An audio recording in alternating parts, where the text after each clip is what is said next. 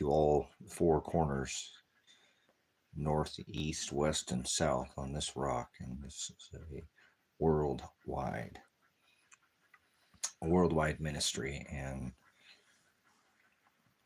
many are called, but only Gods are chosen. So thank you for the few, the small little flock that you call to your word, and those that sup and come here back again and again to gather in your agape.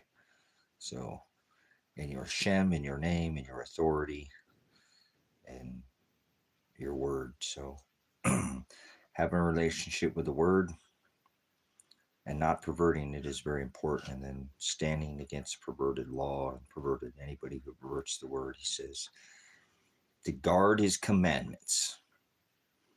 So, and he commands us to take our cross up daily.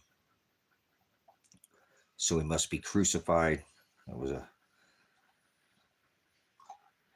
ritual that they did to make a man where he couldn't breathe. And so they're going to do this can't breathe ritual over and over again. So what a blessing it is to share that in the age of air, of all things, air, oxygen. So thank you for the blood that he spilt, and as it turned to water, obviously sprinkled on the mercy seat, and he's given us grace and mercy and salvation and redemption and repentance. And these were things that we didn't have under the Old Testament. We were not redeemed.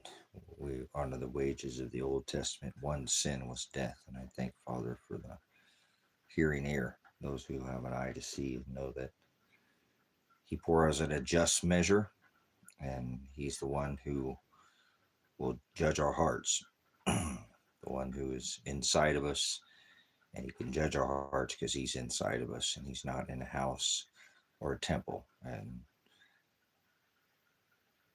2 or 3 in his agape is the promise that he'll never leave you. All you have to do is sup with his word. And you don't need to go to a dwelling, a temple made by hands. Our body is the temple, and it's sprinkled at that altar on our hearts, tables of blood, fleshy tables, it says, with that blood that he spilt, paid with, so that we must be washed clean, our garments baptized in blood without blemish, he said. So a baptism is a process.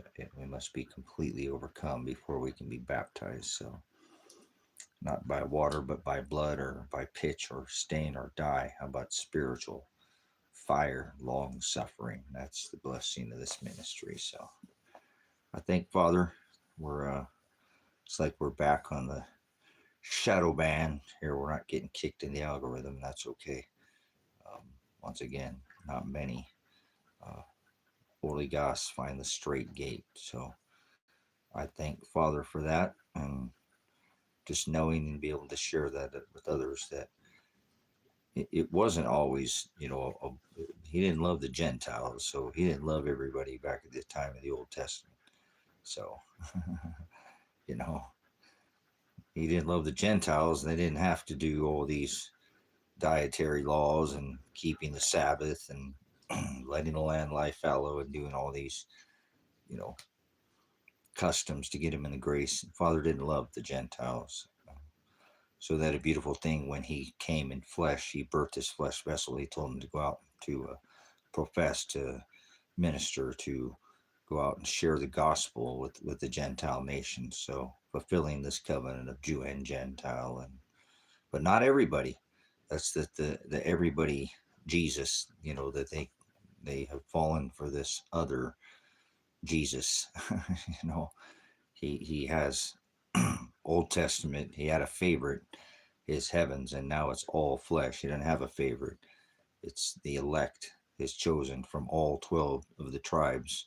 And under this covenant, black, white, brown, red, yellow, Jew, Gentile, man, woman, good and evil, not leaving one is a higher 1201 from Judah, because it's Old Testament and Jeremiah, because they didn't succumb to that, Baphomet worship, the God with three genders and one God, the Trinity God, Catholicism or whatever their isms again. So, but it did eventually, remember that spread. We didn't say, okay, well, we didn't succumb to idolatry. So 1201 from Jeremiah, 1201 from Judah, and Ham, you get 11,999, and Gad, you get 11,009. No, he said 12,000 from each of the 12 tribes.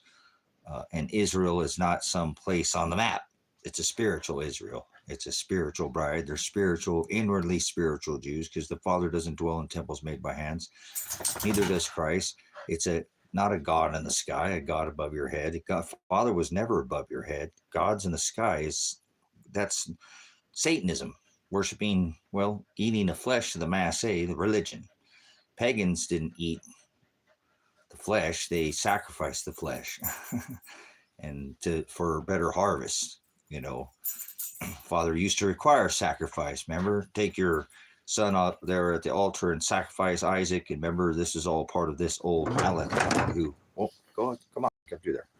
I got puppies trying to walk through the live stream. Maybe someday we'll get this ministry up in town. We'll get better graphics or whatever. It's not about what you see. Hopefully, he's the word. So we warned about idolism and imagery. This is all spoken into existence, correct? So I hope you love the word, and it's not for me. I'm not like hope and change, kind of a, but that's where we find our rest. That's where we find our endurance to be strengthened by it. And if we eat it daily like bread, not little bread, it's a spiritual inwardly Jew. And again, that's a spiritual Israel. It's a spiritual bride, and it's a spiritual Antichrist, and it's not even a physical.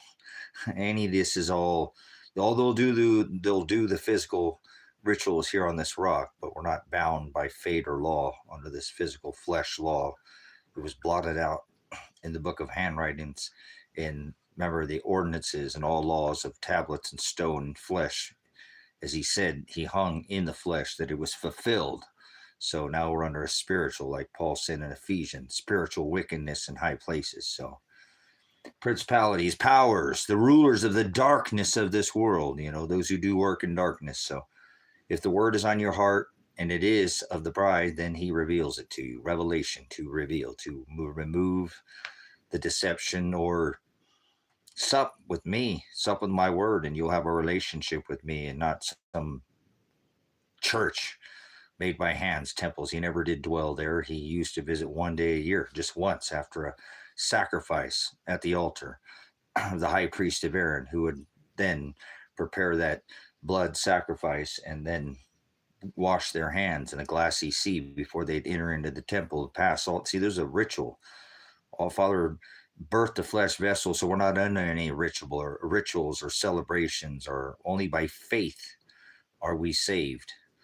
But Maranatha, until he returns, girded in my service is what he said. Have your lamps trim and have extra oil. So, what are you doing, Yada boy? What are you doing, silly boy? I put Bill over there and I was looking at some.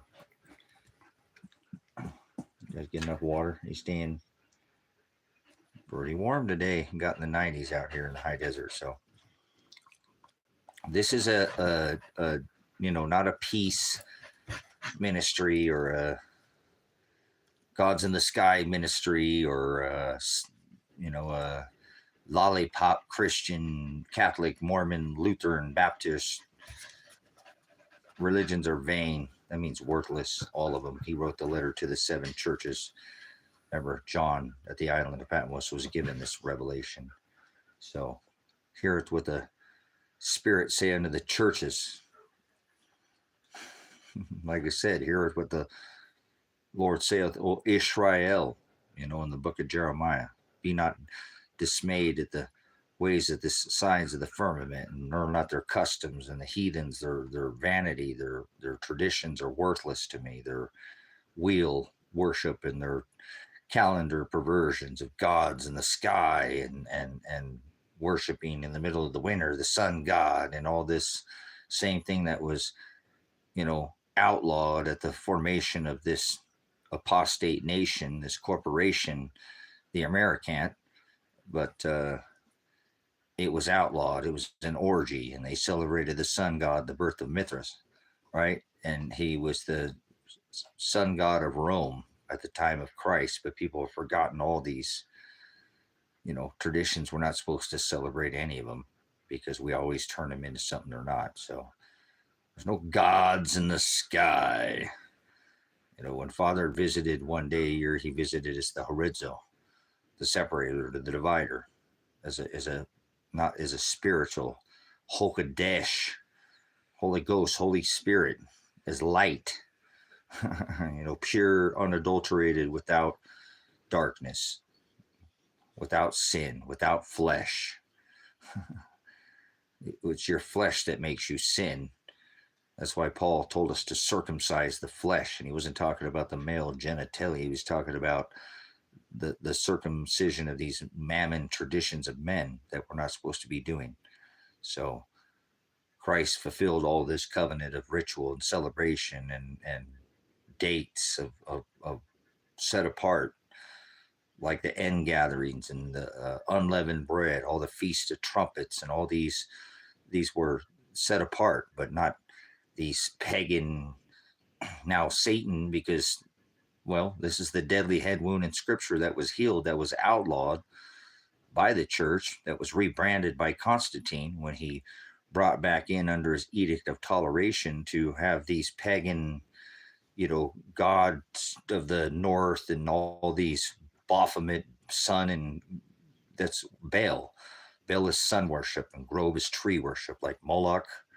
Esau killed his brother Nimrod. Moloch stole his inheritance. So thankful for the few eyes that, if any, that have an eye to see, that understand. This is about a wedding, not about some religion. Remember, he wrote the letter to the 7 churches. So this is all vain. We're not to do these things, these traditions. He fulfilled all the celebrations and all the customs and all the rituals. There's no, only by faith, and you're not going to celebrate anything, eat anything, not anything, do anything that's going to get in his grace by celebration or by ritual, or go by putting money in a basket. Or to be charitable is to be charitable with the word. It's what I'm doing right now. It's what he tells me to do. He pushes me through the word to do this. So I do this because he demands. This is his disciples to walk and follow, to love him. And love him, no weapon formed against you shall prosper. No fiery dart will penetrate your armor. Your enemy will come against you one way, and they will flee 7 ways. He said he will stand up, remember, because he is seated at the right hand of the Father, and he will crush the head of the serpent that was bruised by that same heel. That was his promise. He would make his enemies, right, his footstool, and they would be ashes under your feet. So this is his promise. If we love him, if we do the disciples, if we go out and we carry our cross, not a physical cross. He didn't never carry a cross. Nobody carried a cross. Nobody's ever hung on a cross. These people are idiots. So been there. We have to be, sup with him, study these things, and some of these things like baptism and repentance and, salvation, we have to endure to the end if we want to be saved. That's what he tells us. So it's not some one-time process, dipping in water or some, must be overcome. And that takes a time to Noah was told to baptize the ark with a red pitch, baptizo, a red pitch or a dye, bapto, stain, or blood, not water. There's no such thing as a water baptism. That's halaka. That's Hagada. That is a perverted word, where they had made up their own agape, their own Shem. Remember, he said, I am the Aleph, I am sovereign, I'm the writer of the law. They made up their own law. So made up their own big boy club, if you will. Kind of just like this corporation America, the money changers. Exactly what was going on in the church we're doing today to all nations, strangling people by feeing them, taxing them, the SWIFT system, in like a mafia, pay or play. Right? No, play or pay.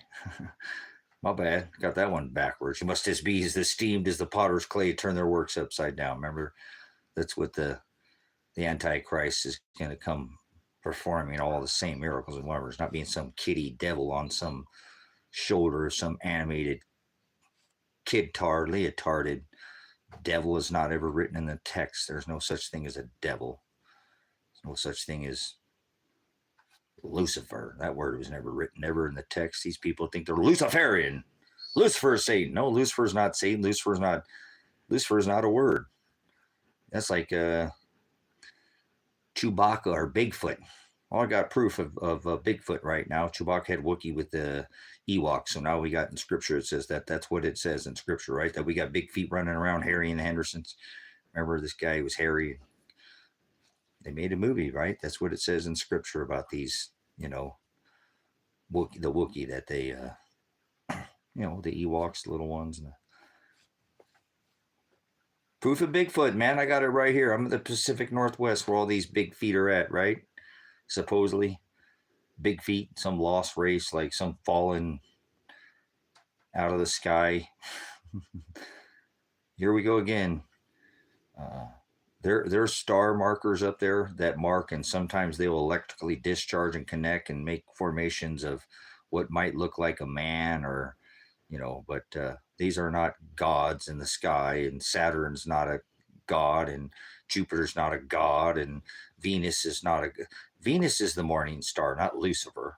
See, Lucifer never existed in the text, ever written one time. And people have made up this word like planet. They think they're spinning around on a planet of the apes.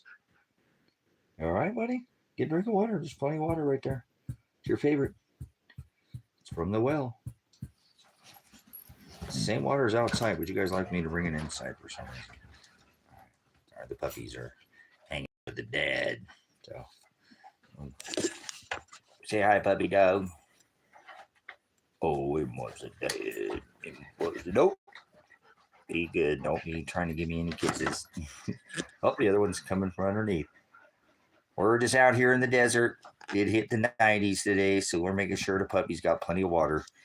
And he loves his dad. Nope. Kisses. Don't you trying to give me no dingo baby kisses. Somebody left the baby on the windowsill and the dingo ate the baby. Bone, did you eat the baby? Did you eat the baby? Who left the baby on the windowsill? Did you eat the baby? You are a crazy dingo. You are the craziest dingo puppy ever did dingo. Where did he go? Uh-oh.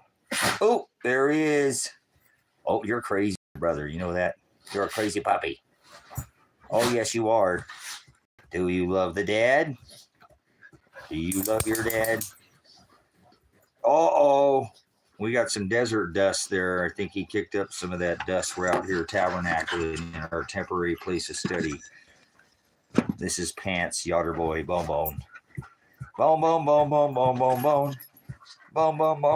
Isn't he a good boy? Ain't he a good boy? Oh, it's coming from this side. Oh, careful, we're getting it from all sides now.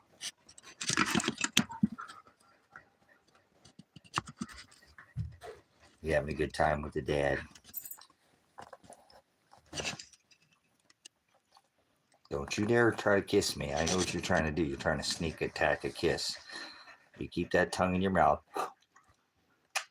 No kisses. No kisses. Oh, that was close. You gave me a little kiss on the arm, huh? Oh, that was your brother, huh? You have a good time today out here in the desert. A good single puppy dog. He's quarter dingo. His mama was half dingo. His dad was blue heeler. So, yes. All right, you go be silly. You be crazy like your dad somewhere else, okay? Over there. All right, thank you, Father, for good animals. And all dogs don't go to heaven. Remember, they don't have souls. They don't sin. That dog can't sin. It's never lied, cheated, or stole from anybody or anything from... They treat you better than most humans. They'll give their life for you in a country minute, second. You know anybody that just throw their life out there like in front of a moving train bullet? I'd catch a grenade for you. Oh. Anyways, he's a good boy. I'm thankful that we have him out here. And we got to make sure he's got lots of water. So went and filled up the tanks there yesterday. Got more water. Get the tanks topped off. Like having thousands of gallons of water, so that I know that my puppies consume more water than I. So that's okay. They tend to like the water, and when I bring it inside, it's the same water, but there's a big, massive bowl of it outside, you know. But bring it inside, and they love it from inside. So yeah, sometimes we give them the Berkey in their food when we mix them. Give them puppy gravy. We give them the same water. It's filtered, but yeah, the good old puppy dogs. They're treat me better than 99% of the humans that I've ever met, because they've all mostly ever lied, cheated, and stole from me. So, but hey, guilty. I've done all of the above, right? We're all fall short of His word, and or if you ask me, I wish I could strike the word deserving out of my mouth and never have coming out ever again. Do I deserve anything? Or I don't know if any of us are. Like the sense of how it would be so blessed to have somebody to cover us for the sins of this world, when everybody in this world's going running off a cliff, and you're the only one going in the other direction. That's kind of where some of us are at. Where they tell us we're nuts, we're crazy, and yet we strive not for the things of this world. We listen to that still voice inside our head, that word that is like it's a beating that beats us, like a thorn in the side that won't go away. Maybe there's a sticker in your sock that you got to get out, and just keep stabbing you in the foot. You got to. I'm like that. I don't like something in my boot. There's a snake in my boot. No, these people love their Buzz Lightyear. So, to infinity and beyond.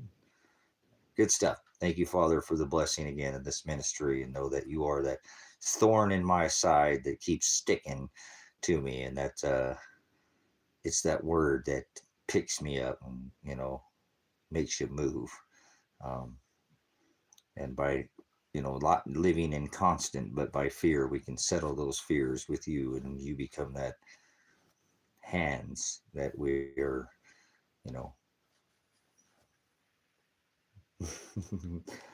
to fit through that straight gate. There's no other way. Deny yourself daily, take up your cross daily, and follow after me daily. There's no other way. You have to do it daily, not one day, fun day, Sunday. Sit down. You don't know Halaka. You don't know Hagada. You don't know Christ. You don't know who the Hamashiach, what it is, the salvation that he made for his bride that was not there in place at the Old Testament, or the Torah, the law, the wages of old. One sin was death. Neither venial sin or mortal sin. It didn't matter. Sin is a sin to the Father, remember? So,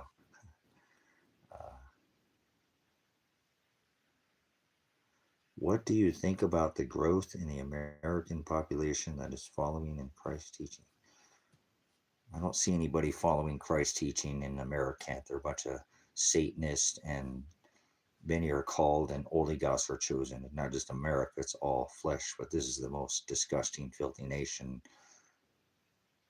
1,000 military bases, 180 countries, not even Rome pulled that off. So kind of an extension of the Vatican. Rome, not, really never died. They wrote the Quran, right? The Catholics. So the deadly head wound that was healed, it was the church that hung Christ. And here they are again doing the same thing.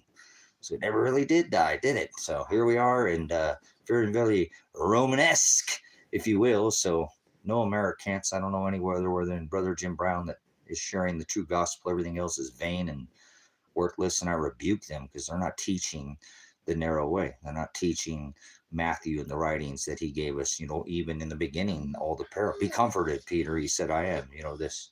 What? You were just outside. Puppy dog, you're fine.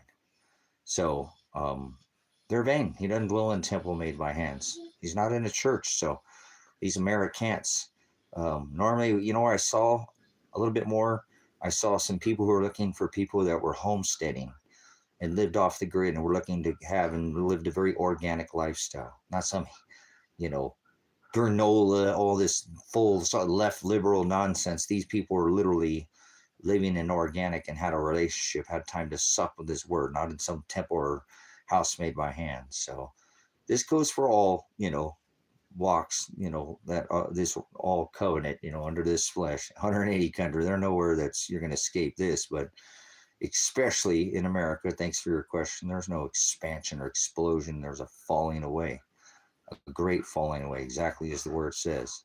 Less and less people, there is a coming to the flock, but that's not on a whole. It's a fraction, is what the word says. Only Gas, fear not, only Gas flock. So they come from everywhere. Iran, Israel. That's not some place over there special. Czechoslovakia, Russia, China. It don't matter. It's all flesh under this covenant. So not some Old Testament, some high priest heaven. So the Americans, probably the worst, though. The money changers of Scripture. They don't stand up, and now they're women to be drafted to war, to the war machine like Ukraine. They pay to kill all those Ukrainian women and men. Their tax dollars is what funded the meat grinder, to grind up a whole Ukrainian generation. The average fighting age is 43 years old. They've either been ground up by war, death, flesh. And look at, Trump just sent another $1 billion over there. He's going to pull us out in 48 hours. Yeah, here we go. Just the tip pull out ritual here. All right, whatever. But, ran as a peace president, nothing but war since he's been in office. So it is what it is. Remember, I don't do these politicians, many bloodsuckers, poly meaning many, or, well, so that's what they do. They're trilateral, and they're, transgender God of three genders in one God, Baphomet, Bel, Jezebel, right? Bel worship, sun and grove, tree, put the fire on top of the tree, put the light, here we are with the same thing today. So the Americans doing the same thing, where once this outlawed tradition of this orgy Jesus masse, the eating of human flesh and the drinking of the blood and all these sacrifices, the crackers and grape juice ritual they do with the Catholicism, Satanism, it's doing it again. So not an explosion of people coming, a great falling away. And especially here, and alas, one day they will say, from afar, in the sea, and that this American will not be able to strangle the nations as they've done for, 50 plus years with the brokering us off the Bretton Woods agreements, of backing this, dollar by gold, and could buy silver back in the 1800s. So remember, this all started long ago with this falling away of this once blessed Mayflower nation that was allowed to come over here and genocide a bunch of Satanist, pagan.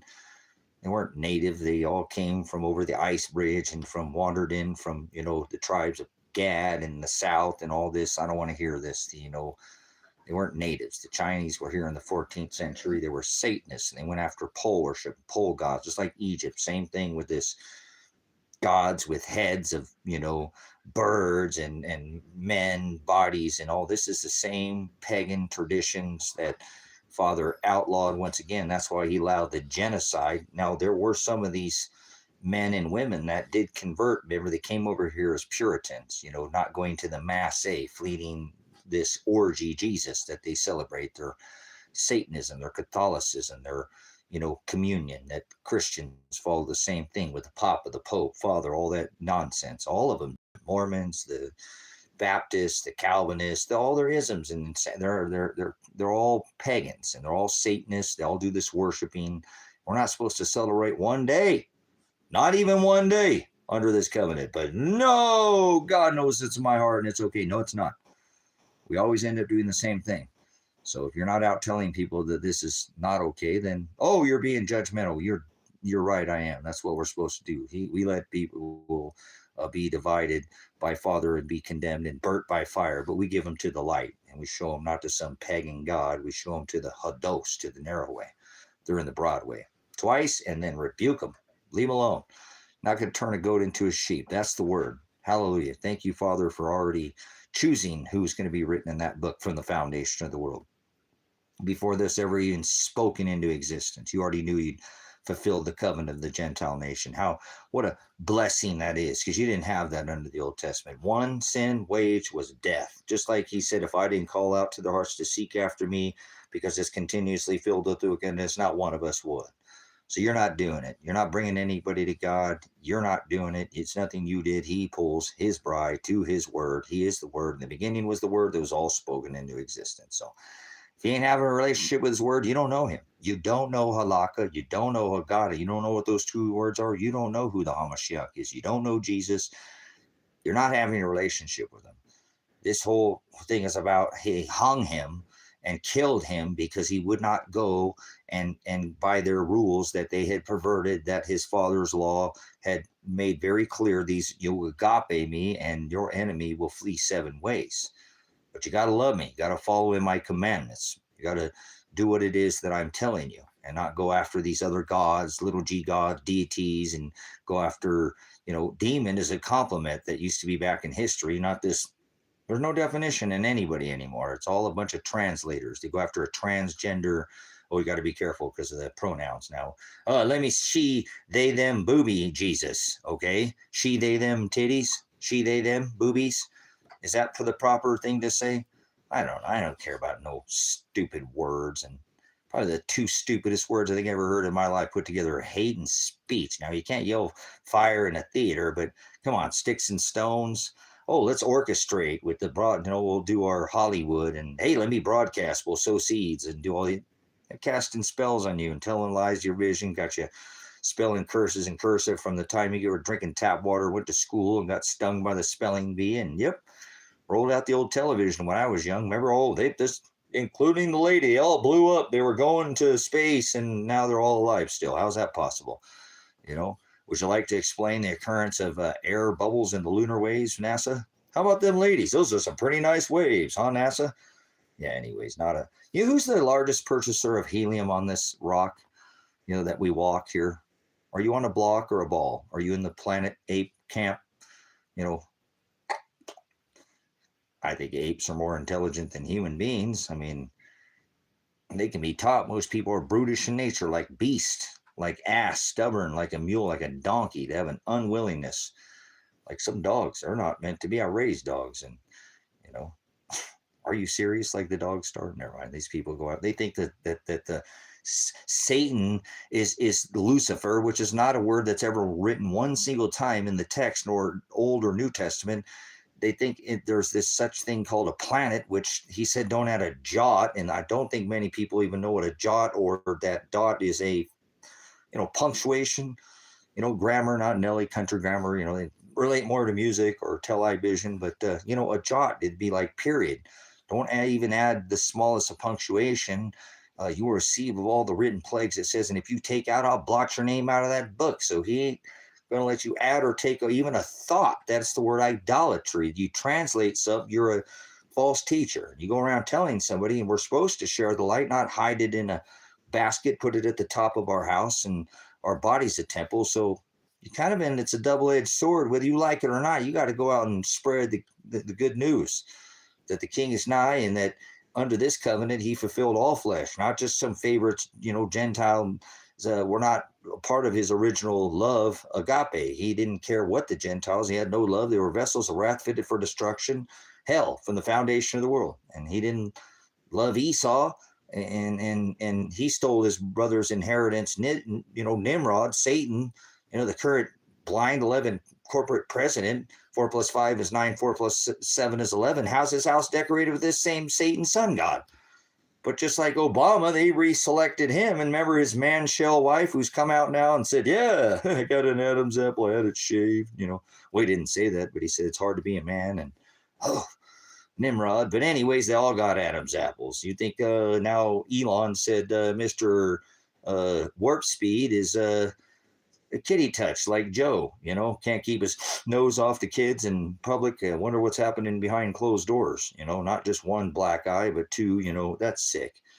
They do all their ordering of their pizza and all their gates, Broadway gates, and their Kill Bill wide gates, and oh yeah, they love doing their pizza parties, and they have all their selection with their menus, and they're sick. People want to just act like it's not happening. Remember, I'm going to drain the swamp and Kool-Aid. And yeah, he's the man who dropped 3 steel buildings with 2 airplanes, and they're still touching kids at the airport. And nobody wants to talk about that. So I'll be the only channel that'll go down, hopefully, in history. No, maybe somebody will join, but not this kind of train. Ride it old into this station the trophy generation. All like they do is win, win, win. They get a trophy whether they win or lose. Remember? They're the same thing. Remember the snowflake or the trophy generation? We had that on the earlier stream. These dumpsters can't lose, man. All they do is MAGA, great again. High priest to the Satan Church, MAGA. Aleister Crowley, or what are you talking about? Yeah. Mr. Crowley. Remember the guy who bit the hat off of, oh, that was Ozzy. All right, where you're all over the place. No, you are in outer space, right? You're spinning on a ball, corkscrewing. Why would you have to go to space if we're out in the spinning on a ball or a block or in the third dimension rock from the sun, corkscrewing and spinning through time? The Hebrew word to forward is a twist, change, warp, or pervert. But anyways, through time and space. You're telling me you're on a block? Well, I'm sorry. I think about geometry. I think of,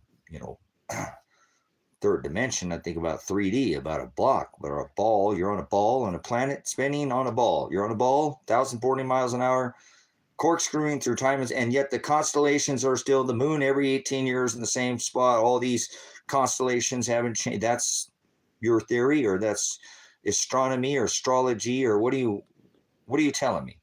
You're on a ball or a block. Which planet are you on? There's no planets. Where do you get that there's such thing as a planet? Where do you get such thing as that God's in the sky and heaven's in the sky? And you watch too much television. See, you got stung by the spelling bee. You started watching this Black Mirror, and yeah, television. Go ahead. Become a product of your environment. They metadata you, so you put in your hive mind. Now they let you track you at the grocery store so you can sell iVision you. Hey, what is it, Mr. Cruz or whatever? I didn't watch the movie. I guess he walks in and everything. They already know. They do that to Walmart. They iris scan you. Remember, they survey every inch of Walmart, every aisle. They can't find Osama in a cave, but they can. Oh wait, they find Osama in a cave, but they can't find a missing child. Get out of here. So thank you, Father, for this blessing. Not going to sit there and be fooled by their, yeah, faster than a speeding bullet, stronger than a locomotive. Superman, Batman, Mr. Warp Speed, Bat Suit, Wuhan, laboratory, or out of a bowl, So they'll play silly reindeer games with people. So they do their Mass A ritual, their Sex Pistol, let me see, she, they, them boobies. Jesus, she, they, them. You got to be proper pronoun in this modern world. People are tolerant. You got to have their, their R2D2. I mean X3C3PO, Y2K, and 2D2. Divide and conquer works great. They've done this since time and millennia. 2 millennia would be Y2K, huh? Oh, there's no such thing as 1,000, or there's no such thing as 0. It's just a placeholder. So 1 through 9 is the value, but 0, 1, 0 is just a placeholder. Like, it doesn't mean anything, but it's all right. People are lost in space, farce, balls, work, Nanu, Shazbot. Some people older, Mork and Mindy, remember they? To infinity and beyond, Buzz Lightyear, right? I got a snake in my boot. Don't forget about Woody, Nimrod. So, I am sporting a tremendous Woody. Have you not seen Short Circuit? Number 5 alive. All right, never mind. Alive. Robots are alive. Now let's give them rights. Now we'll, hey, if they're alive, then they'll come kill us. Only if you program them. Let's ask Mr. Patton 06, not 01, 06060. You're an antenna. And they're going to bet on you like racehorses at a track, go round and round in circles. Maybe it's round. Now that maybe it's like the Hunger Games. Maybe the Chicken Little, the sky is falling.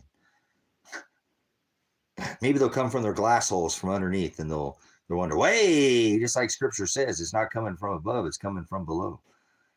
Do not be deceived. Gods are not in the sky. There's no God in the sky. That's them doing it. They'll act like gods. They always do this. They'll drop ites on you. Remember, they've been doing this. What do you think that is up in the sky that's falling across the sky? The sky is falling. Chicken Little, all right. Meteorite or satellite? I don't know. Nobody ever answered. The number one, purchaser of helium on this rock would be NASA, not a space agency. All right. So find your way, navigate. Hados, remember, I am the way. Dos, I'm the divider. I'm the horizo, I'm the separator.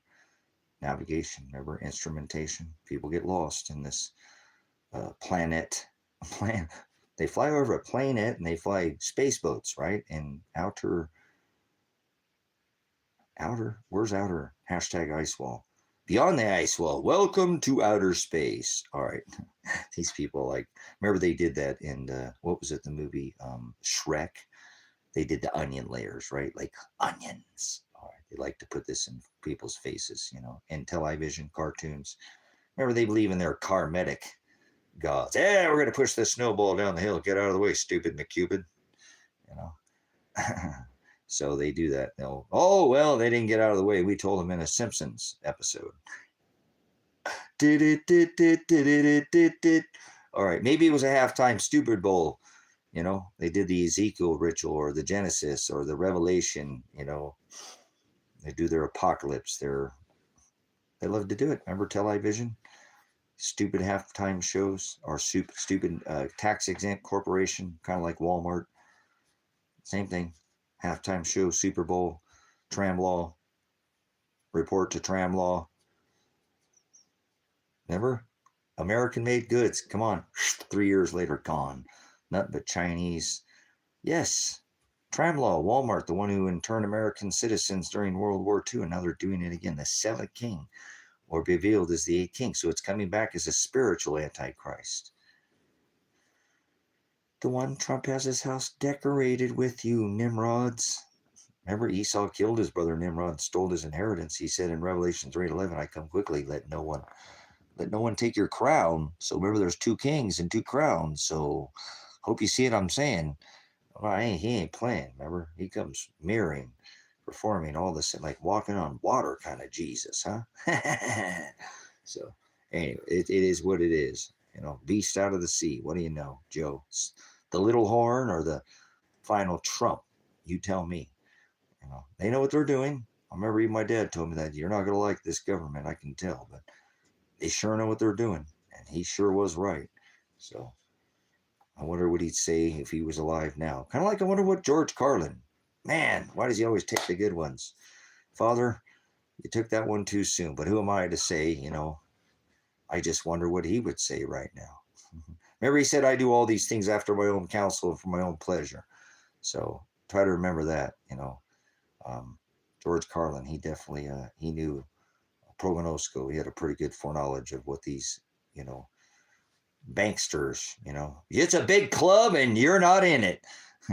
He was telling us. So he knew, like the Pharisees, they created all their fees and fines to take everything from the poor and glean into the fields. And if it dropped off with their Halaka and their Hagada, they'd made their own Targum, their own Talmud, their own Mishnah. These were their own laws. They'd made an oral and a written law, but most people don't know anybody. I don't know. I can go walk this rock. I bet you I can go to 99% of the churches. I can walk up to the man in the pulpit and say, hey, tell me about the word halaka, Hagada. What does that mean to you? I was told to ask the person in charge here, the man in the pulpit standing here, leading the flock. What does halaka mean? I was told you don't know diddly. Diddy. You don't know halaka. No, don't say that to them. They won't open up to you right away. Well, I'll have to get back to you on that. That's a wolf in sheep's clothing. Should not be standing there leading the sheep if they don't know halaka or agata. You've been here enough, lion. Come on, man. I know you're not a brute beast. You're like remember?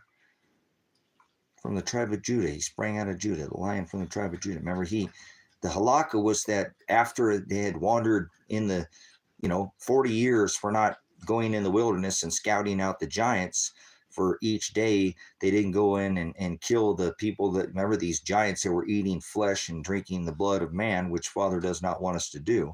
Okay. Remember, they wanted a place to study. They had not, the physical temple was destroyed. His prophecies, no stone left upon another. They literally turned every building into gravel, to including the temple. They plowed salt in the land so they would not return there for a lifetime. It would take them longer to get that land prepared. So they wandered for 40 years. Okay, that's all right. No worries. That's why we go over this again and again. Oh, why does Pastor keep repeating himself? Well, like Brother Jim says, I'm going to beat this into you till you say it in your sleep. All right? So you'll get it. You just keep supping with the narrow way. This is what the 40 years they did not go in. Remember, Ahab married Jezebel. He split the kingdom. This is where the 10 horns gave their power and authority to the beast. Ahab married Jezebel. She went after this Baal in the grove worship, this sun and tree, and this was taught to the children. Ahab returned after work, long periods. They did not know the Agape. He would not stand for that. Remember, it spread like wildfire through the northern 10 tribes of Israel, and this was being taught that this, idolatry and gods in the sky and this wheel worship, all this same thing. I keep beating into you over and over every time you come here. Why is Pastor on the same thing? Hey, look, you're going to get this one day. It's going to click.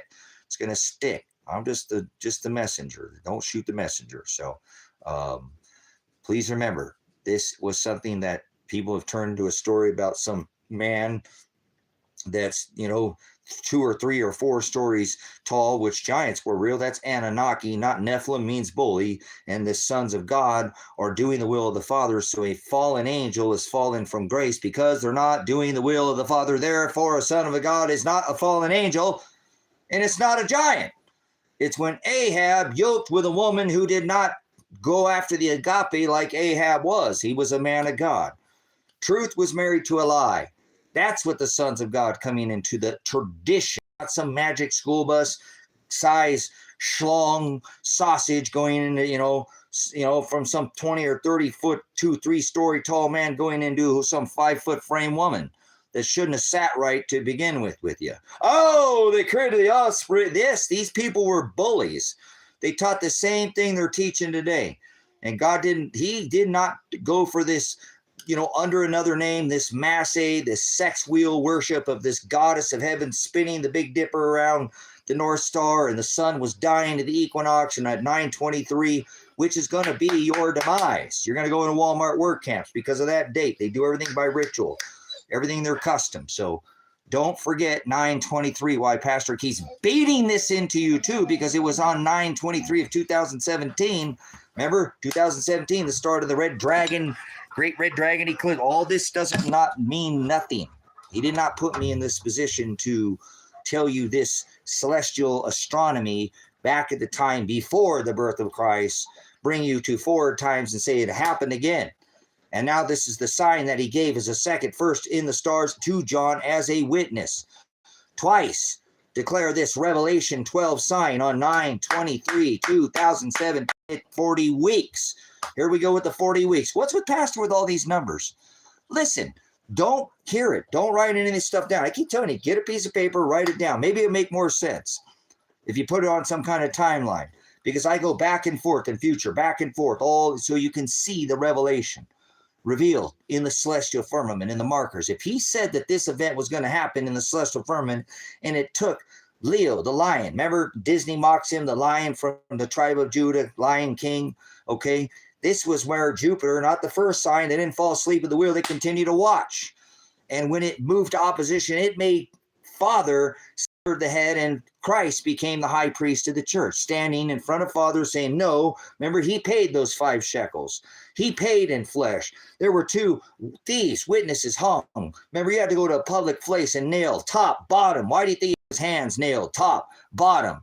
A contract. This is about a contract. This ain't about no law. It was blotted out in the handwriting of ordinances in the book of Colossians 2:14. Once written on stone, it was not written on a book. Now it's on our hearts. If you seek, you shall find. If you ask, you shall receive. And if you knock, I will sup with you. And he tells us, do not sup with vipers. Do not cast your pearls before swine. So this is why this ministry is not some peace Jesus, some other gospel. We go over what he said. Who shall ever come after me? Let them deny themselves. That's the Greek word porneia. You cannot do these things of this world. This is what all these people want to do. They want to celebrate all these things and have all these rituals and do all. We give glory and we edify like Hosanna. We lift up Shiloh and the redemption of the bride. And we know that we'll be someday with our family, not our aunts, uncles, nieces, nephews. Honor thy father and mother in the Old Testament is not your mom and dad. That's not what that's saying. He said, call no man father. That's why we know this Satanism, Catholicism is Pope, Papa. That is blasphemy. Reverend, We're not to call anybody reverend. He is reverend. He is the one. Through the word he reveals. I'm not prophesying anything. I'm not predicting a single day. These people do these things because they're doing them by the script, the scripture. And if they don't make every single jot and tittle, they will not get the key to the pit, to open it up, to reveal the seventh king that we revealed as the eighth king. And it's a spiritual antichrist that's revealed. There is no physical law that we are under, he said, when he was hung, stretched back so he could not breathe. And that's why everything you've seen for the last 5 to 6 years has all been about air. All this ritual from deception from water to air, drones, the women at the top guns of the Bluebird, or the whatever, those pilots at the Stupid Bowl, to the 7 women ring ritual they did with just the tip ritual. It's over and over and over and over. They're beating you with scripture, which you don't have the eyes to see. He does not reveal to remove the veil. The scales have not been revealed to remove by Father. He does it through his word. He does it. If you'll sup with the word, this should be blatantly obvious to you what they're doing. The word is in everything that they do. They put it in B-rated movies. They put it in children's television. They school us with it when we're a child. They spell us with they sting us with a spelling bee. They do visual and verbal voodoo to us over and over. They put the scripture in our faces. They put it in Adult Swim. Like I said, American Dad, whatever. All these are scriptural references. Super halftime bowl, satanic occult ritual, over and over and over again. You're getting pounded with the word, but you're not in the word, so you don't see it. You're blinded by some false light, which obviously is the great falling away, and these people go after these mammon traditions. So he fulfilled all this covenant celebration. Remember, I said 40 days. For 1 year, every day that they did not go scout out, we are like grasshoppers. That's why they had wanted that place of study, and that's where we come into this Halaka and Hagada of the title of this heading of what this is about. If you don't know what Halaka is, and you don't know what the word Hagada is, you don't know Jesus Christ. You don't know the Hamashiach. You do not know what it is that he did. And I'm not condoning you. I'm not condemning you. You're an idiot, and that's okay, because an idiot it's not an insult. People take an insult to the word idiot, but they're unskilled, they're unlame man, simple. They have not supped with the word. It's not an insult. The word idiotos is the same word as ignorant or ignoramus. It's the same thing. You have never heard it, or nor have you seen it. Therefore, how could you be accountable? You're not. You're not this. Well, almost. You should speak up of these things. You should talk about these things. And that's what the disciples do. They go out and spread this light. They don't hide it in a basket. Don't hide that in a bush. Don't hide that light. He says, remember, don't give that shekel to the rich man. You didn't use what I gave you. You hid that. You buried that. And we're not to do that. We're supposed to put that light at the top of our house. Our body's a temple. And he fulfilled all these rituals. So he's not in a house made by hands. That is the biggest threat to these religions, governments, and all these people play on. They got responsible for more death. What's responsible for more death than governments? Religion. So go ahead, keep following after it. It was Christ who was hung by the church. And he said he didn't dwell twice in temples made by hands. These people want to sit down and go out to these, barnyard Jesus rituals. They're cracker, let me she, they, them, booby, Jesus. They're transgender God of one, all in one God. That is the other Christ. And Father didn't have breasts, nor indeed birth a flesh vessel to fulfill the Gentile nations with boobies. Okay, that's not. Christ didn't have breasts. And the Ruach Hokadesh, the Holy Ghost, Holy Spirit, is within inside us. That is, that's not breast, is it? Whatever. You're an idiot. You go after this transgender Jesus. The Christ that's birthed in the middle of the winter, Jesus Christ. They have their Mass ritual. The Mass is the eating the human flesh. This is Catholicism. This is Satanism. Eat my body, drink my blood. We're not supposed to eat flesh. When he said eat my body, the body of Christ is the sons of God, not fallen angels, not giants running around in tights, chasing a low-energy swine skin in a tax-exempt corporation. Those people are famous and rich. All rich and all famous people go to hell. You don't sup with the word. Most people go to hell. Most people are already in hell in their own hell, if you will. They send themselves by self, pornea. There is no such thing as hell as a place. Hell is the word knowledge. Abyss. My people shall perish for like abyss. That's where they're going to spend their time gnashing teeth, in the abyss. The A negates in the Greek word. Abyss is one word in English. It's two in Greek. So Anunnaki is a giant, right? Not a Nephilim. Thank you, Tova. So we got this straight with this sons of God nonsense. Fallen angels aren't doing the will of the Father. Therefore, an angel is the word messenger. And angels don't have wings. So get all this flapping in the sky Jesus out of here. You've got your sky daddy Jesus and your sky daddy Baphomet God. God's in the sky. Go take it somewhere else. So, you know some good songs about Jesus. Okay, cool. Me too. Have you ever seen the recent blogger? I think it's been a year since he put out Gifted Hands. Gifted Hands. You guys seen Gifted Hands? The guy, he's a lyricist, and he's got some shorts on here on YouTube, and I think he's got some on the TikTok platform, some of these others, and he's an amazing artist. And does anybody know what I'm talking about? Gifted Hands. That man can absolutely is overcome by the word. I love that. Go look that up for me. Go right now. Look it up. Spend a minute. Go look up Gifted Hands and look up what is that song he did? He has one that's his main. He does about 60-second songs. There's a lot of these artists now that are kind of making their way and doing, you know, more of a short type, and I think it's amazing. But look up Gifted Hands. There's somebody. So he talks about anybody know who Gifted Hands is, Toba? He's amazing. I love that one song he has. I could listen to it over and over again, man. This song just fires me up, man. So I'm singing it in my head. I'm not going to sing it out loud. I don't want to ruin it. You got to go see it for yourself. But sure. How about back in the day, Lecrae used to put out good music, but then he sold out. Look at Lecrae's song, Don't Waste Your Life. Look up that song. Yeah, there's some other artists out there too that, you're going to love Gifted Hands.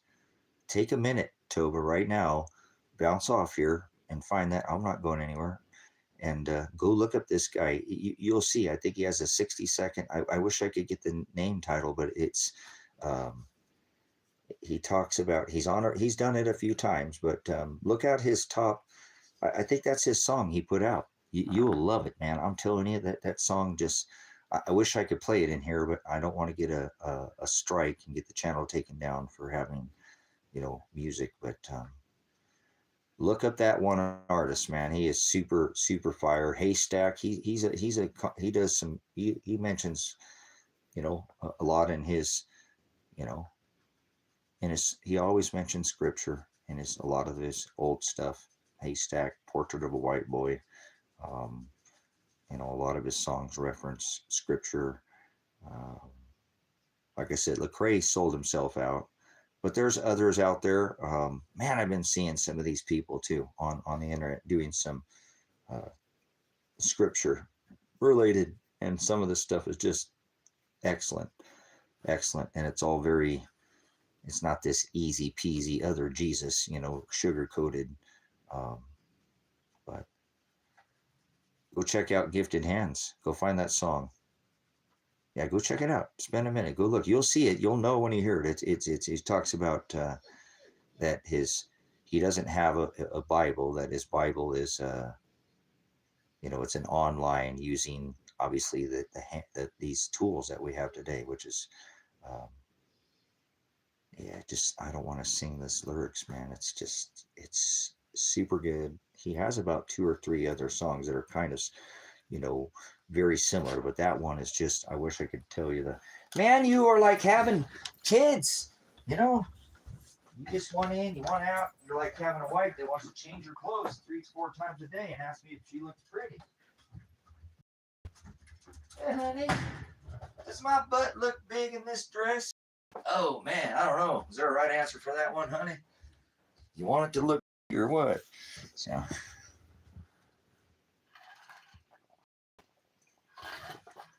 yeah, but if you never seen, there's some good music artists out there. But anyways, let's go back to this teaching that I was giving you here.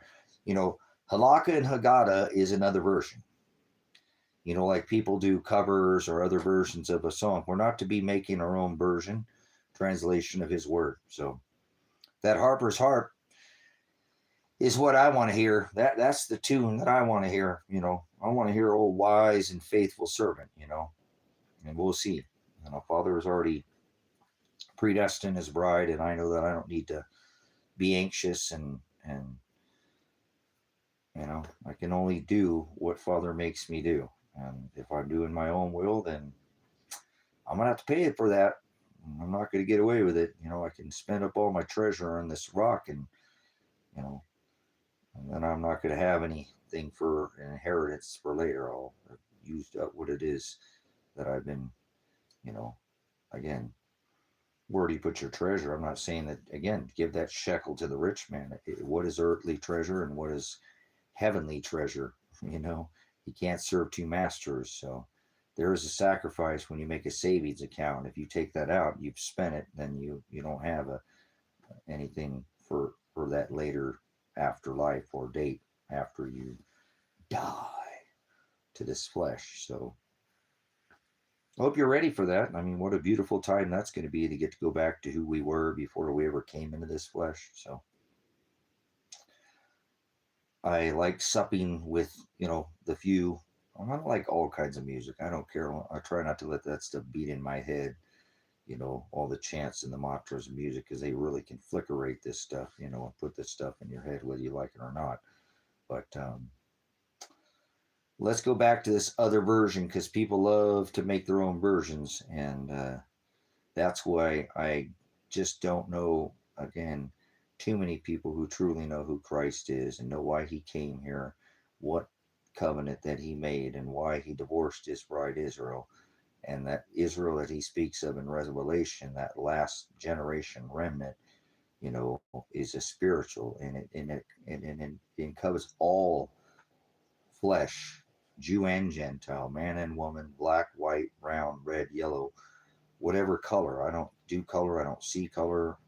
I think that's racist. Father didn't put melanin in our skin or less melanate or shape our eyes because of race. That had to do with how close he put us towards the equatorial region or further away. And that's it. We are not shaped our eyes or melanated less or more for any other reason. So it's hard for people to understand because they're raised under that, you know, we racism is taught to us.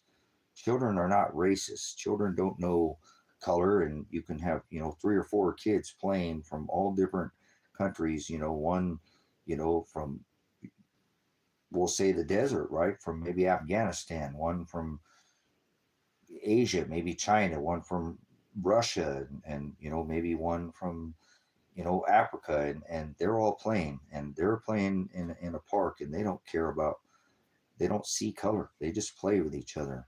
We teach racism is taught to us, and that's just the way it is. And so, and again, as a veteran, I don't, you know, I didn't see it where I grew up around in the concrete jungle around in the I live in the melting pot. So not like I from Russia and I'm only around Russians. You know, if you grow up in the South and your dad or your mom or your aunt, or your uncle uses these slang words that are thrown around today by more melanated people that, hey, you can't say that because that's racist, but they, you know, that's your normal term. If you grew up somewhere in Georgia and you ain't never been anywhere else, you don't know anything. You don't know any different. That's all that you have been taught that. So it is a culture that has been taught to people and not something that inherently we are not racist by nature. We don't care about the color of each other's skin.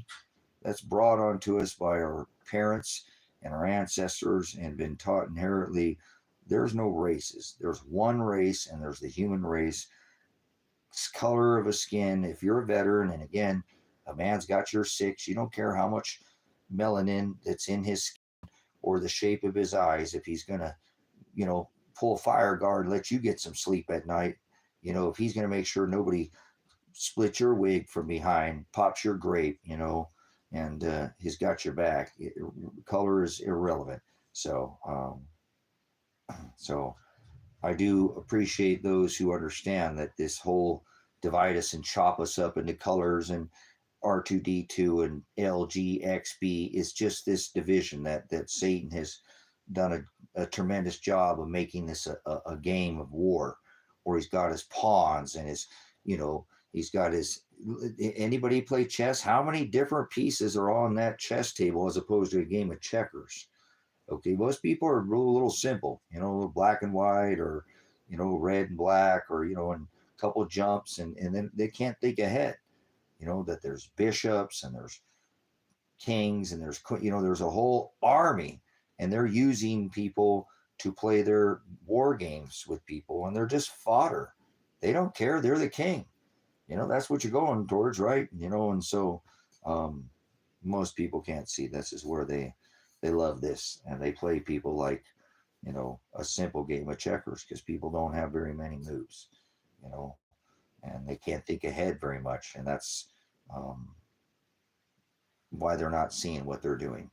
They can't think in the past, know from their mistakes, like a fight or a war, the mistakes you made. That's how you learn not to make the same mistakes. So you don't lose men or whatever. I'm a veteran. I mean, it is what it is. That's why you have, a meeting in the rear after, you pull back, and you have what is called an AAR, an after actual report, where you report of all the, in the rear of everything that you did on the front line. So how are you going to learn? Same thing. So we have to sometimes back up and regroup again to learn. It's not, yes, you learn from experience, but there is a time to pull back. A hero will duck and put his head down and not just get his head blown off, right? How you gonna live, be a hero, if you don't live to fight another day? So I'm not saying jump in front of a moving train or bull. I'm just trying to give you the understanding of how this works. So I really wish people would have a little bit better understanding. We all got to be on this rock. People don't act very human. It doesn't mean that there's an invasive hominoid species on this rock, and it's called these governments and these people who don't care, about the populace. They're fodder. It's a game to them. Again, I seen somebody recently make a blog that made a statement that the vaccines are like mowing the grass to these elitists. They just push right through this stuff and don't care. It's nothing to them. It's like squashing an ant. It's like frying a little ant under a, under a microscope. They're a little, magnifying glass. You don't care about that ant. Rat in a rat trap. You don't care about that rat. It's nothing. It's not a thought. It's just part of the, oh, well, this is like America. Oh, well, this is for the bigger cause. So we'll go people in all these countries, and Americans can stand on the necks and have people dying. What if it was a country that actually, no, I don't think death overseas is worth the people being supposedly free in this country. That's not the price. Where do we ever get that that's okay? Oh, it's for the good of the cause. Don't you know? If we didn't take care of this now, preventive maintenance, we would all die, right? So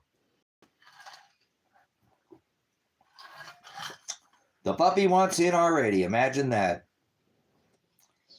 I don't know what about you. These dogs have just been very unsettled since these first solar storms. My animals are just don't want out, don't want in, don't want, the other one, he's fine. But Tango, he really seems to have had an overcoming here since the, that first set of, when we had that large set of flares that rocked our magnetosphere again. He's just been, he wants out, he wants in, he wants out, he wants in.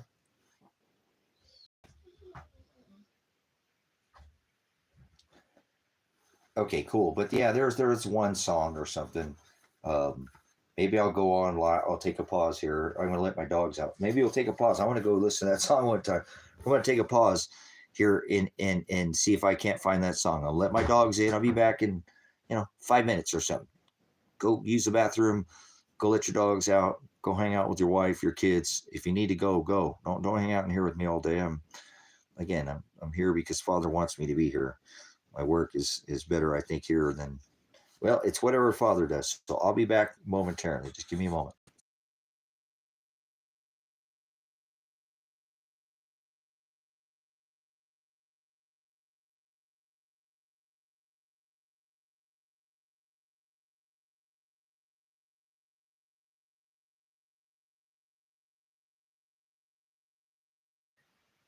All right. Did you find it? I actually took a short clip. I could probably play just a couple seconds of this song without maybe getting a strike. I should probably be careful though, because man, I've gotten strikes before for playing just short pieces of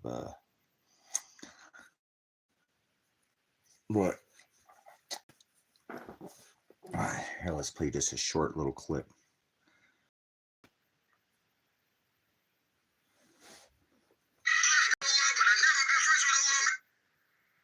Hear that?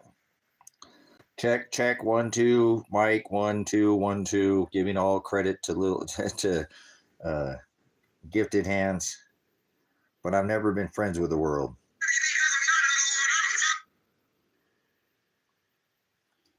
Got to add some in between here so we don't get a music strike. We could probably break this up so you can hear it. Oh, all right. We better not play too much more. Hopefully that doesn't get us. That's just some background there. I don't know what was going on there. But anyways, that's the song I'm referring to. If you've ever heard the lyricist, Gifted Hands, he's got actually several songs that are excellent. And so I don't know what that song's called. I can't find the actual what the name of that song is. But anyways, if you've heard that song by Gifted Hands, that's the song I was referring to. So it's an excellent song, and yeah, go check it out. It's a pretty good song. I do like that. It's only about, I think, about a minute and a half or so. It's not a very long song. So anyways, let's not get us a strike for playing, a whole song. I think I could probably get away with it, but I played there, and you could hear which artist that I'm talking to. So that's the song. Like I said, he's got One of the Ones or something. I think that's the name of the album, and that's a good song too. But there's that one song, it just hit so hard. I could just listen to it over and over and over and over and over again. So thank you, Father, for creating something to listen to other than a lot of this stuff is just filler. I don't really need a background noise. I don't like to sit there and just, tease myself with a bunch of, nonsense. And I do like music, but, I don't need some white noise in the background, filler noise. And so thankful for that when I can listen to something, I get, some people are definitely overcome by the word, and you can hear it in their lyrics. And Father makes them write some pretty amazing music that's very lifting. That's a very uplifting song. So I don't know if you ever heard that song, but again, let's refresh this chat. We'll go back to refresh live. All right, we're back here.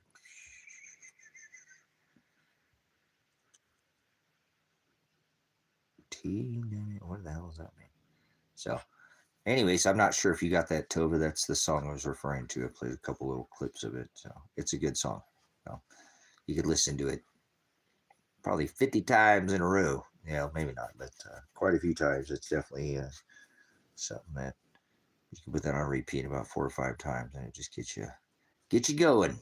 So good that there's not many things in this world that I like to sup with, that I find that are in the narrow way. But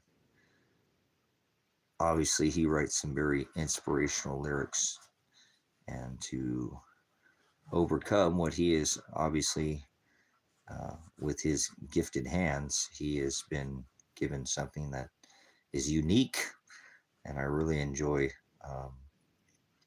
that one song. Man, I could just sit there and Put that on repeat and go to work. You could listen to that all day long. Man, you could build a building in one day listening to that song. So, but anyways, thought I'd share that the conversation came up. But again, we were having the discussion about the word halaka and Hagada, and the discussion of the perversion that had been made to the original Old Testament, the Torah, and they made their own law. They made an oral law and a written law that was called the Halaka and Hagada, and it really just made for a massive perversion of taxing the poor and changing all these original Old Testament laws that were, housed within Genesis, Exodus, Leviticus, Numbers, and Deuteronomy were 613 statutes, commandments. So they made up their own rules, their own laws, and Father, that's why he called them the synagogues in flesh, you know, Marcy back here, the synagogues of Satan. These are these houses, these temples, all these places where he doesn't exist in a church. It was the church who hung Christ, you know, and people want to be hanging out in a temple, hanging out in a church, hanging out in some, I don't care what denomination you call yourself. It was the church who hung him, you know. So, let Marcy's here, huh? Did you come over and say hi again? When did you come over and say hi again, girl? You come just hang out with the boys again? Come on. You can come over and hang out with the boys. Come over and get a drink. Oh, yep, she's gonna get up on the couch. How you doing, there, Powder Puff? Little Powder Puff. Little Powder Puff. She's Powder Puff. She's rolls around in this alkaline desert and turns into a little, like a blanket, like was that Linus had the blanket, or I can't remember which Charlie Brown, which one there was. But anyways, no, it wasn't Linus that had the blanket. Yeah, little Powder Puff came to visit us again. Chewy's over here, and she went back. They flip-flopped. It was so funny about the time that Marcy left last time. Chewy came over, and now, well, Chewy went back over a couple hours ago, but now Marcy's back over. So she loves hanging out with the boys. She loves hanging out. Yeah, she does. She's a good Powder Puff girl. She's a good girl. She's a little chicken pecker. She gets to makes the boys pay. She is the ruler of the roost. It's funny. I've had female dogs, so many of them are like that. They like to, she likes to rule the roost. She likes to make Tango pay, and Tango don't care. Tango's rolled her down once. Tango let her, roll him down on the ground because he's like, I ain't trying to, if you don't try to fight me and be aggressive with me, I don't care. I'll play with you. I don't, you push me around. I know you're not trying to dominate me. As long as you don't try to dominate me, he won't. He loves to play, But if a dog tries to dominate him, he will. I think one time Marcy got a little bit. I wasn't here. I don't remember what I was out doing something in town, and Kevin said that Marcy got a little aggressive, and Tango flopped her down, pushed her down on the ground, pushed down her neck, and she would have probably not been submissive. He would have shaken her and probably killed her, but he does not want to do that. That's not his nature. He normally gives them a couple chances to put their butt down, flop down, and be dominant, and then, okay, we're just playing. We're not trying to be aggressive. And so she's not aggressive, and she'll snap the piss out of him and just be, like a chicken in a hen house. She got to have a pecking order, but she's not aggressive, and she's not being mean or anything. So she's a really good dog. She's an amazing girl, and she's a little stubborn because her dad gives her a bunch of rope, But that's her dad. You don't tell somebody how to raise their kids, and she's a good dog. She's eager to please, and when she wants to, So that's kind of a theme. She has a little bit more consistent pushing. If Kevin gets on her, she will listen, but that's okay. She's just a female dog, But I dig having her around because she came over again. She's already over here one time today, and she loves hanging out with the boys. She just hanging out, have a good time. She come lay on the couch, and she'll lay there for a couple hours, and then she go back over, go over. So I enjoy having her here because she's got good energy. I miss having the female dogs. I enjoy because I breed dogs, having them around. So And then little Chewy, because she's amazing. She's a little sweetheart. She's a little dog that doesn't act like a little dog, which I like. I mean, little dogs are okay, but the one they just get too a little too whiny, a little too yippy, and then just too much of that little dog syndrome. Like I'm the big dog because I'm little, and that's kind of annoying. So um, they're still okay, but Chewy, she's just a little sweetheart, and she acts like a big dog, but doesn't overdo it. She definitely, many dogs don't know their size. They think some of those little ones, they think they're actually like Great Danes, or they think they're a lot bigger than they are. It's kind of neat to see dogs they don't know that size, so per se. But anyways, do enjoy having her when she comes over, and having the dogs be able to come over. And I got bit by something on my darn arm right there. And yeah, but anyways, do appreciate having a female dog around, and having them both, because they're a pleasure, and they all do get along real well. Like I said, sometimes she bites at him or whatever. Pants does that to Tango, and he's a lot bigger than him, and it's just, they're just, that's what they do. They're not being mean. So they play tag. Every time Bone goes out the front gate, he's got to bite Tango. It's like a game of tag. I've had several dogs here, you know, 14 dogs here with the puppies at one time, but normally I would have two or three or four, or even up to five dogs before in the past, between breeding and whatnot. And they love to pack up. And so they get used to playing that tag, where they can hit each other and play tag and go, So sometimes he get a little aggressive. He doesn't, Pants doesn't. He has no bone. He used to definitely, he's kind of reincarnated in his old body. Never had a dog like him. I've talked about it on the ministry, but he is not the same, jealous kind of. Marcy's a little jealous, kind of like that.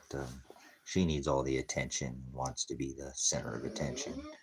And that's why, no, you're not going back out. You just were outside. So I don't want to hear it.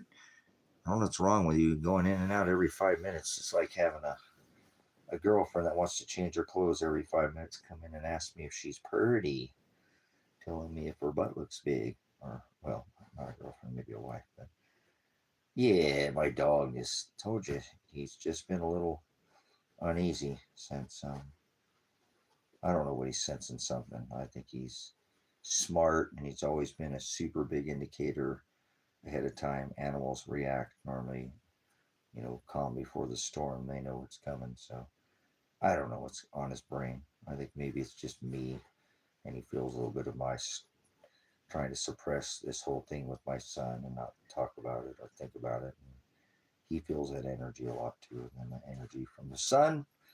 Obviously, it can affect cardiac arrhythmia, it can affect our heart rate. So I know he must be feeling something. I think that's what this whole, once I hit, I really actually think about it when it happened, is when I hit this whole year, since this whole May 29th issues, kind of around the time the sun was doing that energy thing too, whenever it started its whole, bombardment of the energy on our, on this rock, penetrating that, umbrella, the protection that protects us. So that's probably it more than anything, the change. How do you just let your son be in pain and daughter and just forget about it? Ah, well, I'll just let it go another 6 months or something, as they're struggling every day, potentially looking over their shoulder or tied up somewhere or something. It's just hard something to. I have faith, but it's hard to let it go, man. You want to help your kids. If you think your kids are in pain, you're going to go to them and help them. So I know. Remember, I already got a whole bunch of charges trying to help them. So it is what it is. I think that's what my dog is feeling. And he just feels the uneasiness that I'm not. I have faith. I'm not going to falter. What do I do? I mean, it is what it is. I got to let it go and let Father. I do. I think I'm going to go ahead and file a missing persons report for both my daughter and my son. If I can't get the cops to look for them, maybe somebody else will see them if they're not. I don't know. I've done everything but file a missing persons report on the both of them now. So maybe that will be the deal breaker here. I don't know. Um,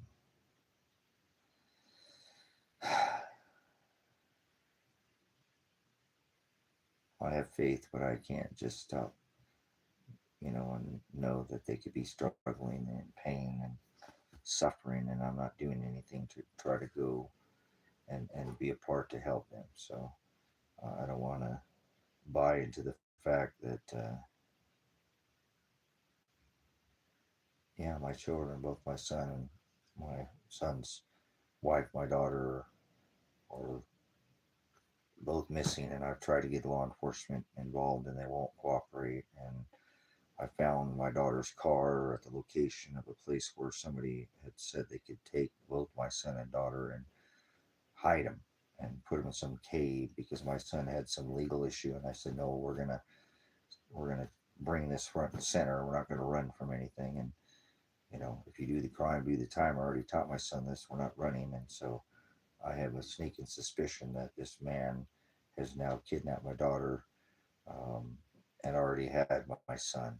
And somehow that's how he must have shown up in court over the phone. And sounded like he was must have been at gunpoint because I was live streaming this to try to tell people, hey, he sounds like he's kind of dead, like just he was there in court. I showed up, he was there, and yet they said he went missing the month before.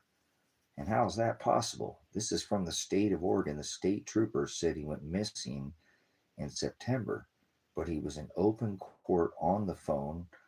I witnessed it, and then I made a pretty big, large to do about it when I got home that he had sounded so blah. Well, now it's starting to make sense that he must have been held at gunpoint. And, well, he's now 26 years old. The original thing when this dealing with this whole thing with this county, why they would not get involved, started when he was 19 years old. He was a teenager, you know, and I've gotten involved in this case from the beginning.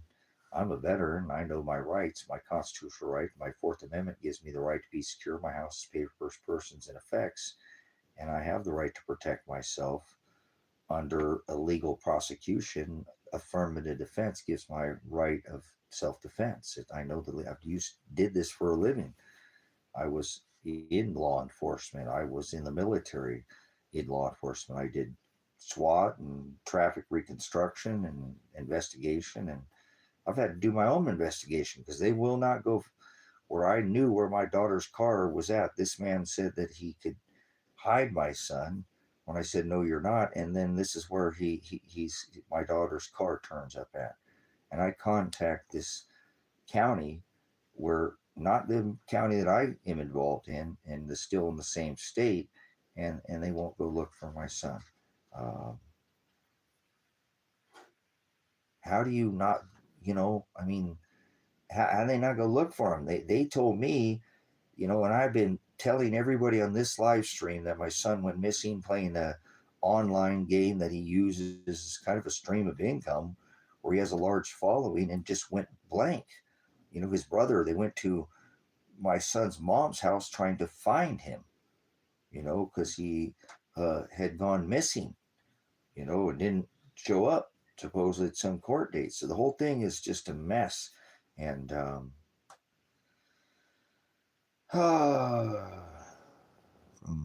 Idaho, right on, Ruth. I've lived in Idaho um, multiple times. I like people from Idaho. Um, the state's got its issues like every other state, but definitely enjoyed the state of Idaho. But beautiful place. Lots of north is gorgeous. South, I don't mind the Southport, down there in Sun Valley or Twin or wherever. Not sure if you're from over there off the bench. And I was over there off of what's it, Garrity Boulevard over there in Napa. A couple times lived there before over in Caldwell and a couple different locations and in the Napa. Um, but only place I've ever been to a Mexican buffet in my entire life. Oh, right. He says, You talk about Ontario over there by Fruitland. Um, but anyways, nice, cool. I've been all over. Been Remember, grew up watching all Meridian and Star and all that be built up, and when all those neighborhoods went in out there, and um, yeah, been every 50 all 50 states in this union, and every major city. Father's blessed me with a life to be able to travel and move around, and maybe that's why he's got me chained down so hard right now. So I know it's incredible. It's been in competing with Bend, Oregon over here, um, Boise, and um, Meridian and Star and Eagle and all that over off the bank. All that's been competing with Bend, just the largest growing city in the U.S. So back and forth, these two cities have been just exploding in populace, and yeah, what a change. Because I remember when I saw all those neighborhoods, I was talking about this yesterday on this live stream about how these neighborhoods all sprung up out there on, like, Meridian and Star and Eagle and all that. When they first went in, they were all owned by homeowners. Some of these were, uh, you know, even back in the 90s, some in 2000. I've been traveling since I was, had a CDL, and I like working outside and traveling and doing sales and things like that. So I've been blessed to be able to move around. But I remember those neighborhoods went in, and when I used to go sell food in a lot of those neighborhoods, it was all homeowners. There was tons of people outside barbecuing with the kids. It seemed like people knew their neighbors. Um, it wasn't uncommon to have, to stop out during the summertime, and but what I'm saying, and now it's so different. And this is not just Idaho, guys. This is every neighborhood in America. After the 2000 and the 90s, and the '08 crash and the whole, they really done a pretty good job of pinching people out of home ownership, and it's so expensive, to get, um, you know, two incomes to make it work. Where one income used to pay for the kids, the college, the house, the job, savings, the vacation, the whole thing. It don't work like that anymore. So, but I do remember going and watching all those neighborhoods develop. I'm kind of an old man in Meridian and Eagle. This all up against the bench and all this Star and all this out there. These were neighborhoods that were 99%, not owned by Berkshire Hathaway, BlackRock, and all these other, um, these were homeowners, and now they're mostly renters. And so you don't see these neighborhoods of people barbecuing. And when I go these same neighborhoods that I went in, a decade, or some of them now are a couple decades or even more old, these people don't even know their neighbor anymore. They don't barbecue, they don't share, they don't communion. Now they fly red team, blue team on their lawn. And no, there's no such thing as doomsday. And preparedness is a lifestyle. The world already ended as you know it, so you're late to the party, okay? The boat already left the harbor. If you're not, it's better to be 5 years too early than 5 seconds too late. Doomsday. That's funny. But no, I have a shelter 28 feet down underneath the ground. Yeah, I prepare for hailstones the weight of a tower. I prepare for scripture, not a bunch of idiocracy. Like I say, people don't even anymore. You know, it already ended as we know it. The world is, what happened to 2019? Freedom, da dum dum dum. Everybody's standing on the next. Worldwide, it didn't matter. Lockstep. Everybody waiting for a one world government. Never says that in the book. One time, and not one time does it say one world religion, one world order, or one world currency, but yet, everybody was lockstep, governed. What girl, pretty girl? Come over here. Will you need some nubbins? Hold on. Marcy needs some nubbins. Oh, she's a pretty girl. She's such a pretty girl. Oh, let me see your belly. Let me see your belly. Let me see your belly. Oh, she's a pretty girl. Oh, she's the prettiest sweetheart I just ever did, sweetheart. Oh, she's a pretty girl. She's a... Oh, yeah, look at this. We got dust coming off of her. You're so sweet. You can come over here anytime, sweetheart. So, anyways, but oh, you're fine. You can get up there too. You're fine. You don't. Oh, you'll be okay. You're not. Don't need to be the center of attention. No, don't knock down the live stream, please. Big Toggy's gonna come through here. Oh, watch it. Oh, oh, oh. He always knocks. Move. Your big old tail's in the way. You got a tail like a big old dinosaur tail or something. Oh, my big guy. Oh, my big guy. Oh, my big guy. Tango's 13 years old and he thinks he's a puppy dog. He needs his head scratches. He likes his head and his tail rubbed like a kitty. Oh, watch it. Oh, no, don't touch the tail. Oh, see, I knew it. Don't touch the tail. The tail gets him going. Tango, you little knucklehead. And then I got Yoder Boy right here. Mr. Bonbon right in my lap. Right in my lap. Mr. Dingo, the one who ate the baby. Somebody left the baby on the windowsill and yeah, we got so. All right.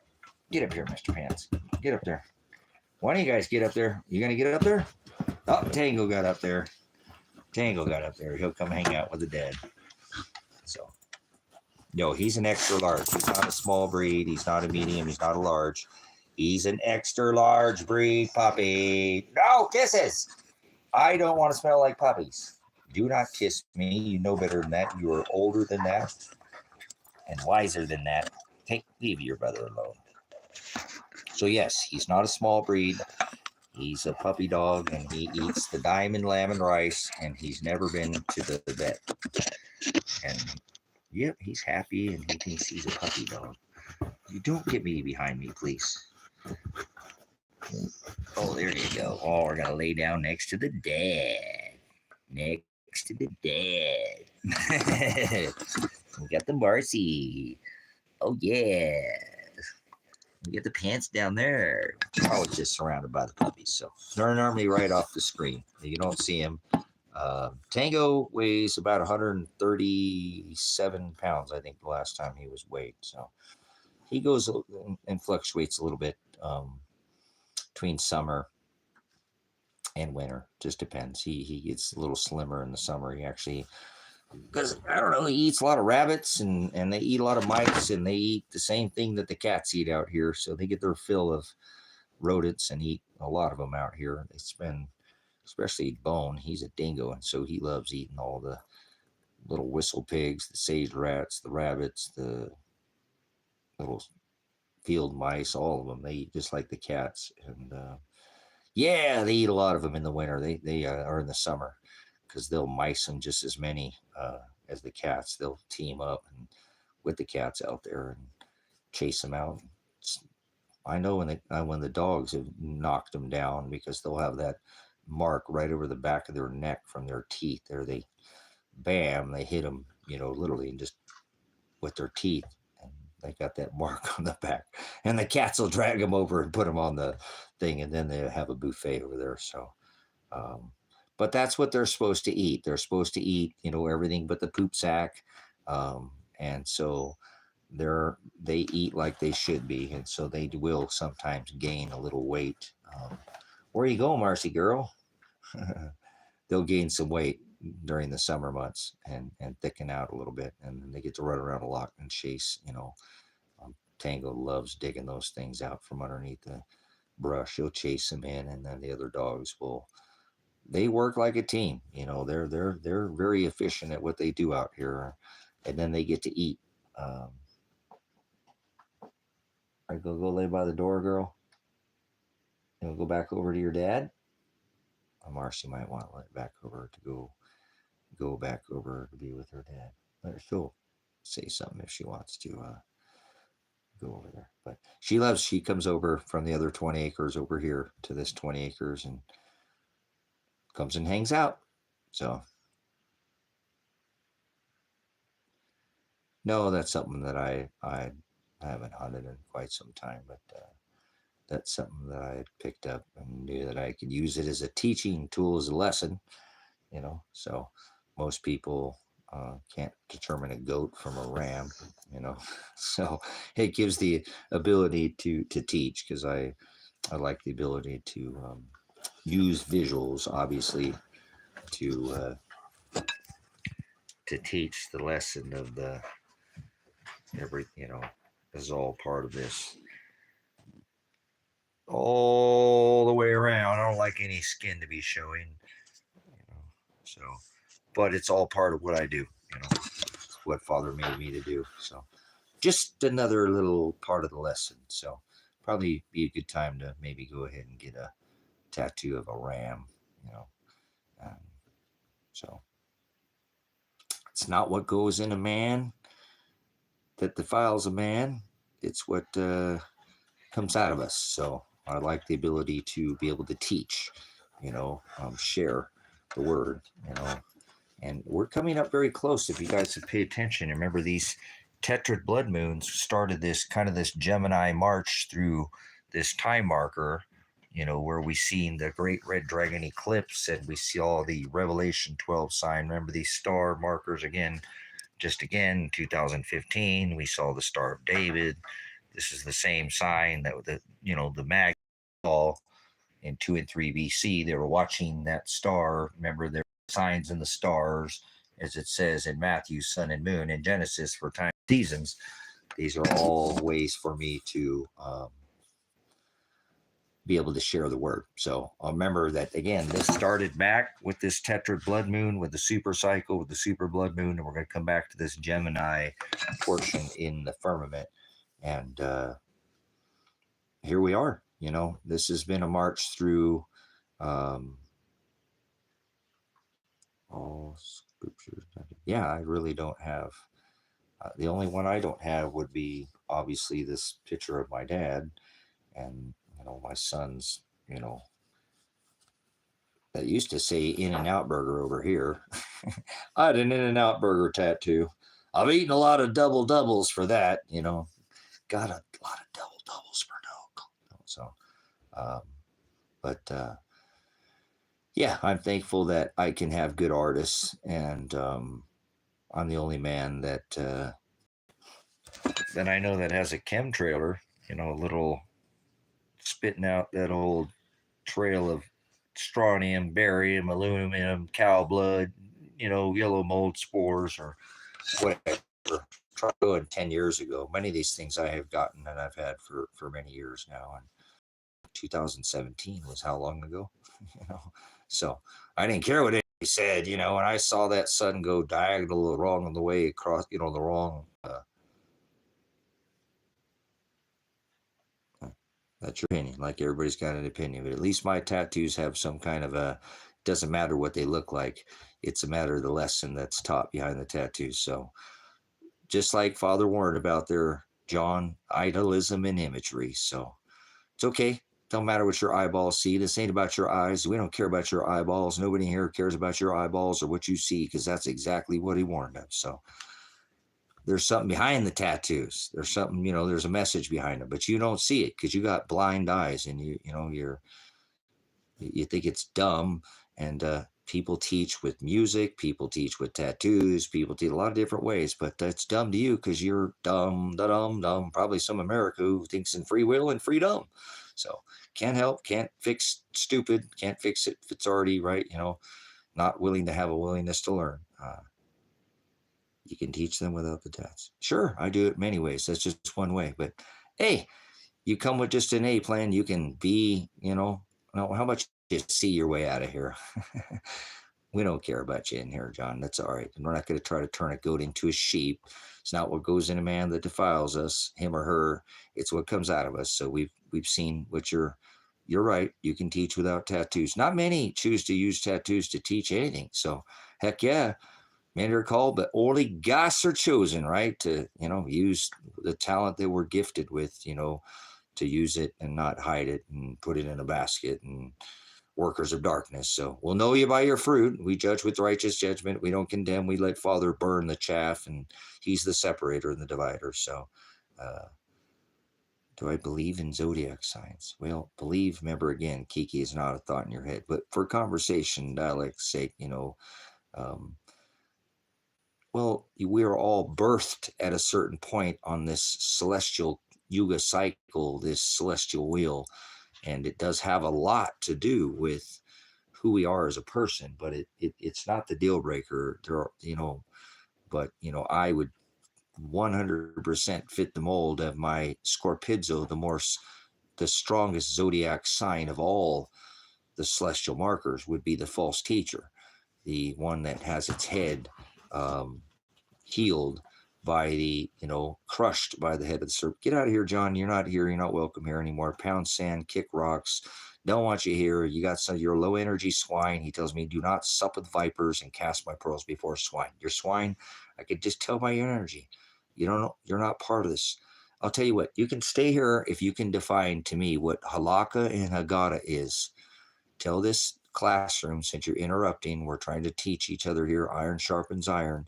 Tell this classroom what Halaka is and Hagada is, okay? That's the heading of the subject. You came in, you saw that. Tell people, because you don't know Halaka, you don't know Hagada. I bet you know diddly or ditty.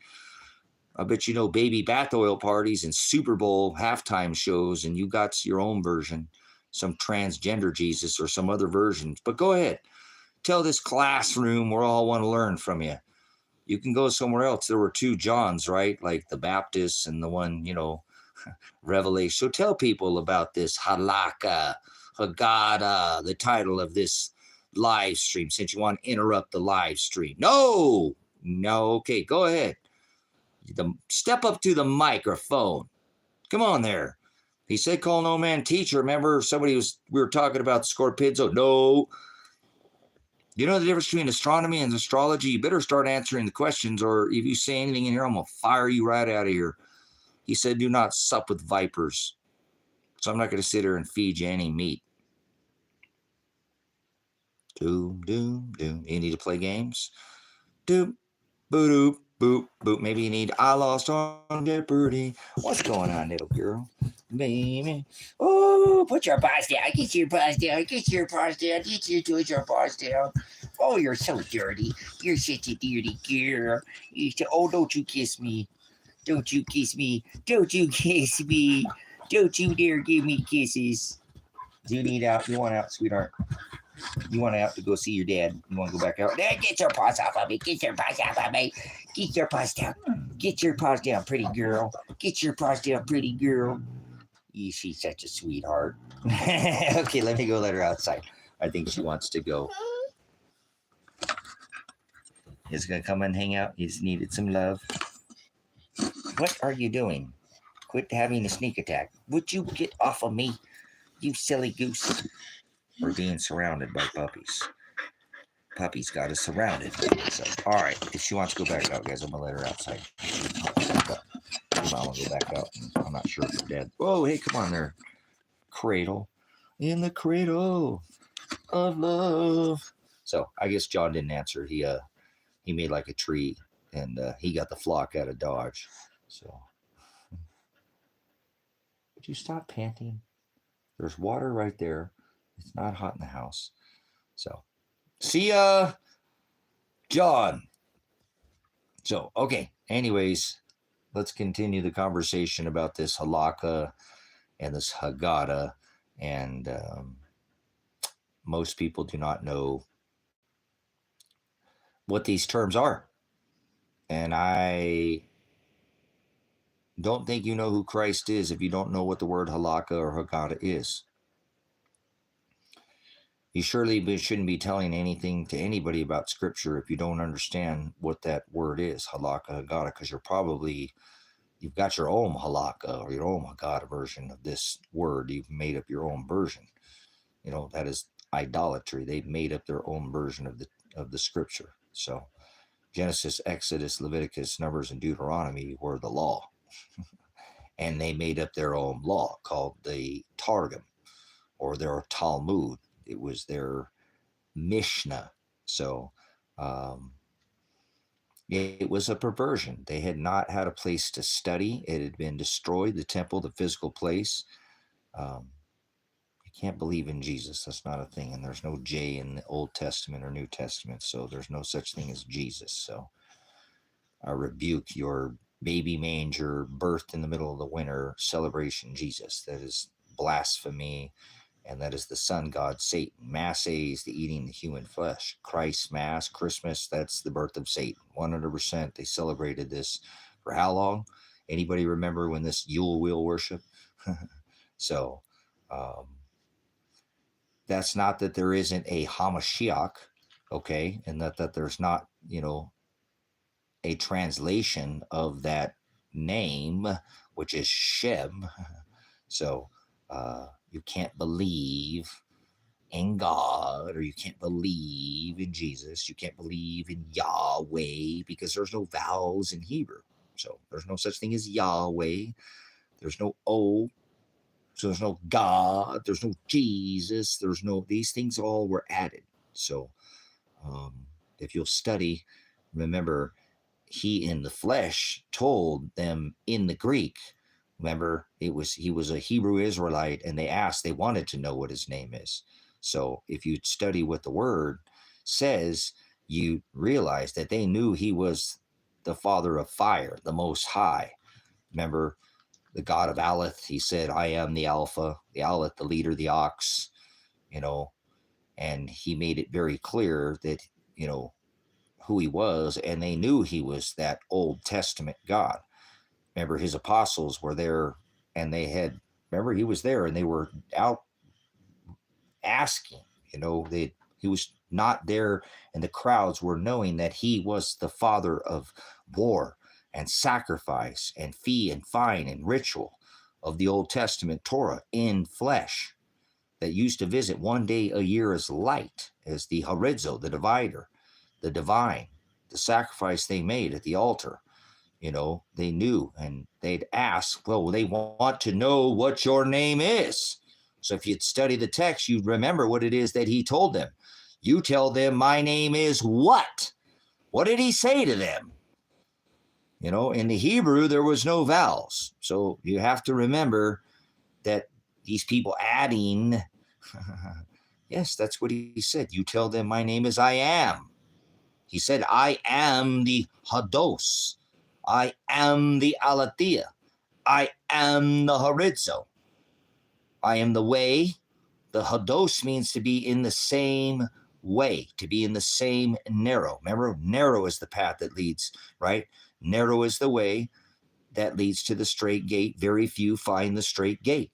So he is the God of I am, self-existent, Jehovah God, the Most High, the Most, M-O-S-T, if you want to spell it in English, H-I-G-H, the Most High. Remember, he said, my Father, the Most High, does not dwell in temples made by hands. Your body is a temple, and that's a threat to the system. When you tell them that Father doesn't exist in a temple, well, then how are they going to fund their churches? If you tell them that he's in the Word and not in some, vessel made by hands, then that is a threat to the system. So he has many names, many translations, okay, but there was no vowels in Hebrew. So it would be Y-H-W-H. There's no A's. I end up done all the translation of Yahuwah and Yahusha, Bahim, Hamashiach. I can speak, Hebrew, not a fluent, but have studied these both languages, Greek, Hebrew, Latin.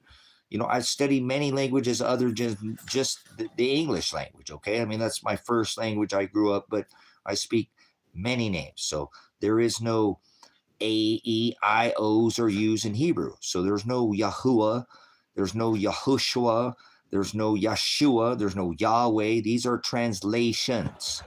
These are translations. These don't exist because there's no vowels in Hebrew. So YHWH would be the Hebrew name of the Most High Father I am. YH is what it says. Study the Hebrew. You're not going to find any vowels. Remember, I've shown you the interlinear Textus Receptus. It's the only text that I will accept in this stream, and this ministry will not allow any other text to be talked about in here. Go study that in your own time.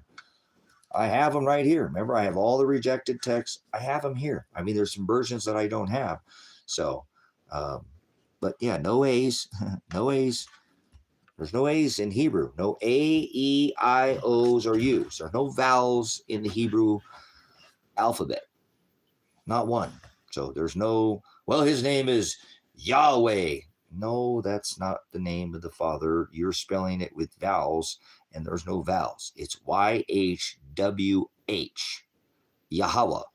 Behim Hamashiach. He is Father, the Messiah in flesh. He birthed a flesh vessel. He had to. He didn't exist in flesh.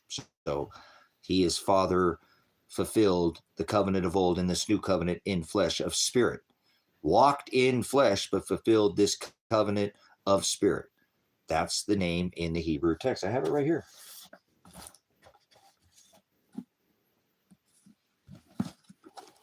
There's no vowels in Hebrew. That's why I bring you over to this interlinear. There's only one accepted text, only one. This book is what you call a Bible. Bible is the word book. Remember, they rejected 22 of these texts because they were not in the Hados and they lack definition.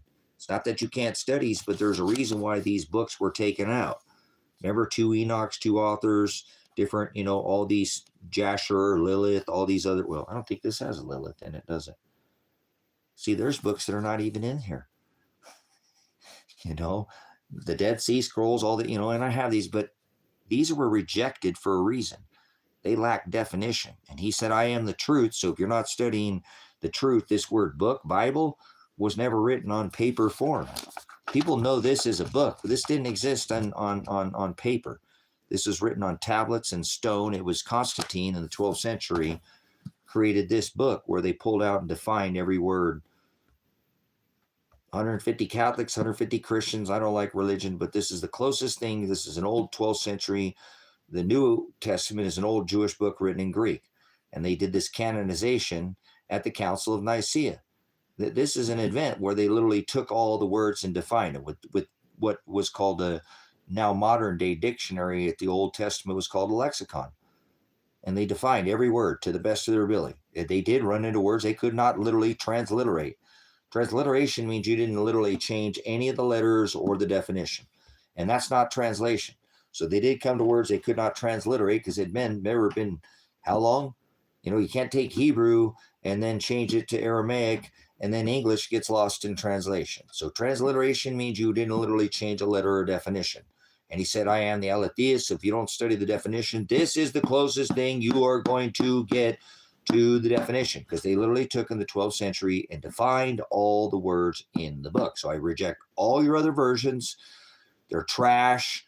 Don't burn them or throw them away. Put them in a set volume for your, make an archive so other people maybe can study it. But unless it's the one version that's coded with the Strong's Concordance, so you can take out the words and one word study, one word at a time, by the number, you're not studying this word properly. And I studied it wrong for many years. And Father brought me back to this blessing, this understanding through, again, lazy studying and coming back again, finding, again, Brother Jim Brown's teaching on not how to, cheat yourself. And the Father knows you're not going to fool him. He's inside you. Christ is inside you. He's not in a temple made by hands. You want to go outside, girl? You're going back and forth. Hold on, I'm going to let this dog out. She keeps back and forth. Would you guys like to go out for a minute too? I guess, we'll be back in just a second. So. There you go, girl. You go outside? Come on, you're patient. You don't want to go outside? Okay. I don't know what you're doing. You're like the other puppies. Just keep going back and forth, back and forth, back and forth, back and forth. So, if he says don't add or a tittle and you're adding letters or versions, that's translation, and this is what he told us not to do. Well, you're being a stickler about this. Well, he did say don't add to my book. You'll receive of all the written plagues are in this book. Unless you like plagues, hailstones, the weight of a talent, you might want not to add to this book. That's the word false teacher. A scorpizzo. That somebody had asked earlier about, astronomy and celestial firmament markers, Aquarius, Aries, Gemini, all these different Pisces, all these different celestial firmament markers.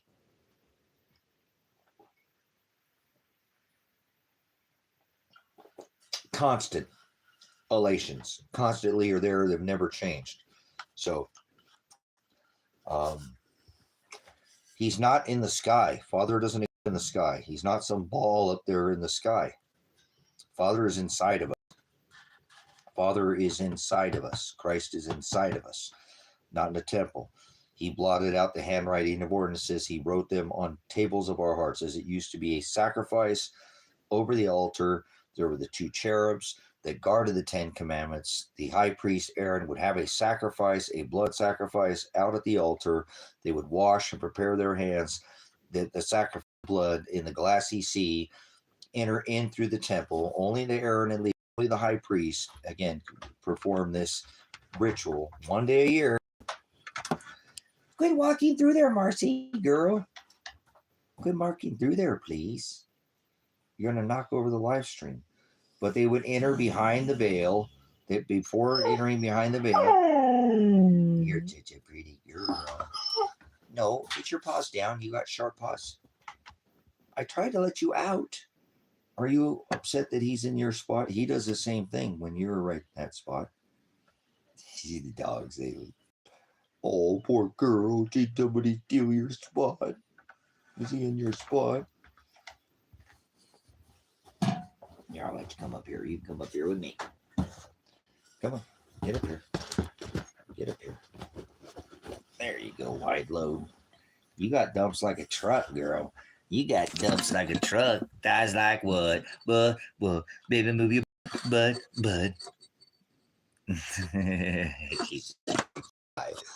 She's so cute. Love having her here. She's so much fun. You're a good girl. When you want to go, let me know. I'll let you out. I opened the door and you didn't want to go out of there. So, but again, let's remember, Father doesn't dwell in temples made by hands. Christ doesn't dwell in temples made by hands. There used to be a physical sacrifice that was required one day a year. It was, it was a very unique, very special sacrifice. They would place that, again, blood, and walk past, again, the table of showbread, the altar of incense, the 7 candlesticks, and behind that veil was the house of the altar, the sacrifice, right? This was what was there? 2 cherubs guarding the Ark of the Covenant. This is where the law was housed. Father would visit one day a year behind the veil, and they would have this sacrifice. And now he doesn't require these sacrifices. So, yes, the 2 cherubs that would guard the 10 commandments, and this was housed inside the Ark of the Covenant. So we've seen this, and this again is this sacrifice that he made. And this is something that people have forgotten, that Father is not some entity in the sky. Father is the divider. Oh, watch out for that tail. Oh, watch out for that tail. Pants, leave her alone. Let her go. Pants, let her go. Go past him. Pants, leave her alone. Go on, Marcy. Go on. Pants are going to make her pay. They're both the same. It's so funny how she's just like Tango and Pants mixed together, the 2 dogs. She's funny. Okay, I think she might be ready to go out. Stay. You go see your dad. You go see your dad. You've been a good girl. Thank you for coming over, sweetheart. You come over anytime. You come over anytime and come visit. You come over anytime. Go back over there and see your dad.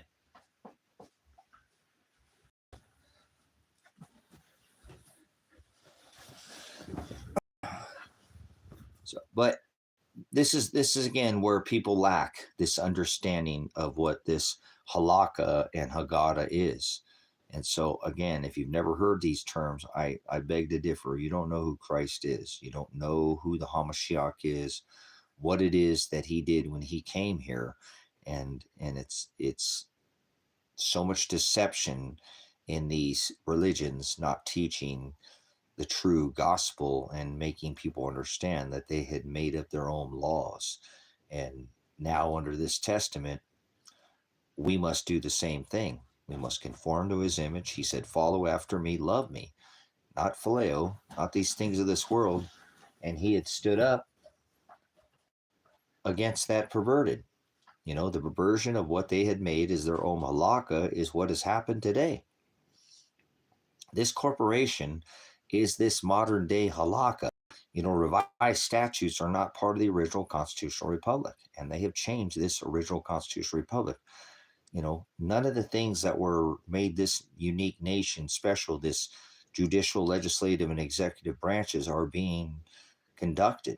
Now it's being business. It's a business. It's a corporation. This is not a nation. This is not a country. You don't live in a country if you live in America. You live in a corporation. And that's what they made. They made the same thing where they were taxing people for, you know, you would be able to go into a field and glean.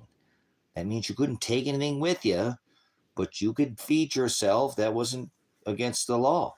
And again, you know, there was this outer portion of the fields. I'm in a farming area. They do these pivots, and there's a lot of stuff on the outside that doesn't get cut. You know, whether it was food or corn or whatever, that was for to be left for the poor. You know, if the food had fallen off of the cart and hit the ground, it was supposed to be left there, not picked back up and put back on. They had made all this halakha and Hagada, these rules where there was an oral law and a written law. This is where your water baptism comes from. This perversion of true baptism by blood or trial or, you know, fire, or, well, it's baptizo or bapto, to be covered in a red pitch, completely overcome with a red pitch, stained blood or dye, not water, you know. And now it's the blood is spiritual blood, the baptism that we go through under this testament. But people are going to understand this, you know, that they do all these spiritual rituals and spiritual things that are not going to get you in the grace of Father. They're not going to get you in the grace of Shiloh. You know, not by celebration are we saved, by faith we are saved. So you're not going to get many people who are going to come to this understanding. And that's okay. You know, people don't realize that what's going on and happened at the time of Rome Christ is happening again. They fought a revolutionary war. And I'm not saying start a war, but we're supposed to stand up and call this stuff out. Remember, it says, you know, in the book of Psalms, the only thing it takes for evil to flourish is for good men, whether men or women, we're under the same covenant under this New Testament, to stand around and do nothing and be the silent majority. You know, if evil is standing there, we're supposed to show it to the light. Love thy enemy like thy love thy neighbor, like thy love thyself. Somebody's in the broad way, show them to the narrow way. And that's it. We don't get a choice in the matter. This is what the disciples of Christ do. This is what his bride does. They go out and they talk about this. They spread the good news. It's not just the house of Aaron, but Jews and Gentiles, man and woman, black, white, brown, red, and yellow. When he said all flesh, he didn't mean everybody. He's an all-loving God, but he only loves a little bit of who he chose already from the foundation of the world. So his bride is tiny. It's a fraction. Most people go to hell, and they're already in their own hell. If you understand what the definition of hell is, it's knowledge. And hell is no knowledge. And that's where most people live today. And my people shall perish for lack of knowledge. I will send them to the place of no knowledge. It's not actually a physical place. You know, the people have lost in space. So knowledge is the word bathos, Bathos, or Busos. Those three words all have the same exact meaning, knowledge. So hell is no knowledge. Is that not most people, you know? They think God's in the sky. Balls in the sky. So Bathos is knowledge. Bathos. Busos is the Greek word bis, byss, bathos, busos. All have the same exact meaning in Greek. Is the word knowledge. So that's what he tells us in the scriptures, is that knowledge is what the people lack, and that's why they perish and they go away, because they can't understand even what the hell they're talking about. It's like an oxymoron, but it's true. So you don't have to. Definition is what sets us free. That's why he wants us to define these words. Don't change them. Don't add them. Don't add your own definition. Don't add your own translation. Don't add a jot. Don't add a tittle. If you do, I'll blot your name out of that book. So guard my commandments. Guard what it is that I said. And if he got thrown in jail and they killed him, stabbed him, striped him, whipped him, remember, put a crown of thorns and ripped his beard out of his face and hung him on a tree because he would not go by their perverted Halaka or Hagada, where, again, they had made up their own laws where they could, tax, remember, in the inside of the, the temple. You've turned my father's house into a den of thieves because of the fee, the conversion rate that they were taxing people on. They had come from you had to come 3 times a year to Israel, and you were going to drag a sheep along with you to have a sacrifice. They sold those at the temple. They sold doves. You had to have 2 turtle doves as a sacrifice at the altar. Remember, dipped in water, all these, and circumcised of the flood. These were all requirements to be grafted in, to the feast days of the celebration of end gatherings and unleavened bread and trumpets. All these were the requirements, to be a part of the nation of Israel. And so you didn't have, if you came all the way over from Greece or somewhere around the Mediterranean or Great Sea at the time is what they called it, you weren't going to drag that animal with you. They offered that at the temple, and they were feeing people for the conversion money from the old to the new, the rate of exchange. And he whipped the people selling doves in the temple. They turned it into a little, marketplace. And that's what we got going on today. The same thing. In this place, you become merchandised, and you are the merchandise now. And you are the ones they sell under this debt slavery, this 501c3, go to these houses made by hands where he does not exist. So it's quite silly how far this has come now. And we're doing the same exact thing again, where these people are going after gods in the sky. That's exactly why he divorced his bride Israel and making up their own translation. Oh, come on, man. God knows what's in my heart. Yeah. The heart is continuously filled with wickedness is what it says. If you don't sup with the word, then you're not going to have a relationship with him. And if you think the only time that you call out to Father is when things are all bad and, oh, please bring her back to me. That's my love of my life. I love that job. I can't lose it, God, please. When you're begging him and you think that's the only time you don't sit down and have a relationship with him and talk to him on the daily, he ain't going to hear your voice. You don't know Halaka. You don't know Hagada. You know some other version. So, this perversion that they've made of their own laws, that's why it's very important for people to understand that if Father sent a vessel because of the perversion of fee and fine and making their own laws and their own version, and Word did that again. This once was a blessed nation. Is referred to in the scripture as the Mayflower, a nation that would be blessed for 400 years. This is that nation. But that time is up. This nation does all we do is war. We had a revolutionary war inside our own borders. We are not, remember, no foreign entanglements. Father used to require blood, war, sacrifice. No weapon formed against you shall prosper. Your enemy will come against you one way. I will make them flee 7 ways. No earthly army could overtake that heavenly 7,000-man army. Remember, they annihilated that 120,000 earthly army. And they were his favorite. They were the heavens, and they were the ruling class. And again, that's because they agape Father.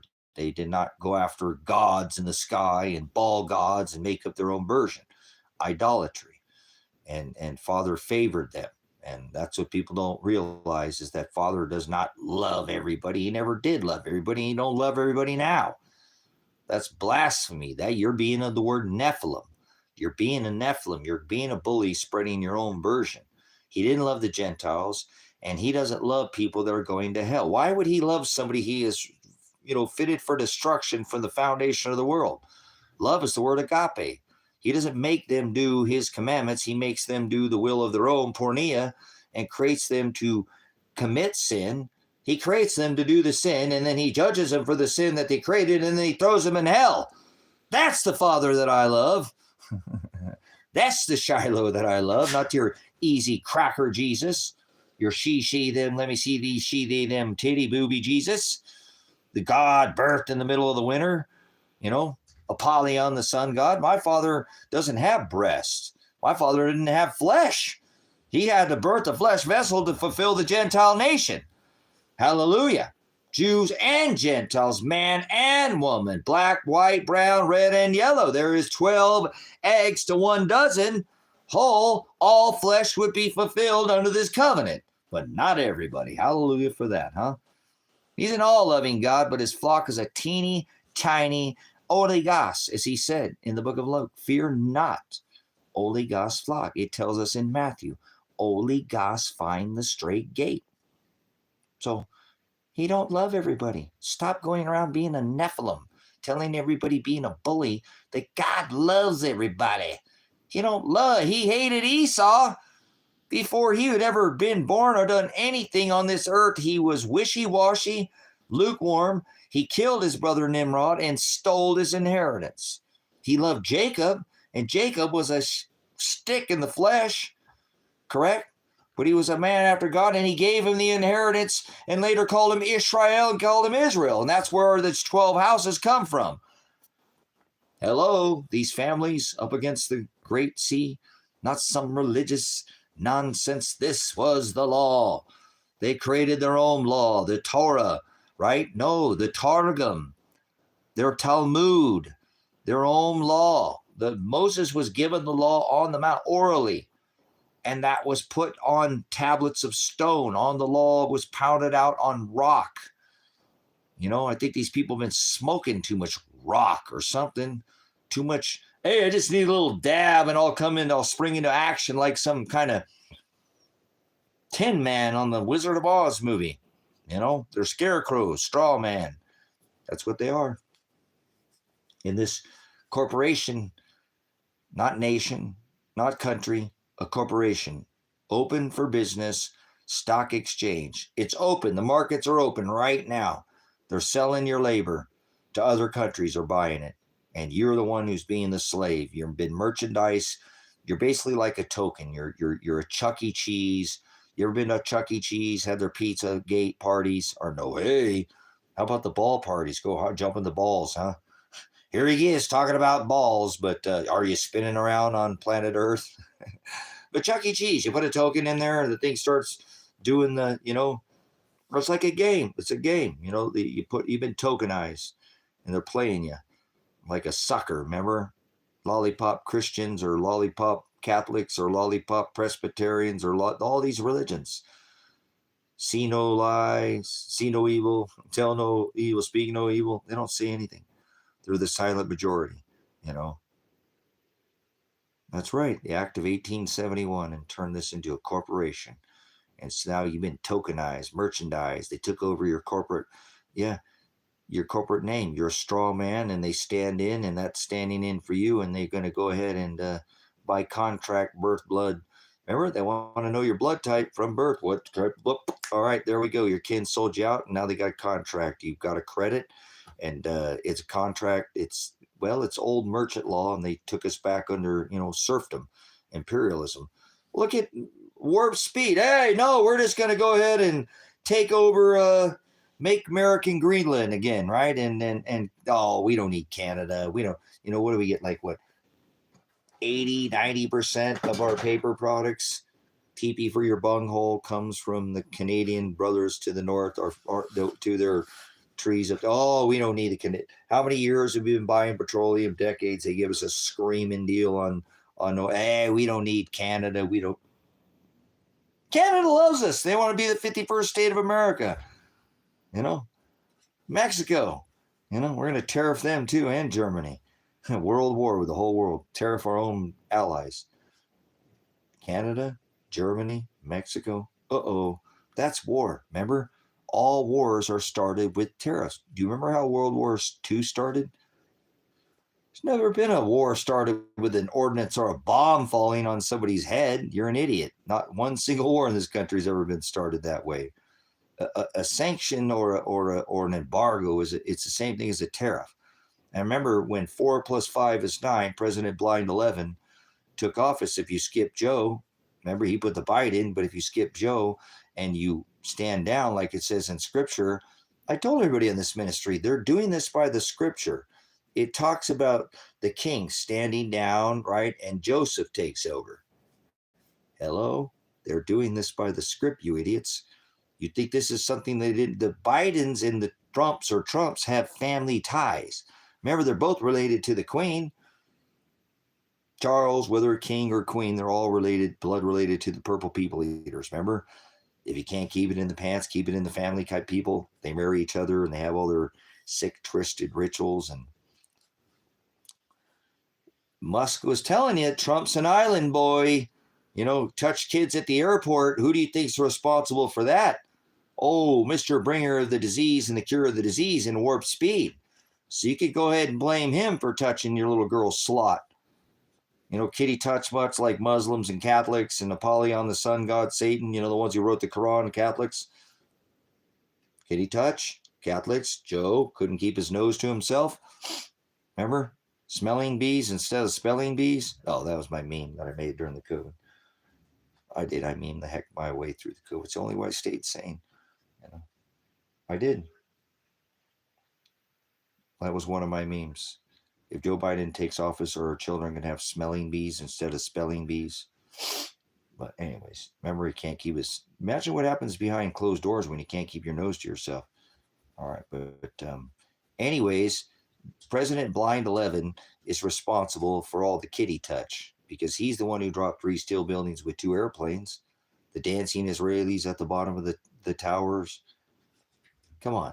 I don't want to hear this Israel did it. He's the king of Israel. Remember, that's what Netanyahu called him, Bibi. Beady, beady, beady, beady. Sounds like some space farce to me. But what is it? They call him the Gentile Messiah. That's what they're calling him, the Gentile Messiah. Star of David, triangle up, triangle down, as is above, so is below. Are you that blind? So he was from the house of David, remember? The Star of David, that thing that they put on people in World War II to sit there and mock you and then say that this 7th king, you know, that's what it is. Remember? The triangle up, the blue triangle up, that's what that flag is. 2 cheeks to the same hole, 2 wings to the same dragon. As is above, so is below. They do this to mock people, to just absolutely make people just not, they can't, they don't know their ass like a mule, stubborn donkey from a hole in the ground. The snake on a pole, 2 of them. Pharmakia, it says they will be fooled by sorcery. That is the word pharmakia. I think we already saw that, did we not? We've already seen this. Get the sticker, bow to the altar of Jabba, play scratch and sniff. Oh, wait, I took it. Now I can't smell. I can't breathe either, huh? So, but anyways, brothers and sisters, if you look at what they've done, this should be blatantly obvious. They stretched Christ back. They hung him from a pole or what is known as a stake or tree, as it says in the book of Acts, okay, when they took him down from a tree, and they tortured him by stretching him and making him so he couldn't breathe. Why do you think they did this respiratory virus? Because that attacked your breath, correct? I can't breathe. Remember Eric Carpenter? He was selling cigarettes. They smashed him, you know. George Floyd, a known CIA operative trained and by the CIA and a known porn star who asked high on fentanyl to be laid on the ground, taken out of the car and beat. This is all an act. But remember, you couldn't go to your grandmother's funeral if she was in the care home. You couldn't go see your sick people in any. No, no, no, no, no, no. And you had to wear your face diaper, partake in this big masquerade, you know. But boy, they paraded George Floyd's funeral around, and nobody's wearing any masks. Nobody. Oh no, no, no. The porn star George Floyd. You do a little bit of research, you can figure out who this guy is. You know, no, no, no. Let's have a big Black Lives Matter movement. You know, if you donated to the Black Lives Matter, that donation automatically went to the DNC, the Democratic National Convention, to donate to, you know, put in Biden. You know, you knew I was a snake before you let me in, and then he put the Biden, right? He still, come on, play poker. So my buddies up here at the top, Pfizer, Johnson and Johnson, Moderna, all these mRNA, all this, you know, remember, Moderna had never even produced a human trial vaccination. Never. No human trials, nothing. Just give it to them. Warp speed. Short, medium, long-term trials, you know. Yeah, well, no, it is. That's all funded by, you know, George Soros. He does the Antifa and the Black Lives Matter. I want to hear Black Lives Matter, and I don't want to hear all lives matter. Pedo lives don't matter. Okay? So, black, white, brown, red, and yellow. But pedo lives don't matter. So I don't want to hear about pedos. So don't tell me all lives matter. Pedo lives don't matter. See, Elon Musk said he's a pedo. Thump's a pedo. That's what he's saying. He went to the island. He's an island boy. Island boys. It's for island boys. We're going to EpiPen Island, boy. When we oxidize oxygen, epinephrine, EpiPen Islands, we get fear and loathing in Las Vegas. What happens in Vegas stays in Vegas. Are you still out there, girl? You want to come back in this house? You know what? You never see the movie Fear and Loathing, and, you know, put on the glasses, the dragon in the whatever. They just throw that at people's face with the reptile or the iguana or whatever that was. I don't really watch movies, but I think that's one I actually sat down and watched that one more than one time. But that's what they're doing with the chrome, right? The rusty buckets, the chrome. You got to make stainless steel. You know, you use nickel. How do you think they make chrome? You know, obviously it has something to do with that, right? So they love that drinking the blood ritual. You know, that's part of their eating flesh and drinking blood. They've got their menus. They have selections from the Child Services Division and Department of Human Services. They put up quite the menu. More children go missing out of Child Services and Department of Human Services, and are horrible things done to these children. And, well, who do you think's funding this? Good old Agenda 2021, Sustainable Development for the 21st Century, not Agenda 2030. You're an idiot. There's no such thing as Agenda 2030. There's no such thing as artificial intelligence. Computers don't learn. If you give a computer the ability to learn and you think that, then you give it rights. Oh, they already did that. So you metadataed it. You put in the computer what it's going to give back to you. That's what AI is. AI is hive mind, metadata. We're all supposed to be a part of this, remember? That they're mirroring exactly what's going on. Yeah, no, I'm saying, look at that. All these people are moved. Who's the number one drug dealers? Government. Who's the number one human traffickers? Government. Who's involved with that? The church. So, who is the number one person responsible for the touching of children's little girl slots and little boys' cherry tomatoes, juggling them? They're like bouncy balls or something. Who's responsible for the TSA dropping those steel buildings with 2 airplanes to take us through those 7 nations over there in the desert, to go stand with Israel in this final march towards the final remnant that says in Israel, so they can create this fake Jews, all this nonsense. Who's responsible for the touching of kids, little girls and boys? There is a man that's totally responsible for this. I can tell you it's the man who dropped 3 steel buildings with 2 airplanes, and it's not Osama bin Laden, because he was an oil tycoon who did deals with the Bushes, oil deals. So it wasn't Osama bin Laden. He was they call me the scapegoat bin Laden. He wants back in. I'm going to let Marcy Poo back in. So, Like I said, you got to be blind as a bat not to see this. This man is responsible for all the oil, death, and all the touching of children. I'm never going to be okay. I don't care what happens in my life. They are still touching kids today. I took an oath to the Constitution. I'm not okay with kids being groped, getting a free massage at every airport in their private parts. Children are not supposed to be touched in their private parts.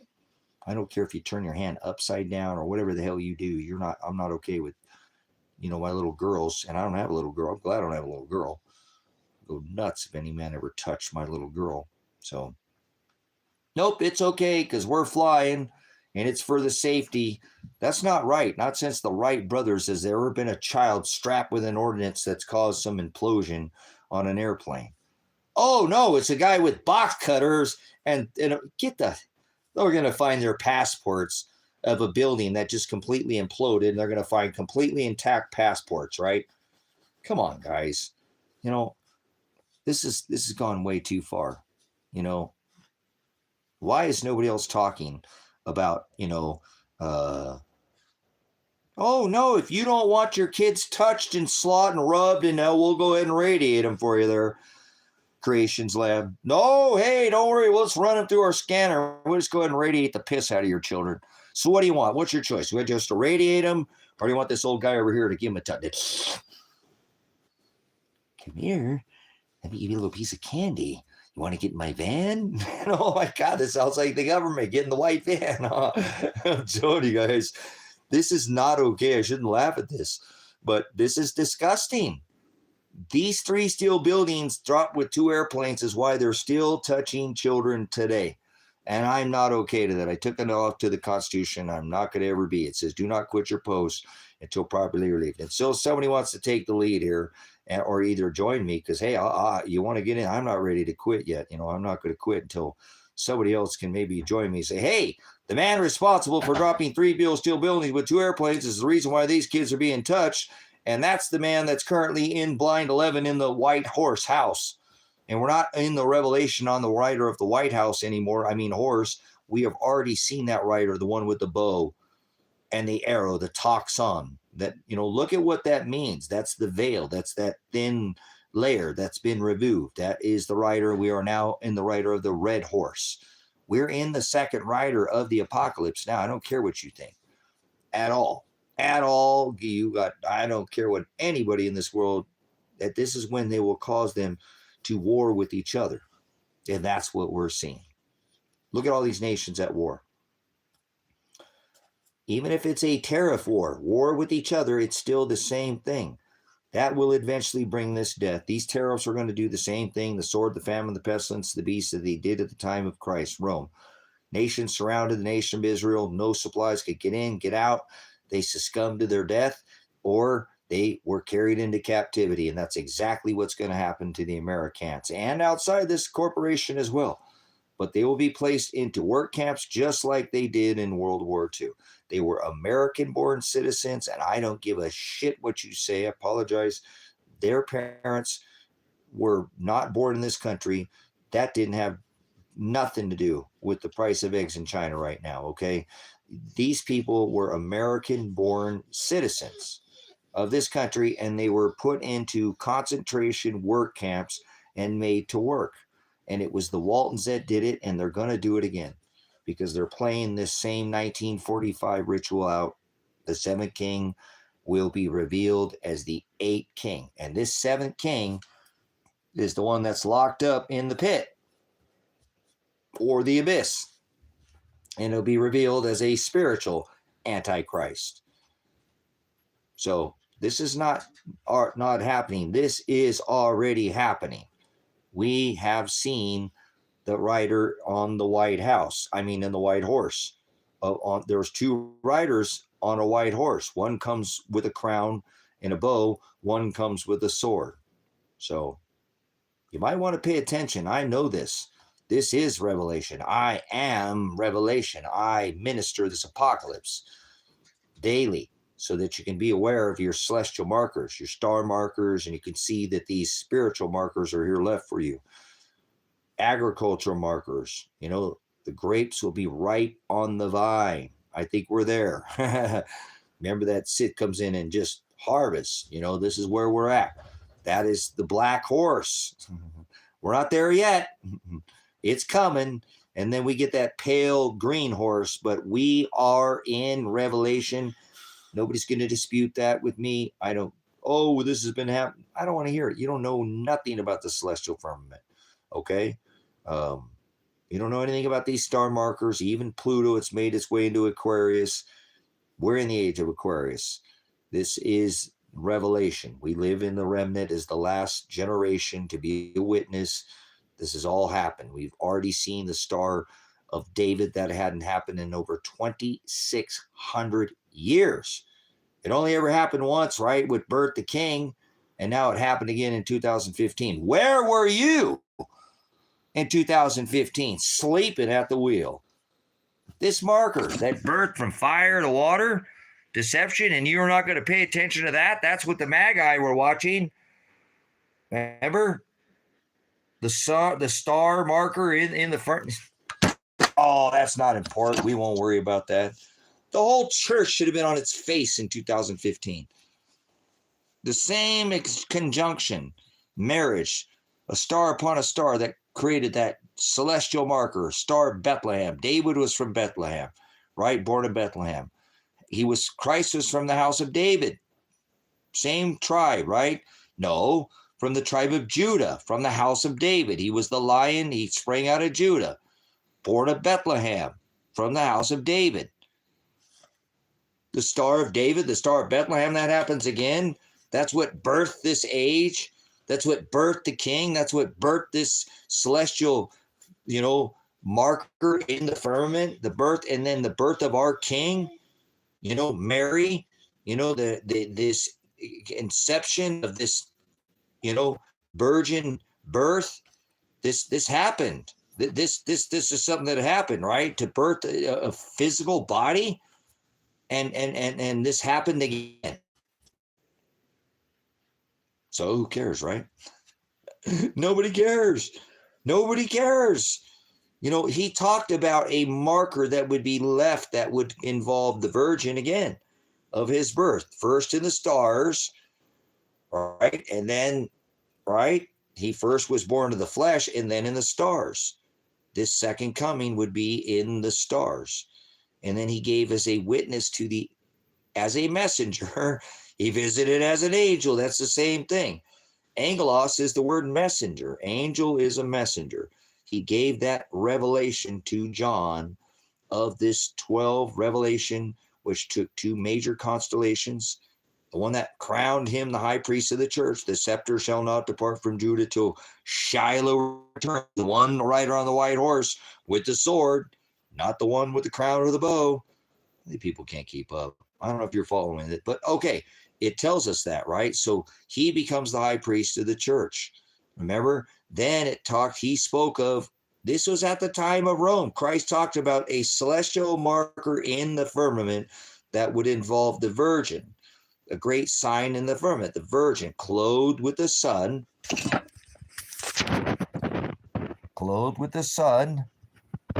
There's the sun up by the virgin, clothed with the sun of Virgo, virgin, the constellation.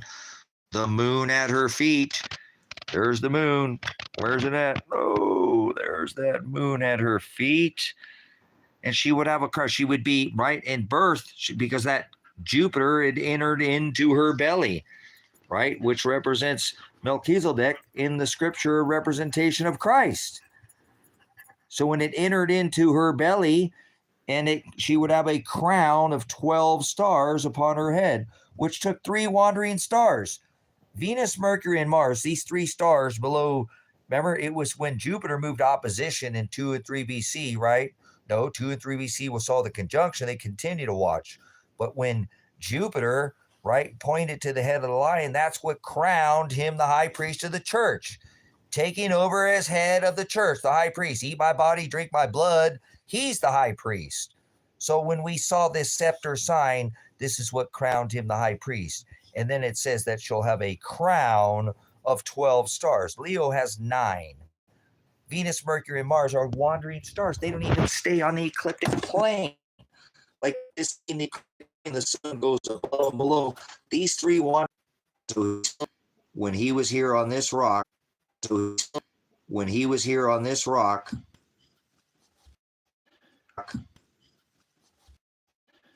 clothed with the sun, the moon at her feet. And if you know, all these are staying right on the plane. Notice how all these stars fall in the ecliptic plane. 9 stars in Leo. 1, 2, 3, 4, 5, 6, 7, 8, 9, 10, 11, and 12, forming a crown of 12 stars. Didn't stay there for 4 hours, didn't stay there for 4 days, didn't stay there for 4 weeks. These are wandering stars that wander up and below and above the ecliptic plane. Stood still, and Jupiter entered into the belly of Virgo and stayed within the lines of the constellation. Never, very odd to see it move in opposition back and forth. Just like at the time when Jupiter moved to the head of the lion, this is what the wise men were watching, the Magi. And when it moved to opposition, they continued to watch. It stopped, pointing at the head of Leo, declaring him as the high priest. The scepter shall not depart from Judah. The scepter, he's the one who holds the inheritance to the church. When he severed the head of the father, now he is the high priest. We are the body, he is the head. The scepter shall not depart from Judah. He sprang out of Judah. He was the lion king. This is a representation of Christ, Leo, in the celestial firmament. This was the second sign that the Magi saw. So we saw this happen in 2017. It moved opposition, just like it did count 2 of the Shiloh sign. It moved into the belly of the Virgin, and this is the sign that Christ gave John at the island of Patmos, the Revelation 12 sign, the sign of the celestial firmament of the Virgin, as he was birthed of a virgin, clothed with the sun, the moon at her feet, and this Jupiter had moved into her belly. And on 40 weeks to the day, on September 23rd, which is very important, that's going to be the next false flag date that they hold at the equinox. It doesn't have to be this date. This 923 date is the equinox. So the 923 is the amount of executive orders that Obama passed during his 44th administration, why they put a 4 triangles up and 4 triangles tower after knocking down those 3 steel buildings with 2 airplanes. They erected a One World Trade Center, which is 4 triangles up, if you look at it, and 4. Well, they don't like that, do they?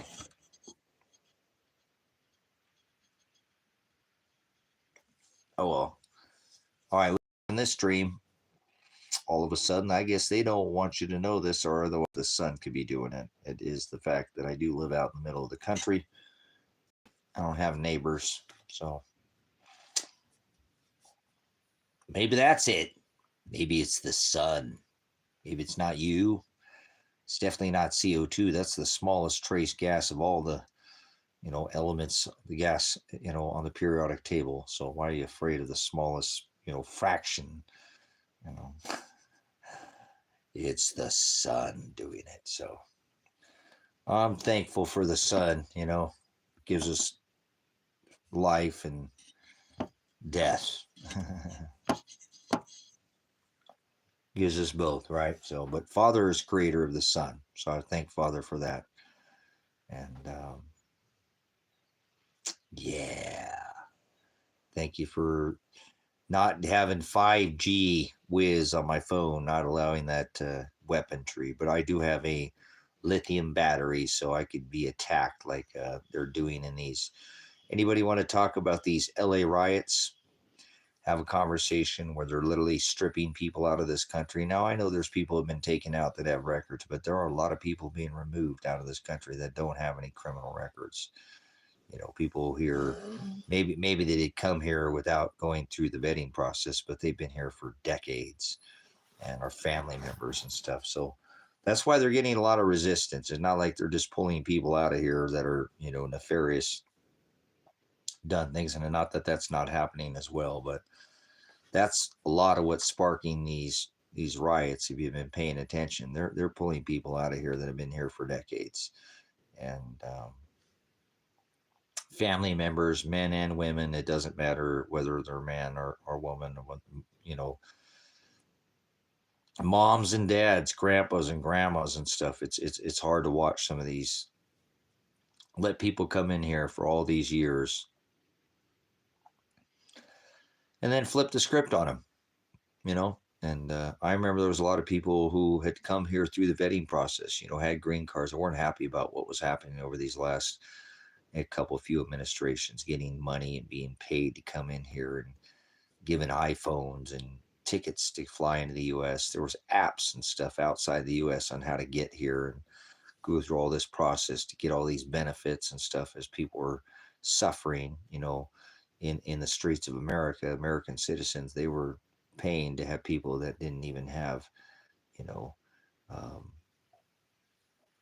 any citizenship, you know, in this country. So, you know, I don't really care. It's the melting pot. So I think it's hilarious that we're a nation of immigrants trying to keep out all the immigrants. That's the stupidest thing ever. But there should be some sort of vetting process. I'm not saying, you know, that we did have, you know, Ellis Island and we did bring people in through a process and a naturalization and, you know, can't come here and just be dependent. This is the only nation that you could go where you can't, you know, in other nations, they want to know your income. You have to be able to show that you're not going to be a burden to their, you know, healthcare, their social programs, and they want to know how much, you know, we're the only country that's ever just let people come across the border like this and paid people to be here, giving them all kinds of benefits for things that weren't even being given to the people that were citizens of their own country. So it's never been done before like this. So of course people are going to want to come here, you know, and lead, you know, in a lot of countries they live on just a couple of dollars a day, you know, and some countries that, you know, like I was looking at Ecuador and they average, you know, income's about $500 a month. But then again, the prices in Ecuador are like 1990s prices, you know, a $3 plate of food will get you carne asada, rice and beans, you know, tortillas, you know, probably even a drink, you know. That's $16 in America, you know, to go have it's $21 in some place, even more for a carne asada plate. So many of the things are much less expensive and they live on a lot less, you know. Again, it's $20 to go get your teeth cleaned, $30 to go get a checkup if you're a female. I mean, from the neck up, all of it. Guys, you know, do the whole prostate, you know, you have a problem. Like I need to go get my lungs checked out from the tear gas. I need to get my eye checked out from the optometrist, from the scarring on my retina. I need to get the concussion that I suffered, you know, from instead of going to the hospital, I went to the, you know, my hearing. I need to get this hearing so I get this robotic ear, figure out why, you know, it didn't blast my ear out of my eardrum, but how that maybe somehow I can fix my domo arigato, Mr. Robot. It's all, you know, robotic sounding on my right side, which causes me to want to hear out of my left side. Same thing with my left eye is trying to figure out because what's going on with this right eye. So, but if I live there, I could get that probably done for $50. You know, I get a full exam, my lungs checked out, my head, all that, you know, and they're not going to try to put me on a bunch of drugs, you know, that I don't want to be taking anyways. I don't want narcotics. I don't want to touch any of that crap. It says in my medical records, don't give it to me. I can sue you if you put that crap in me. So it's in my medical records. Made sure it's don't give me no narcotics. I don't do drugs. Don't give me methamphetamine. Don't give me any kind of psychotropic. It's all in my records. I'm one of these people that have this thing marked where I refuse, you know, medical, and so I have a struggle when it comes to. And I don't gotta go to no stupid hospital where everybody's sick anyway. So, but if I went out of the country, I'd actually get looked at. So there are other places, again, in other countries that have much better health care, a much better cost of living, and it doesn't cost you near as much to just survive, you know. But they're not going to let you just come to their country unless you can show some kind of, you know, not straining on their system and, you know, um, putting all their social services at, you know, a strain and can retire there without being a burden to society. So only in this apostate corporation, they paid people to come here, literally flew them in here and again. Now they're just kicking people out of here. When they let everybody fly in here, we're literally letting people come in. Grew up right there on the border, and people were coming across when I was, you know, I'm in my 50s, and nah, we're just going ahead and not talk about all these last 50 years. There are probably 50 million people at least that came in without any kind of naturalization process. And to be honest with you, most of them assimilated. Most of them assimilated just fine. It's these ones they've been bringing in here over the last 2, 3 administrations that's been going, without diaper bags and without strollers and wives and stuff, just straight fighting age men. It's not something. They had a whole group of Chinese that they don't talk about, separate factions of people that have come in over the last, again, 2 and 3 decades. So it's not new news. The border problem has been a problem. Obama, remember all the people coming in on trades. Oh, Trump inherited a border problem from Obama. So people have forgotten this has been going on for a long time. And I think it's just disgusting on what we see, how is it that we've just let these people come across here? And again, many of them came here, got a job day one, started paying taxes, got a cell phone, went in the field, started working, got an apartment, paid for it, put a deposit down, for contributing members of this corporation,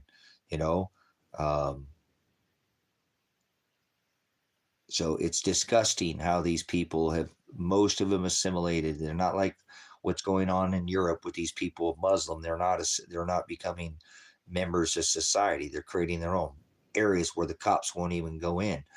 Take your average American. I don't care their ethnicity or the ethnicity of them. I don't do race, but you put that 6 or of them in an apartment, they're going to tear the living shit out of that apartment. There are going to be holes in the wall.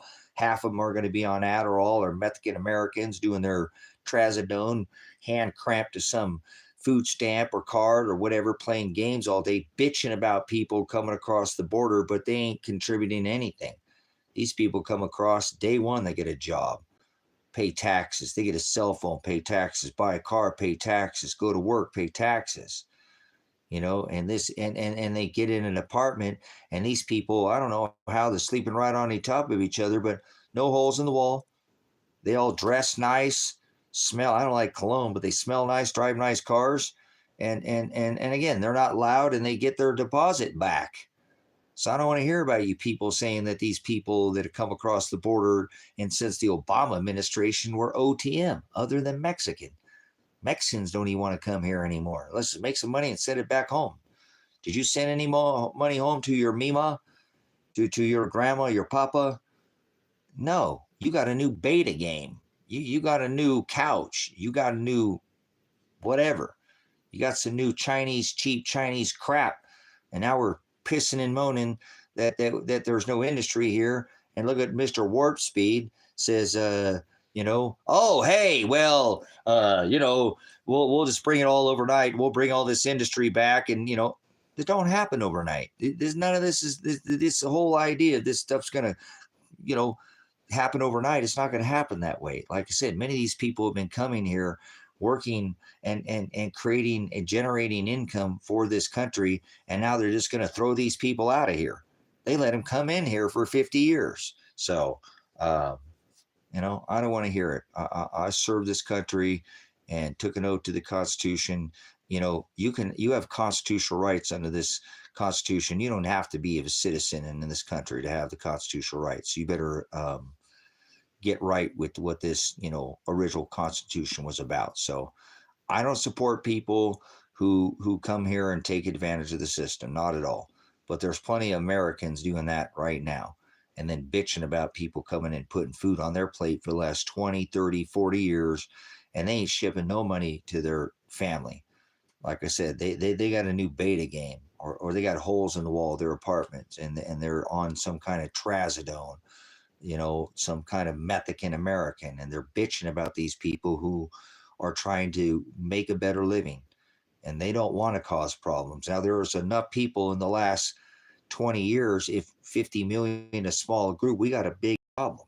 Okay, but there's a bad apple in every bunch in every country. So there's a difference what's going on over in Europe where they're not assimilating. These Muslims over there are not assimilating. Most people came to America. There's, like I said, don't want to hear that crap. Most of them in the last 50 years assimilated just fine into this melting pot.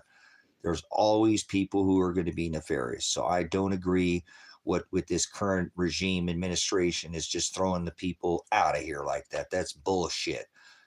They were flying people in here. There were literally apps, if you watch the Spyglass app, maybe Monkey Works, you could see they were literally not even coming across the border. They were being flown here, given tickets and say, go wherever you want. I mean, they were building buildings for literal the Venezuelan prisons they had emptied out and shipped them all here. So the OTM that the average American can't even tell the difference between a Venezuelan and a Mexican.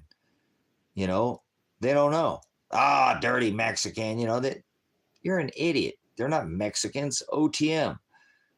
They're other than Mex. These people are coming from all over the world here. There are factions coming from China. Again, they cleared out a lot of the Venezuelan prisons and shipped them all here. And the people are acting like that. Imagine being told you can come here. And then again, imagine if you'd been here for 10, 15, 20 years, you've cut off all your ties from your home country. How the fuck are you going to get shipped back to a country that you don't even have ties to anymore? This is just a bunch of crap, man. I don't agree with the American who just can't even have the conversation about something. We ship all our businesses overseas. Same thing. Oh, you either play with us or you're going to pay. We shipped our jobs overseas so we could have cheap Chinese iPhones, laptops, TVs, magazines. I don't want to hear this crap. Walmart. Remember, I'm offended. I was a veteran first 2-3 years. Oh, it's all American made. Yeah, 3 years is a bunch of Chinese crap. The Waldens, but no, I'm just don't talk about that. Just the Walmart loves you. Government loves you. Just don't worry about it. They're in control. They got this. They just shipped how long did it take? It took decades to ship all these jobs overseas for cheap labor. And then this regime comes in and, you come here and you bring it here or you're going to pay. If you don't do business with us, you're going to pay. That's what we've been doing for 50 plus years, making everybody pay for oil with the petrodollar. 1973 overnight, Bretton Woods agreement, brokered us off. Henry Kissinger, overnight, U.S. dollar. All oil is priced now in the U.S. dollar. And like the mafia, if you don't pay for oil with the U.S. dollar, you'll pay. You don't have no choice. You're going to buy oil and you're going to pay. And next time you come, we'll be back and make you pay. 50 plus years we've been doing this. Nobody cares in America. Imagine being one of these other countries outside of America with 1,000 military bases and all 180 countries just stomping the piss out of every nation. You're going to pay whether you like it or not. You hear me? We're America. We've got the greatest military, and you will come in here and we'll destroy your infrastructure. Ask Gaddafi. He didn't want to pay for oil with the U.S. dollar. Look what they did to him. They stripped him naked, raped him, drug him around the streets to make an example of him. Oh, that wasn't it all. They lit all that near paradise. He created a near Garden of Eden in South Africa. Look at the infrastructure. Look at the pictures of that place and look at it now. All desalination, all that desalination machine, all those, canals that were bringing water in from the ocean, all that tapping into the aquifers and growing all that soil in the interior, all this, those people's health care taken care of, all their schooling. Oh, no, we can't have that. No, he wanted to pay for oil with something other than the U.S. dollar. It's the same thing with Saddam Hussein. Never did find any weapons of mass destruction. There was a big mass distraction is what it was. He was trained by the CIA. Operative, oil tycoon, just like bin Laden. These people fall for whatever. They are doing this, whether people like it or not. So, you're going to go into your Walmart work camps. I don't care what anybody says. They did it during World War II, and they're going to do it again. You better expect some Nagasaki, Hiroshima. No, you're not some CIA special agent. You're an idiot. You're idiots and assholes. The centralized idiots and assholes. Okay? Conspiracy theorists, a term cloaked by some corporate Corporation. They're all corporations. They don't have any judicial capacity. They're a bunch of thugs, bunch of criminals, bunch of corporate thugs. So quit acting like somebody that you're not. You're a child is what you are. Hey, at least you're one up from the Federal Bureau of Imbeciles, right? Low man on the totem pole. They normally come in, hey, I'm the FBI. You're a corporation is what you are. You don't have any authority. You're not operating in judicial capacity. No crimes are being committed in this country. These are crimes of commerce. So go enforce your little crimes of commerce, you little CIA operative front. You're just a fake. You're a Nephilim is what you are. You're a bully. You're a demon. You're a distributor of lies and fortunes. So we don't allow pigs in here. Okay, we don't. He told us, do not sup with vipers. Do not cast your pearls before swine. So listen here, person in government, pig. I ain't no pig liquor. I ain't no boot liquor. Get your ass out of here. I don't do pigs. I don't eat pork, and I don't sup with swine. So you've been told now twice. You got to go. Fuck the government. It's a corporation. They don't care about the people. 40% of these people who this corporation work for the government. So come here, act like something you're not. Like I said, imbeciles and assholes, centralized, a corporation from the Department of Jack-Offs at the top, one office below the president, to the Federal Bureau of Imbeciles at the bottom. They're all corporations. So quit acting like some alphabet soup. You just got licked like a bowl, huh? Fling you off somewhere else. What kind of fool would act like some imbecile or asshole? Who would want to work for the government? The government. They don't care about the people. Not at all. The government cared about the people. It's just not a constitutional republic anymore. Do your fucking job, you idiot. Constitutional right to say that. Every single right. You're a swine pig. Get out of here. Ryan, you're a lion is what you are. You're a demon. You're a Nephilim. Anybody in here likes the government. We're not pig lickers, people in government, not just swine cops, clown cops, but you're centralized. The term, you probably don't even work for the CIA. You're just some fake dachshund, some idiot or something. But the term conspiracy theorists comes from the centralized imbeciles and assholes. CIA, that's where that term comes. Conspiracy theorists. They cloak this term so you won't look at the truth. So don't come here acting like some special agent. You're special. You're short bus special. You can take your little padded helmet and go somewhere else. And whatever. I ain't getting on people, but you got more abilities, but they're not wrong with people who have disability. What's wrong with you is you work for the government. Are you acting like you work for the government? What's wrong with somebody who works for the government? Somebody who acts like they work for the government. That's like, what's evil? Not something that's horns and whips and chains and devils and, red. It's something that says it's not evil that is. So get out of here, Ryan. You're an idiot. Nobody cares about no stupid alphabet agency in here. They don't have no authority.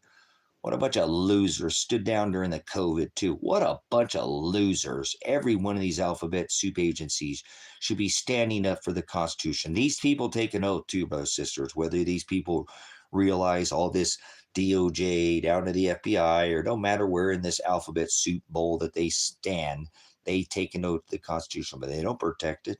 They don't give a flying rat's ass. So there's nobody in the CIA that gives a fuck about the Constitution, or they would be returning this to the Constitution, right?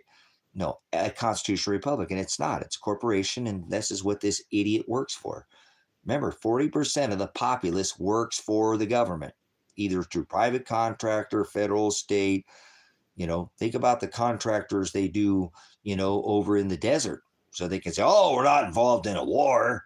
These are private contractors, paid mercenaries. These are ISIS. We have our own ISIS. It's called the fucking CIA. Paid fucking mercenaries who go after the public. They don't care about the people. If they cared about the people, they'd be returning this to a constitutional republic. How about that? For taking an oath to the Constitution and not quit my post as a military veteran until properly relieved. So stake that in your CIA pipe and smoke that. Go do your job, you idiot. Go arrest all these politicians. Poly meaning many, tick meaning bloodsucker. Sucking off the system. That's what you are. More government jobs created than any other jobs every year, brothers and sisters. It just government keeps getting bigger and bigger because of people who either front and act like some flashlight cop. That's all you are. Hey, Paul Blart. Hey, we got Paul Blart has entered the chat. CIA Special Agent Paul Blart, mall cop. It's people are idiots. So they do watch this channel. It is monitored by law enforcement. So, ooh, are you afraid of some alphabet soup agency? I don't fear no soup agency. I've called every one of these agencies, from the Department of Jackasses at the top, state, federal. None of them ever call me back about the corruption. Even when in these corrupt cops and farmers, they don't want to do shit about it. Never once have I been called by any of these federal agencies, not one of them. From the top to bottom, I've called them all for years, many years. I've got record of it. They can't run from discovery.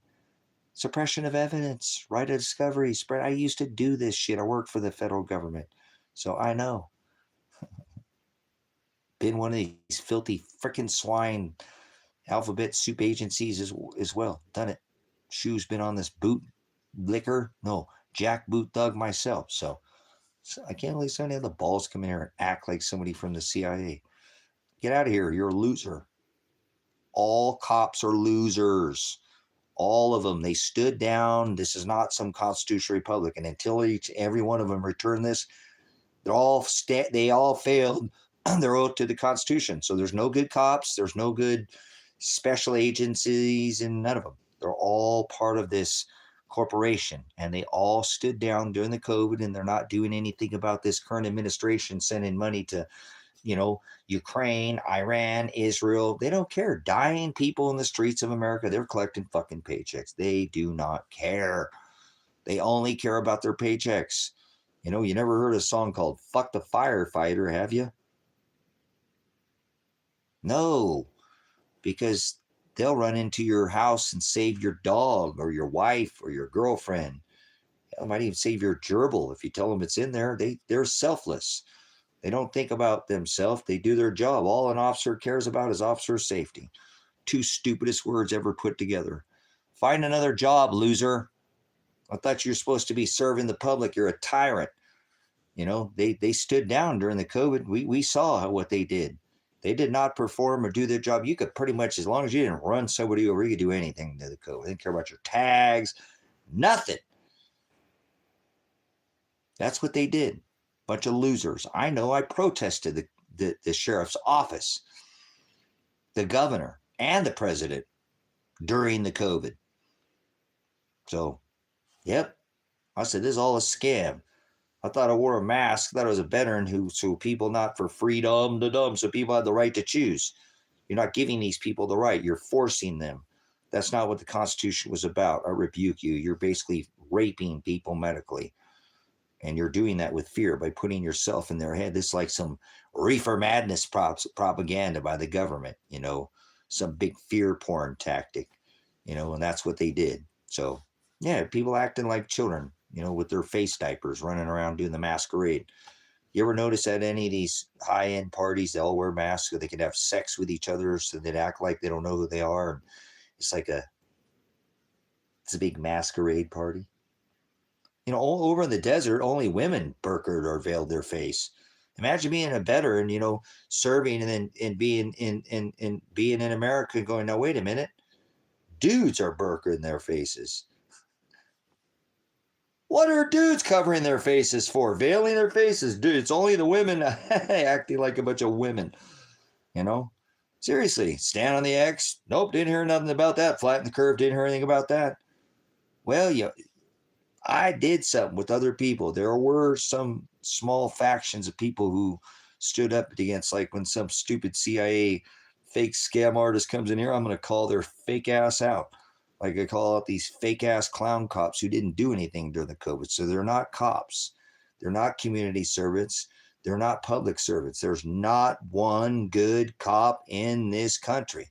And until this country is returned to a constitutional republic, which happened back in the 1800s, turned to a corporation, I don't want to hear it. There's no crimes being committed in this country. They're all to extort your bond.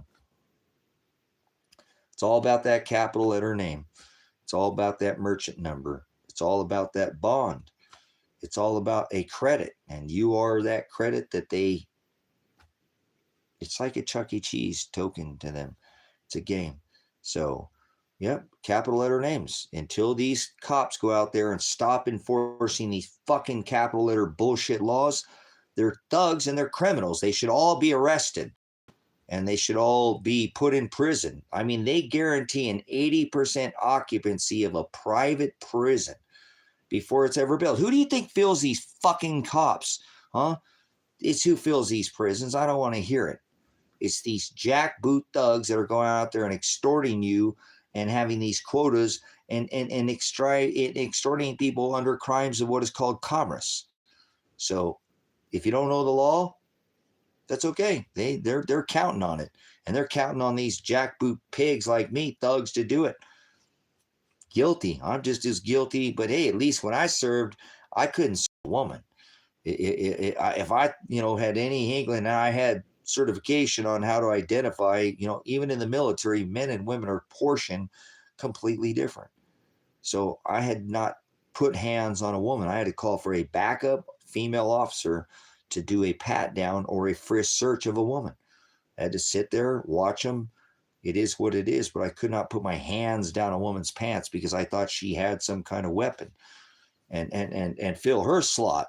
And then that goes on today and vice versa. Women doing it to men. That this is an apostasy, and the definition of a gang when I was in law enforcement was heavily armed, 6 or 8 or more heavily armed thugs going around and harassing and extorting the general public, all wearing the same color. Thin blue line. They're gangs, roving road raiders that extort your merchant number under crimes of commerce. This is going on. Doesn't matter if you like it or not. It is happening, and it has been happening for how long? Since, at least 1871, when they turn this into a corporation. So,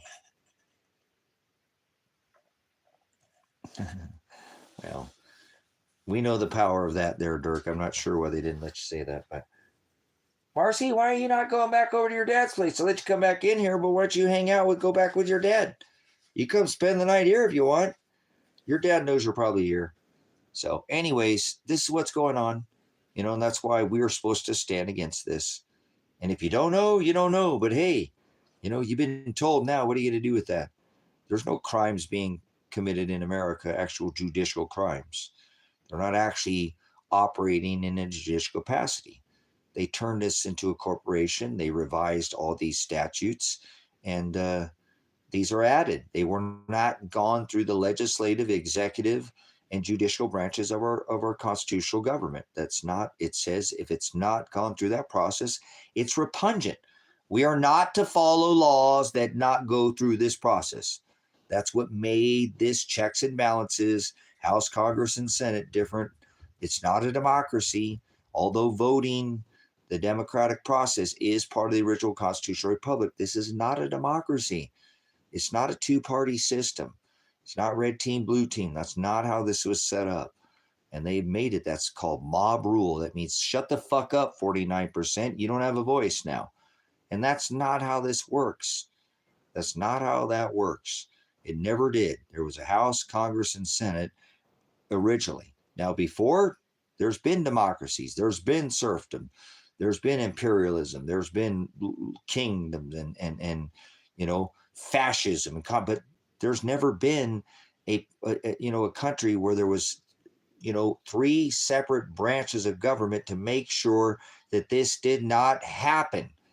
And our original writers of the Constitution warned of these banksters in our Bill of Rights and Declaration of Independence. They warned of this, and now it's happening. The same thing that has been warned, that's written, it actually says that if our government becomes tyrannical, it's in our Declaration of Independence That's why under the First Amendment, we have the right. Congress shall establish no law prohibiting the exercise of free speech. This gives you your right to redress grievances, the right of free speech, the right of press, the right of religion, the right to redress grievances, form, right, peaceful, well-regulated, heavily, Amendment comes first because we have the right to redress grievances, heavily armed. Second Amendment comes second, first ballots, then bullets. And if they do not redress the grievance, if they do not address the grievances, then we have the right, using that Second Amendment, why we never give up that right, to instill a righteous and right government. And this governments have been like this for decades. So it's not just the right of the people to instill that first ballot bullets, but it is the duty of the people to overthrow this tyrannical bankster government that is now running by corporation 40+% of the populace. That's what this is. This is a bankster run wars by these men in their ivory towers that send the finest of the finest, our children, our youngest 18 to 30, off to war, and they don't even, like George Washington, go out and fight on the battlefield. And I'm not saying fight, I'm just saying this is as far as from the original constitutional republic as we can be. And people think that this Team America is awesome, and this is a corporation, it's a business. This is not a nation, it is not a country, it is a business. And the sooner you get that through your thick skull, you know, like Cro-Magnon man had a much thicker skull than us and a bigger brain, you might start figuring out why somebody like me, who takes an oath to the Constitution, does not follow these repugnant laws. And somebody like me, I don't have any more rights. I've been stripped of every right except for my First Amendment right, because I've defended your right. Whether you knew or not, I held protests against Donald Trump, against Kate Brown, against Michael Taylor, the elected sheriff in my town, to tell him to get off his ass and tell OSHA to get the fuck out of here and leave. Don't come to this town. Go to some other town and fuck with them, but you're not going to do it here. This ain't no town, fuck around and find out kind of town. This is a township. We ain't even a town. So you ain't coming to this town and taking one single plate, not the first time flatten the curve, but the second time, 2 to 3 million business the first time shuttered their doors. 2 to 3 million small, Kate Brown. If it's brown, flush it down. Absolutely. You know, but look, I help protest. There's record of it. Okay, it's on the internet. They know, the government knows who I am. I've been against this government since I worked for them. I pointed out apostasies when I work for the government. You got to tell me to do my job, and to you put your pant legs on just like me, one pant leg at a time, and not follow the law. You cannot break the law as a law enforcement officer. You have the right to, sovereign or immunity, but you cannot break the law. So, and yep, never forget Lavoie. I'm not Lavoie Finicum. I said that to the state troopers. When I went to my son's trial, my son turned up missing, and they said he went missing in September. Those two idiots started arguing, the state troopers and that little baby pig. And I told him, I could have killed those two state troopers that day, because you guys ended up, maiming me. And now you say my son's missing, and I know where, you guys got to know where he's at. And, and that state trooper, they were standing right in front of the courtroom, and I looked at him. I said, "Stop looking at me, you stater pig. I'm talking to your leader, pig, and your cameras. I'm not Lavoie Finicum. You understand? Leader pigs." So I'm not. They're not going to do, because that's what they try to do to me. Send the state troopers out in the state of Oregon to come finish me off, just like they did. Lavoie was on his way over to John Day to see the sheriff, to have a discussion about all these, same thing. Remember the Bundy standoff, when the elected sheriff came, they were on the bridge and told the federal government to get the fuck out of here, leave. I am the seated elected county sheriff. I hold more authority. I'm an elected official. Get the fuck out of here. And they left. And that's all I was asking this piece of shit elected sheriff out here in Lake County to do, is get off his ass and protect Kathy, Dorothy. These were restaurants out here that, not the first time, and none of them are open now except for the one, the lodge, and it's the rich farmers who took over the restaurant, the La Plants. and they're absolute tyrants. And I don't support that restaurant anymore, not at all. But I did support Dorothy. I did support Kathy at the time with the farmhouse and the cafe. And Kathy's the only one who ended up having enough, audacity. Dorothy with her liquor license, the cafe, they tapped out. But Kathy hung in there, and she kept her business open. She didn't do this shutter the doors, flatten the curb, reduce the hours. She said, business as usual, baby. We're going to conduct. And I was asking these sheriffs to bring out their patrol vehicles, their armored vehicles, their SWAT vehicle. Hey, sorry, welcome to Pegmas, welcome to Christmas Valley here, welcome to the lodge. This is the lodge. You have to go around the MRAP here, the armored vehicle, but the SWAT team's out here making sure we don't do that shit in this town. We're going to make sure this business is not going to be one single plates taken from this blink and miss it kind of town. There ain't even a yellow light in this town, okay? This is a blink and miss it kind of town. So you take one plate.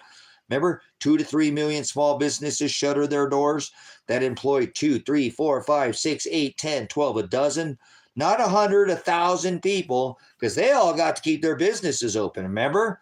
But these small, you got a little dojo or something, you're into karate, you're over here on the coast of Oregon, you collect driftwood or maybe some, rocks, and you make art out of them or some kind. Nope, you got to shutter your doors. You can't stay open. You got to do these restrictions. It strangled the middle class. That's what it was meant to do. The people employed, the backbone of this country. 2, 3, 4, 5, 6, 8, 10. This was the backbone of this country. It wiped them out. So I have no regrets at all. Get that fuck off your damn computers, you lazy ass sheriff. Stop sitting there and doing nothing for this public. Now, you just let them flatten the curve last time, and 2 to 3 million businesses like these ones in our small town were shuttered and never opened their doors ever again. Get off your ass, elected sheriff, and tell OSHA to get the fuck out of here. We don't want you here. You take one plate again, they didn't want to do anything. So cops are losers. Every one of them in this constitutional republic is gone. It's a corporation, and that's what they're enforcing. So don't tell me there's one good cop in America. I don't want to hear it.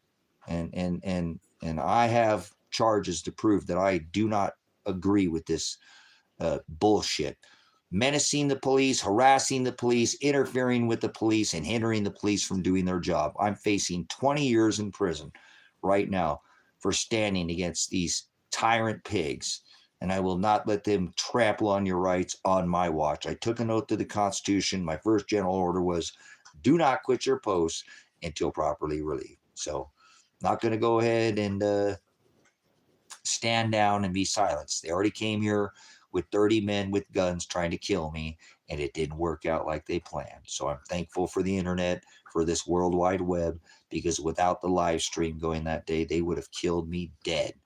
And that was their plan. Get me out of here.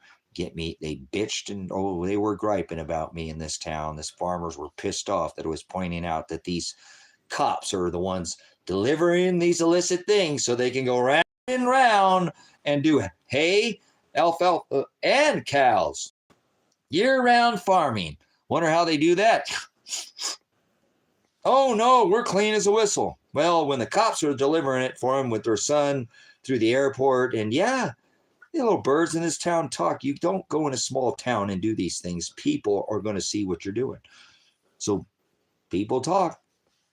Just like at the lodge. They were bragging, this is the biggest, they want people in this town. What the is going on in this town? We had never seen that many armored vehicles, and one you would have think it was the end of the world. Oh, this constitutional out there fucking better won't keep his mouth shut. And, they came out here to kill me. At the very least, silence me so I never spoke another word again. And that would explode the grenade to the face at 45 seconds. That's a Fourth Amendment violation right there. Straight, whether I did anything wrong or whatever I did. If you're going to come out here and look, now, if I threatened violence, if I was being violent, if I used of force, that was necessary, but they had no right, no use of force. Excessive attempted murder is what it is. It's attempted murder. And remember, they shot my son with his hands in the air. My daughter was kidnapped that day. So I'm going to stand against this tyranny. And if it costs me my life, so what? My day of death's already written. if I spend the rest of my life in prison. So what? That's what Father wants for me. No man is going to do anything to me that Father has not written. So I seek no vengeance against no man, no matter who did what to me. My daughter being kidnapped or my son being shot or grenaded to the face, or it's not anything that Father didn't already, you know. But I'll stand for the Constitution, and I'm going to continue to stand up for my son Elijah and my daughter because they're missing, and nobody else will advocate for them.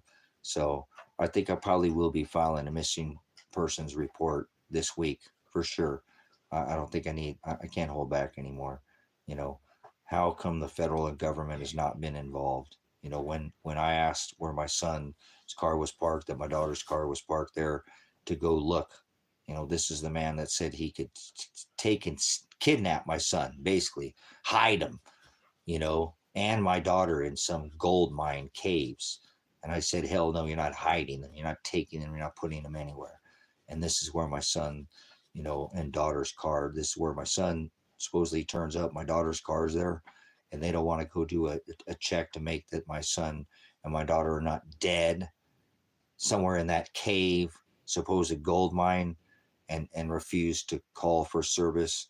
Remember, there was a passport there. That's my federal, passport, federal offense. If somebody holds your passport, or they can't steal it. And 40 pounds of silver, precious metals.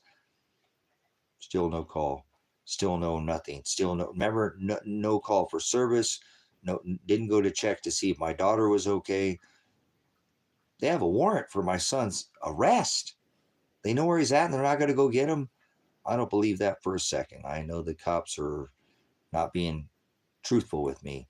Why would they not give the attorney the transcripts of that phone call where they had threatened me? Hey, if we go there to look for your son and he's there and we make contact with him, there's no contact order between you two, and you'll be breaking that no contact order. I'm just was beside myself. So I called the counsel in the case and told them, hey, look at this, what they said to me. He said, they can't do that to you. They can't threaten you. You have that they have to call for service. They can't threaten with you breaking a no contact order. And so he calls them, and they won't give him the transcripts of the telephone call. And everything's just been since then, nothing, So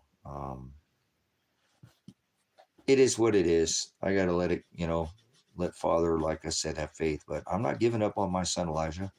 Hell no. If your son's laying dead in a cave, or I need some closure. If he's dead, I want to know that he's not suffering anymore. If he's alive, I don't want, something's going to have to be done about it. It's been over a year since they SWAT raided his house, and nothing's been done. So it's time to file this missing persons report for my son and my daughter. So if you know where Elijah Werner's at, if you know where Adriana Massey is at, please, somebody contact me. I'm not trying to cause any, I'm facing the rest of my life in prison to try to help my son. I was a veteran, didn't have a criminal record, living out here in the desert, had all my ducks pretty much in line. I mean, whatever. I was living the American dream. I had to help out my son. My son even told me to leave, take all the precious metals I had, my retirement cash in, and go on the road like I'd always wanted to do. Instead, I chose to stay here and help him. And now, he's probably facing 10 years, whatever, with this new charge they're trying to stick him with. And, I'm facing probably 20. I'm facing twice as much time as my son originally was charged for just standing in to try to help him. If he didn't do the hours, it wouldn't help him.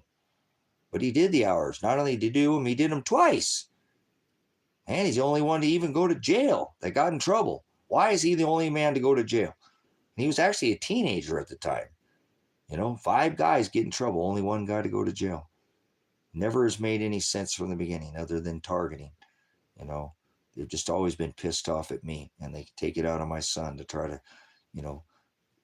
pay back for me. So, but that's not right. Like I said, if my son had done his time or whatever, that's one thing. But he got in trouble, sure. He made a mistake, but he fixed it. He went to jail for almost a year. He'd done all the hours he needed to do. 4 years nearly. He didn't get no trouble. And then all of a sudden they want to spring it on him. Hey, you didn't do those hours back there. Yes, he did. And then he did them again. He put his head down and did them all over again. And they still try to throw him in prison. So I'm going to stand up for my son. And if he's dead, he's dead. What can I do? I don't want to think that for a second, but I need some kind of answers, man. So maybe a missing persons report is what's going to get some kind of, because the county and the state have had a whole year to prosecute me, and they've not done even to open the file one single time. They said my son went missing in September, but yet he was in court in October. How the hell is that possible? And then they summons me to his December trial in November. If they're going to have a trial for him in December, why in the hell would you have a trial if he went missing in September, October, November, December? 4 months later, he was missing 4 months ago, and you're going to have a trial? Summons me in November, and he went missing back here, and I had him on the phone in October. The whole case is a mess, and it involves a missing child. You know, he is an adult, but he is my child, and that is my son's wife. That is my daughter. They've been together for, many years, so she's just an innocent bystander who literally was kidnapped, who now I have found out that when my son went missing, they dropped his charges or her charges. So what happened back there in September? What happened back in September?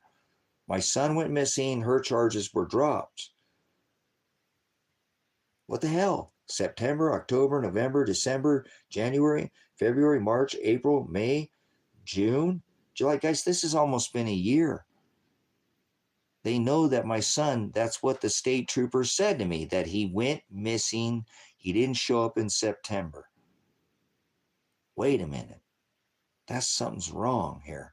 So if you have seen Elijah Werner, he looks a little bit like his dad. You can see a picture of him on the, he's older now, but I don't know if he's cut his hair or what he looks like. And my daughter, I've never even seen her collarbone or her ankle. She's very formal. She doesn't show her body. She doesn't, please help me. I know Father is in control here, but if you had a kid or kids that were hurting or in pain or suffering, wouldn't you go to them? Could you sleep at night? It's hard for me to get off this live stream and just stop thinking about them. Go to work, do the things I do out here. I can't get going half the time because my brain gets taken over. You have a child, you have a daughter and a son, and they're missing, and you're just sitting there trying to build or work or whatever. So I'm thankful that I have this live stream because it really does sidetrack my mind a lot of the times from thinking about my son. And I'm thankful that I have faith to know that Father, whatever's happening to him, whether he's dead or alive, it's what Father wants. I need some closure. I need something to happen in this case. I'm a dad that didn't have a criminal record, just somebody who was trying to help his son out through my constitutional right to protect him under his Fourth Amendment to be secure. Under the Fourth Amendment, you have the right to protect yourself under self-defense, from illegal prosecution. And that's all that was being done. The work had been done. They said he didn't do it. I'm like, look, here's all the proof. Here it is. Here's 5 people who did it with him. Check their phones. Not only did he did it, he redid it. Here's his probation officer. Here's all the information. Instead, they just SWAT raided the house because it was never about Elijah. It was always about me protesting this government and standing against the sheriffs and having, a dozen years on this platform. America Ever After. We're here. Look at the channel America Ever After. We made it. This is the time I spoke of about 12 years ago on this chat, on this platform. Okay. Truth Iowa Television is the channel that warned you of the 923 executive orders, and now we're here today. Truth Iowa Television. It's the oldest Truth Iowa Television on YouTube. There's probably 6 of them. It's the oldest one. America Ever After, Truth Iowa Television, Silver's Like Gold, True Blood Evolution, Predestined for Light. How many years have I been doing this on this platform? So I'm not new to this. This isn't something that I just started doing yesterday. I didn't get on the bandwagon at the COVID because it was popular. I did this when it wasn't popular. I did this when people told me I was nuts. Remember I showed you a picture of this chemtrail tattooed, and artist is like, what the just put a picture on this for me, please. Okay. I got the work done because it was important to me back then to bring, eyes to the skies, guys. Look up, look what they're doing right over our heads, and nobody cared. I mean, look at today. It's just disgusting. These guys are just filthy, littered with this stuff. Show must go on. Bread and circus, spraying like roaches, you know? So, anyways, I've got to probably finish and wrap this up, spend some time with Father and try to figure out what he wants me to do here with this situation. But I do think I'm going to have to file a missing persons report, and maybe that'll get some other agency involved to find out why and where they're not looking for him when they know they had him on camera. Supposedly they're not going to go get him when they have a warrant for him. I don't buy that. I don't buy that, because if he went missing in September, nah. And where the hell is my daughter? I found her car, where her car was at, and they wouldn't even go look there for her. I can't go breaking down doors, So, what an interesting time to be in this flesh, I tell you. Without faith, I don't know how I would do it. And I'm thankful, Father, that he gives me that. And I know that he creates all things with that. He's doing it. So my bone to pick is with Father. It's not with Shiloh, because he's not the writer. He's the one who tells me to be meek, right? He's the one who, makes me, but Father is the one who wrote all these things. And it's hard to imagine why my son is being put through so much punishment, and my daughter. He made a mistake, but they've both been doing what they were supposed to do, and have not gotten in any trouble, and have been, a very good, equal yoked couple who reads the word together. And, he works with his hands. He makes an honest living. And so I'm going to keep advocating for him. So if anybody knows anything about this case, please share it. Leave a comment. I don't know. Got any ideas? Let me know. I don't know what else to do. I've done everything I can do. 6 felonies later, and a misdemeanor. My life could be spent the rest of my life behind bars, and all because I'm trying to help my son out. And it's more than that. It's bigger than my son. It's about the Constitution. It's about the right of the people. Obviously, it's bigger than that. But I got to figure where he's at. Like I said, after September, that's almost a year he's been missing. So I think it's time to file the missing persons report. And maybe somebody knows something out there. But as a dad, like a captain can't sleep, if his ship has a pinhole leak in it at night. I have not, every morning, 3 o'clock, that witching hour, I'm up and I'm thinking, where the hell is my son? Where is he at? Where's my daughter at? They could be dead. They could be tied up. This man could have them at gunpoint. I had people come in here saying they were having their way with my daughter, telling me that, give me this much money, Venmo, and I'll give you your son back. I mean, people have just been cruel to me in here, just absolute savages, So I'm going to keep standing for the right of the Constitution. They've stripped me of every right except for my First Amendment right. Remember, I've been tear gassed, grenaded to the face. My son was shot. You can hear it on the live stream. I live streamed the whole incident. His hands were above his head, over the air. In his what now? He was complying with their orders. He was being compliant. My daughter, kidnapped, and then released and now missing. So 2 kids missing. You can't sleep at night. And I think that's why my dog is acting the way he is, because when it reached the year point, guys, and they don't open the case file after SWAT raiding your house and hitting you with a grenade in the face, and you suffer, a stroke, and your animals have suffered, and you just want to know where your kid's at, it's difficult for me to walk every single day. You deserve what you get. Okay. Anyways, Father will be the judge of this, and I know He's doing this, and I know He has, wherever my son's at. If he's not alive, then at least he's not being targeted and suffering. My daughter, though, caught in the middle of this, nothing. She had nothing. That's why they dropped all her charges. They kidnapped her. You know, they kidnapped her. I've shown this to the attorneys multiple, and they did not have probable cause. They did not have a warrant. They did not have any.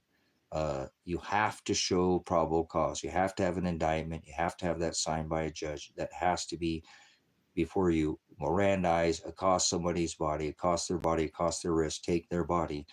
This all has to be a process that has to be done. There was no warrant for her arrest. They never planned on arresting her. They planned on killing me. And if my son moved at all, and they did shoot him with his hands in the air, he would have been gone too. So I'm sure my daughter would have just played cleanup. It would have been tragic for her. And that was that. They would have shut me up. They'd have been happy. They would have moved on, covered it up. But they didn't plan on me being able to live stream it. So the live stream is why I'm still here. And I'm thankful, Father, that I have the ability to use this tech, and that without the live stream, it wouldn't.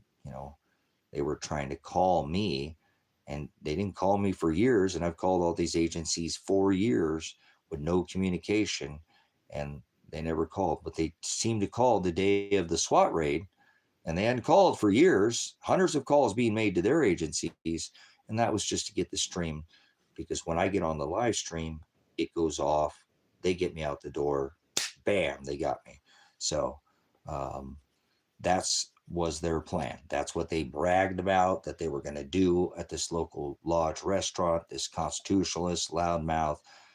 We need to shut him up. He's pointing out that we're getting pointed out that we're delivering drugs to the farmers, and we're cahoots. And so you're recording this. Well, the cops are recording this, dumbass. So I don't know if you're recording this because you're some cop, but you should record all your cop incidences. Don't let these cops slide. Put a camera in their face. You have the right as a citizen journalist. Congress shall establish no law prohibiting the exercise of free speech of the press, of religion. You have that right to free press. So record your thug, jackboot, cop, pig thugs like I do every single time, and every single time audit them, hold them accountable. How the hell are we going to know if they're doing something wrong? They're public servants. They have no right to privacy. They're serving in a community, public servant. So when you're in public, you have no right to privacy.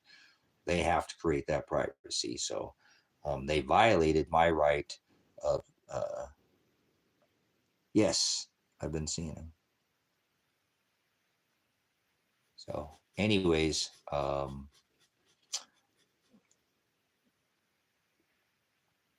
so don't worry about it. These idiots don't know nothing about the case. They're going to come in here like a bunch of idiots and don't know anything. They don't know their ass from a hole in the ground. So they haven't gone through, they haven't done anything to serve their nation, their country, their community, their state.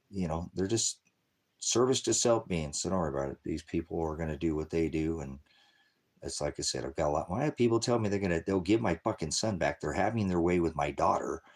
And if I pay them a Venmo, send them, I can't remember the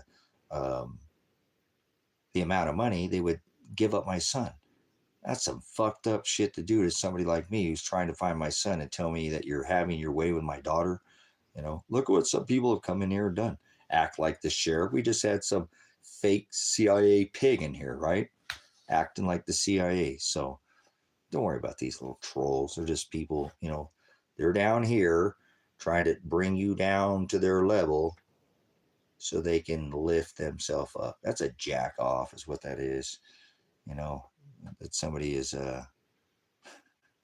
just not even trying to do anything, produce anything but unclean fruit. So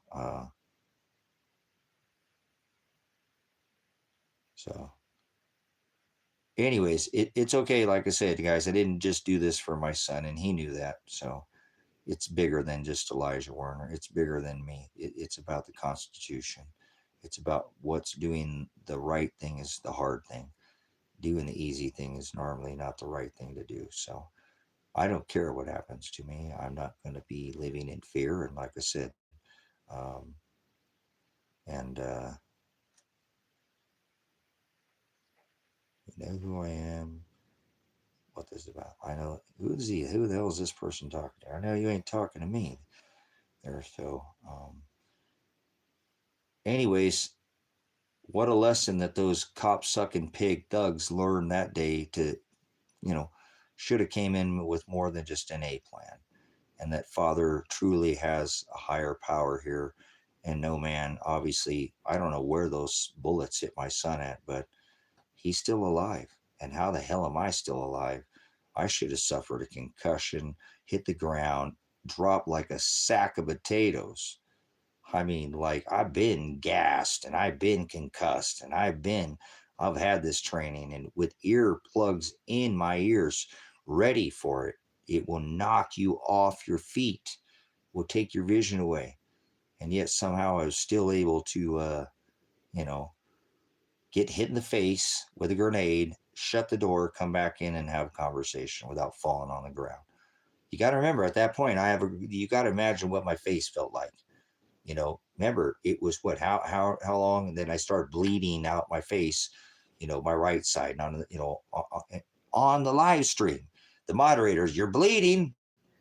What? Oh, I'm not. Yes, you are. Oh, damn. You know, I have the fun tickets for some sand and extra. Cool, come by, Dirk, and and we'll have to meet up. You know what I'm saying? And let you come out here. I'm calling Dog Don Shipley. Dog Don Shipley. Who's Dog Don Shipley? So,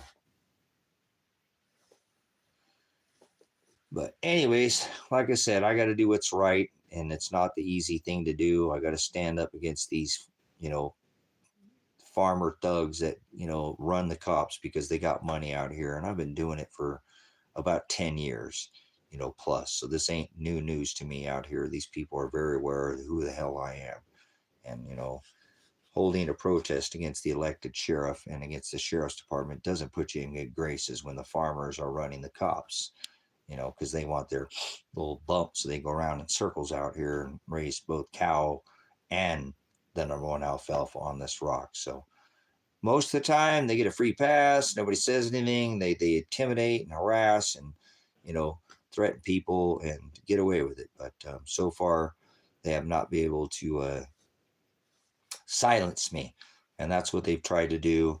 It's kind of ironic. Look how blessed I am to not have, you know, a Second Amendment right, because they stripped that with their, you know, executive or their extreme risk, you know, because I'm telling the cops, you know where my son's at, and you're out harassing people and not doing your job. They turn retaliatory charges, push harassment, and then menacing charges against me, you know, violated my Miranda rights, you know, didn't even Mirandize me. There will be no body cam footage of me ever being read my Miranda rights. They said I invoked my Fifth Amendment and remained silent. And I didn't do that at all. I bitched and moaned and literally ripped Sam Birch's ass for nearly 2 hours until, with the concussion, until I was brought not to the hospital, not to the emergency room, to the county jail. So I never was silent. You know, my Fourth Amendment right to be secure, my house papers and persons effect. I can't even protect my animals now. They took my weapons. I'm a farmer. I can't even protect my livestock. I'm in a bad situation for my animals. You know, they can come out here. The farmers come out here in any moment and do whatever they want to me. I couldn't even protect it. They start firing weapons at me. It's got to sit in there and just let this house get eat up like Swiss cheese. Like they launched 5 tear gas canisters and shot out the front windows of the cabin. They didn't even get all of them inside the cabin. They get the side of the window, the frame, the window shutter. They were launching those things like it was freaking duck hunting here. You know, one of them, this cabin is only 30 foot long and it's 8 foot across, and there's a bathroom. You know, I've got a shower, stand-up shower, hot water on demand heat, you know, a bathroom in here. This thing filled up, you know, and they just kept launching them in here, remember? So they just came here to kill me, and it didn't work out like that for them. So I'm thankful that I can still have a voice, because I've been stripped of every single right. You, if you're an American, you have rights. I don't. Remember, I don't have no criminal record. I'm a veteran. I pay taxes on this land. I own the land. I've been here for 10 years. I'm not a flight risk. They still kept me in jail illegally. I had my son's attorney represent me, which will get this case dropped like that. You can't co-counsel. Each defendant gets separate attorney. Dan Spencer represented me twice in open court. The third time he came in and realized how bad a mistake he made and said, hey, wait a minute. I'm not representing him. I'm representing the Constitution. He'd done a lot of homework that night. Well, I could tell he must have been up all night. And then he filed to resign as my son's attorney, because he said, I had screwed up. This case ain't going to get swept under the rug like 98.5% of cases that take a plea agreement. So I'm going to get up. I'm going to get a burrito started here, guys. I think this dog's still outside.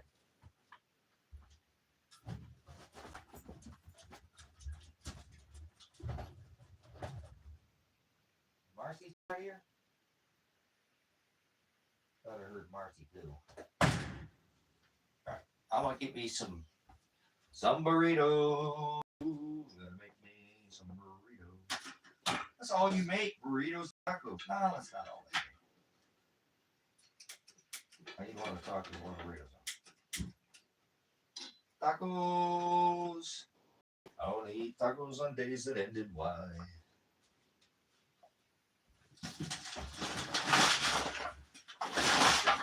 Oh yeah, the jasmine rices. Hi, jasmine rices. I made taquitos earlier, rolled tacos. See, I don't just make burritos. I'll make burritos and tacos.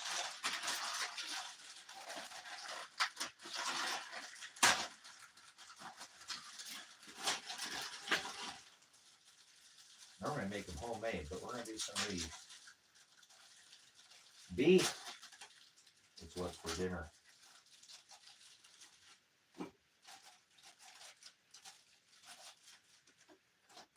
Beef.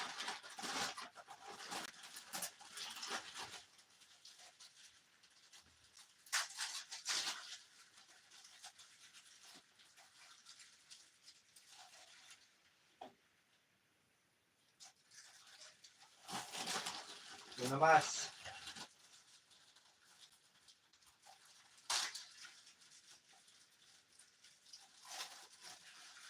Ooh, maybe that's what we'll do. That's what we'll do. That's what we'll do.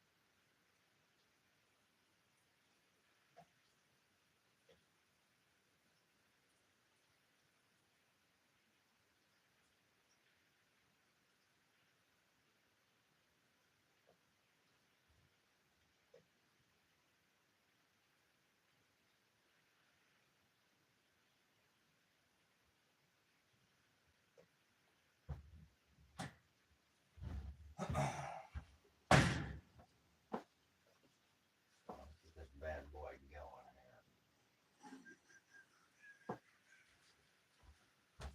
All right, I don't eat fried food very often, but I made some taquitos and I fried them, so I still had some oil in there. I'm actually going to make them up with those burritos in oil and fry those burritos. So, all right. I'm going to have to take a Don Shipley is stolen valor. Huh. Is that some kind of case or something of stolen valor? That must have been what we were talking about, what somebody was talking about earlier. But anyways, it's been kind of a long day for me. Like I said, I woke up again at 3 a.m.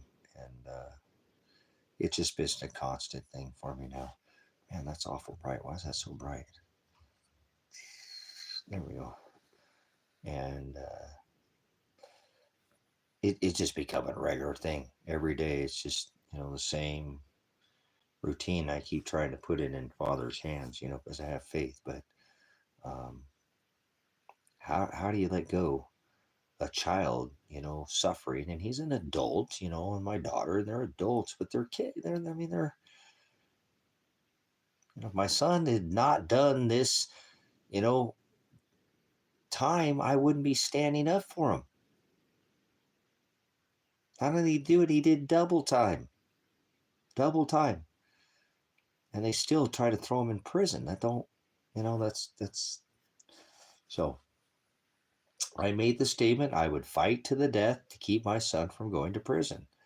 And I made it very clear when I was live streaming for the 256 hours and 17 days straight that I wasn't going to use violence. I didn't plan on using any weapons. It was using my right of my, Fourth Amendment to protect him from illegal prosecution, using the Constitution, using my mouth. They stand up. They have no evidence saying that I was violent, I was threatening violence. I never threatened anybody with violence. I made it very clear that that's the last thing. I didn't want violence. I could settle this with communication. It didn't take men with guns. That was actually, I pleaded to them. My son one time got a call from Sam Birch, and that's what he pleaded to him. Please do not bring guns with men with guns down this driveway. I did all my hours. Please look into and they didn't care. So only I can do as father every day. I go like, Father, why are you doing this to my son? You're just beating the piss out of him. Why does he have to look over his shoulders? He did his hours. This is because of me. Why do you beat my son because of me? Why does he have to suffer because of me? Why does my daughter have to suffer because of me? A totally innocent bystander. She gets thrown in jail. And then they release her charges because they realize what they did was wrong. That's a kidnapping. The state of Oregon and Lake County kidnapped my daughter. And if I can find her and get her lawsuit, she will have millions, tens, 50, 100 million. They should have never done that to her. Ever arrested her, done that. She had nothing to do with this. It's incredible and just absolutely astounding to think that they've gotten away with this for so long. And they won't get away with it forever because Father will pass judgment on these men that have done these things to my daughter and my son. So I'm not trying to seek any vengeance towards any man. I didn't say that's what I was going to do. I never said I was going to use violence. I said I would protect myself, my animals, but that was after they came here already once. Kind of like, hey, they already said flatten the curve once and that didn't work out. I'm not going to let you guys do this again. I got animals. They hurt my animals. My dog had to be taken because he was choking in here. That's what I was told. That's why Tango had to be taken from the property. He was coughing, and he coughed for, many weeks after he was taken from here.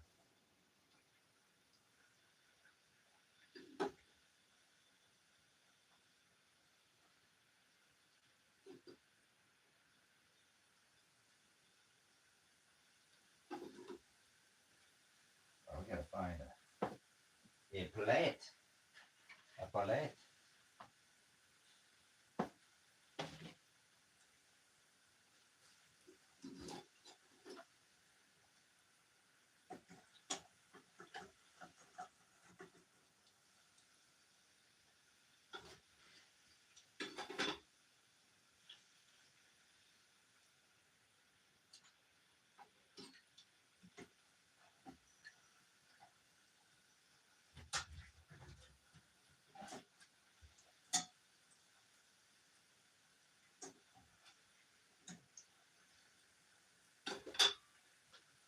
is all done out there?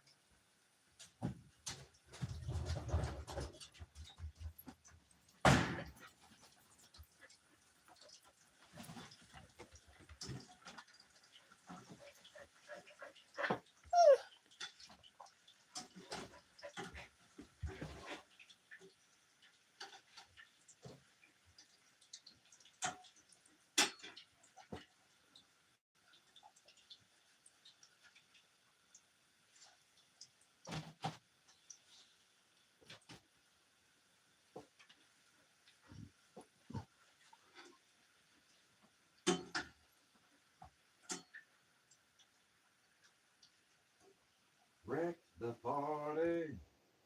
I'll find you in the other life. Bodies on top of bodies, on top of bodies, carbon copy, Illuminati, Johnny, Johnny, body, body. Watching, I'm watching. All right. Or you already had burritos today, man. That's all right. I'm gonna eat more burritos.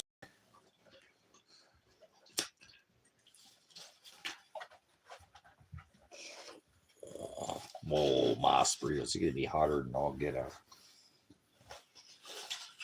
It'll be hot. Drop it like it's hot. Use some. I don't buy napkins. I got the poor man napkins. I get TP for my bunghole. Oh yeah, those are steaming hot, piping hot. We might have to let those cool off a little bit.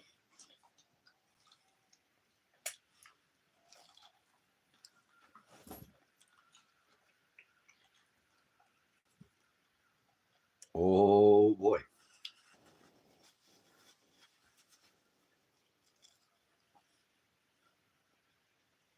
Thank you, Father, for burritos.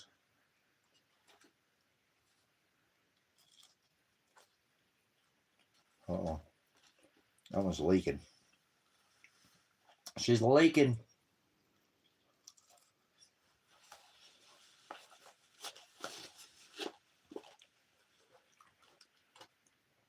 All the cheese is coming out of this one.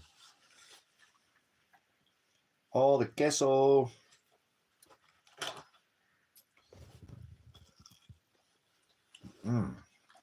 That's hot. Like out of the deep fryer, burn your mouth, scalding hot. Yeah. That's how I like to eat my food, hot.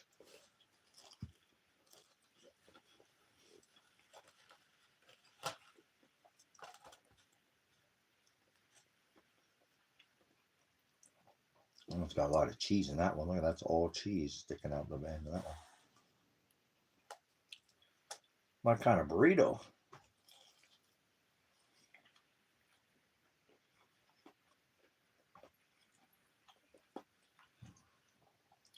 Like I said, I don't know, maybe deep fry something once a year. I've gone years without deep fried stuff. Eating anything deep fried. So we're going to spoil ourselves and have some deep fried burritos. They're not oily. Look, they're not, I mean, the oil pretty hot.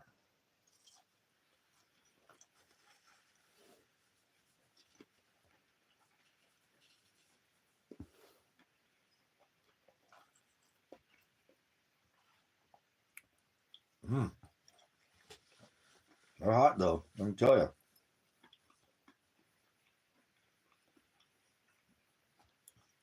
But the old deep fryer will do that, huh? The oil will make it smoking hot.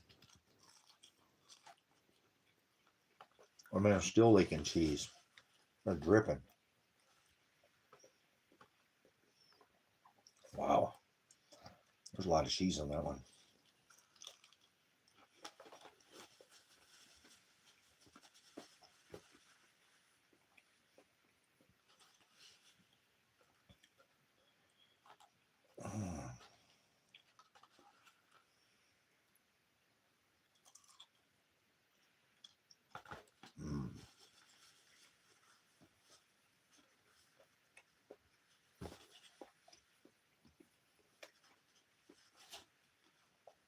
used up all my green sauce. I wish I had some more of that verde that I got from the taco truck. That stuff is so good.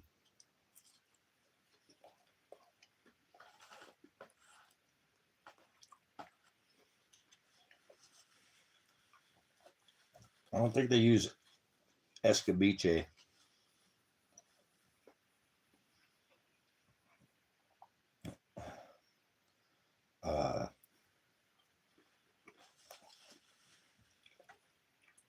But it may have a little bit. I think it might be a blend of escabeche and a little bit of tomatillo. And oh yeah, I didn't really grow. I mean, the hot stuff because I grew up. We had to eat hot food. There wasn't no. Remember, there was no thank you bites when I grew up. You ate what was on your plate, but I mean, it didn't make me eat overly hot. My older brother, he liked things just hotter. I like them where I can still taste my food. These people like things so hot you can't even taste your food. I still like to taste the food. Things could be hot, very spicy, but you can still actually taste the flavor. That's kind of the hot that and I didn't like go after hot because it wasn't super spicy. I meant to eat it or whatever. We ate a lot of Hispanic food, but no, I love hot. So that, yeah, spicy habanero or whatever. I don't do the old Reaper salsa and all the other ones in the bottle. I don't, if you take escabeche, which is carrots and jalapenos, and you put, you blend that up in a blender, you put a little bit of habanero powder in there. That's just fire right there by itself. A little bit of garlic powder. I mean, it's top of the line. So some people do like a verde. They do a lot of like the tomatillo side, but it's real bland. Doesn't have that bite to it. So I like a nice, I like a green sauce that's spicy, and it seems like the green sauce is either way too spicy or it's not spicy at all. So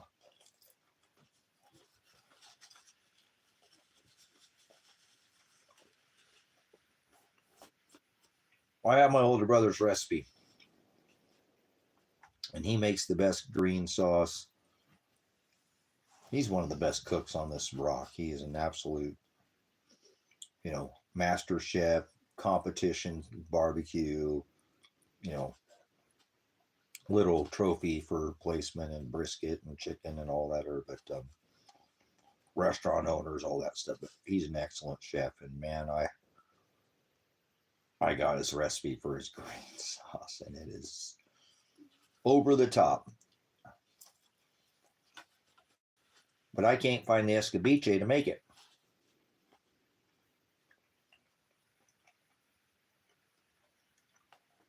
I could make escabeche myself, but it's that blend they have that's near, and I could do it too, but I just don't.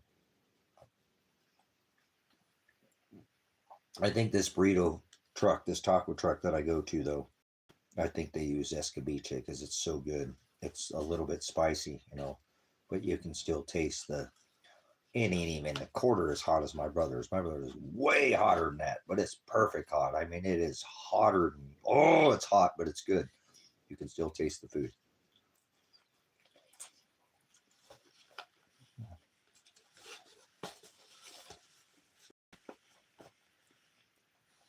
But he puts habaneros in there as well. So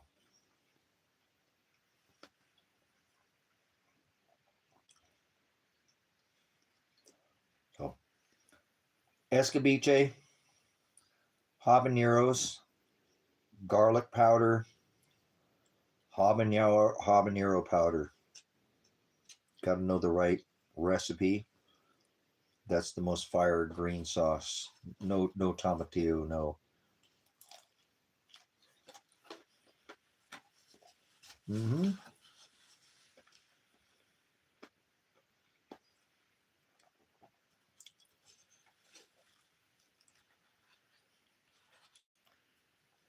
Oh man, that one's got more meat in it.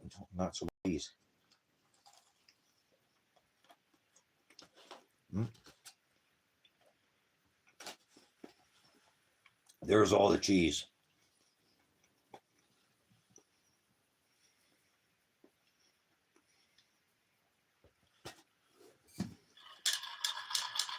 Got the Berkey ice water with the Berkey ice cubes.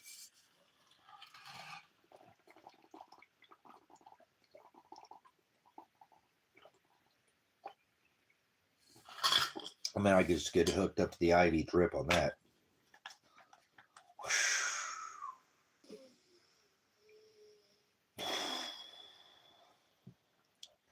Wow, that's some powerful water, man.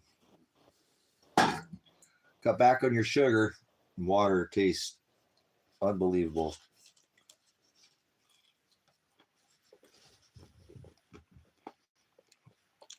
Just dripping cheese out there.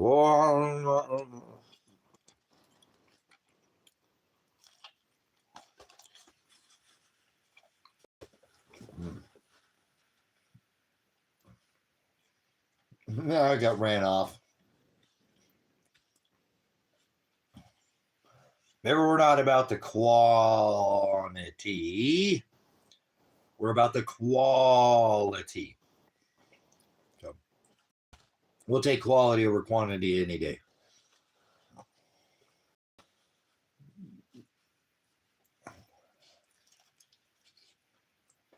Mm.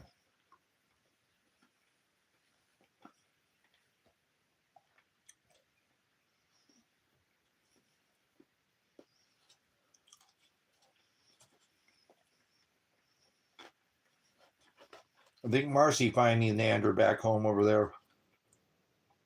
I heard her tooling around on the front porch for a little while, but I haven't heard her. I think she's back home. Back with her dad.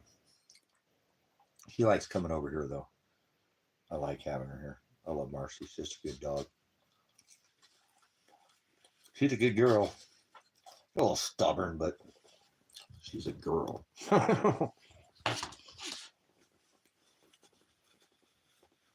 She's a little female. She's a little set in her ways, but I'm in touch with my feminine side. Don't you get any ideas? I'm all man. From the bottom to the top to the top to the bottom. I got him.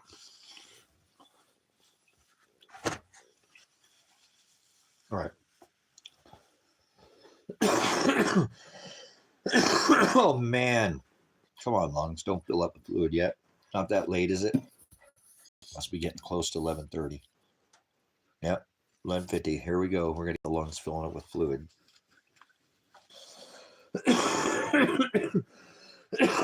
It's a nightly occurrence. We're going to get some more water. We drank all the water, buddy.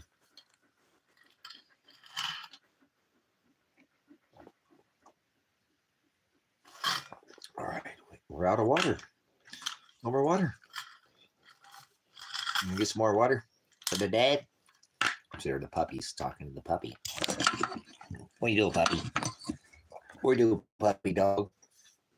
My best pants that ever did pants.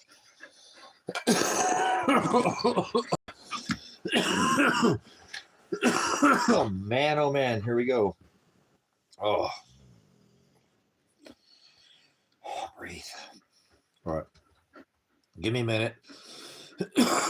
Get some water. Take a pause here, and we'll get back at this conversation. Yeah, all right. All right, hey, hold on. This is getting too much. I got to take a pause here.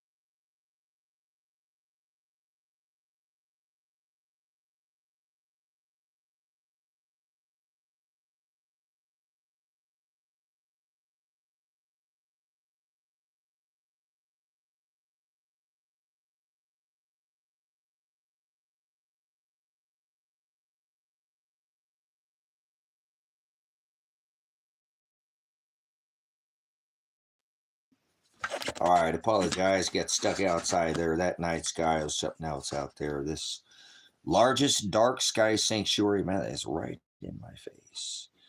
I've been outside, so it's a little bit, my eyes got to adjust here. But largest dark sky sanctuary in the world. Man, there's so much, the stars are getting just drowned out tonight with the billions and billions and billions of stars, the Milky Way galaxy, and the man. I apologize. Went out to get some fresh air and get to looking up at these night skies out here, and I've been to all 50 states. I've lived in Alaska, lived in Hawaii, been out in the middle of the ocean. I've been on top of the world, whatever. Just the stars in the state, and there's something about being in this high desert. There's a reason why they made this the largest dark sky sanctuary. 2.5 million acres, set apart from light pollution, protected from light pollution. So I don't think they're going to let a lot more development out here. Eventually, I'm talking with some of the elders out here, and they were quite wise when I asked them that same question. I said, "What's protected from light pollution mean to you?" They said, "Well, I'm not going to let anybody else come out here." I'm like, wow. I appreciate people that got some decades on me. They're wise. So, but anyways, I apologize. There's all kinds of stuff up there. You look up there, and I don't do UFOs. I don't do gods in the sky, but there is a lot of activity going on up there tonight. So got stuck out there under the night sky. So again, hopefully this ministry will be able to provide a place in the future for others to come out and enjoy this dark sky sanctuary and be a part of the ministry. Again, I'm hoping to push here forward with this geothermal garden out here and be able to produce a year-round food source for the ministry. That's very important. The ministry needs to produce food. And that's what many, like they have the well of the wilderness up here, and it they give away food. They do a food giveaway. So I'd like to be able to do more of an organic. They get theirs from farms and stuff too, obviously, but I'd like to do it by the hands of the ministry. So hopefully Father will send the hands that need to be here.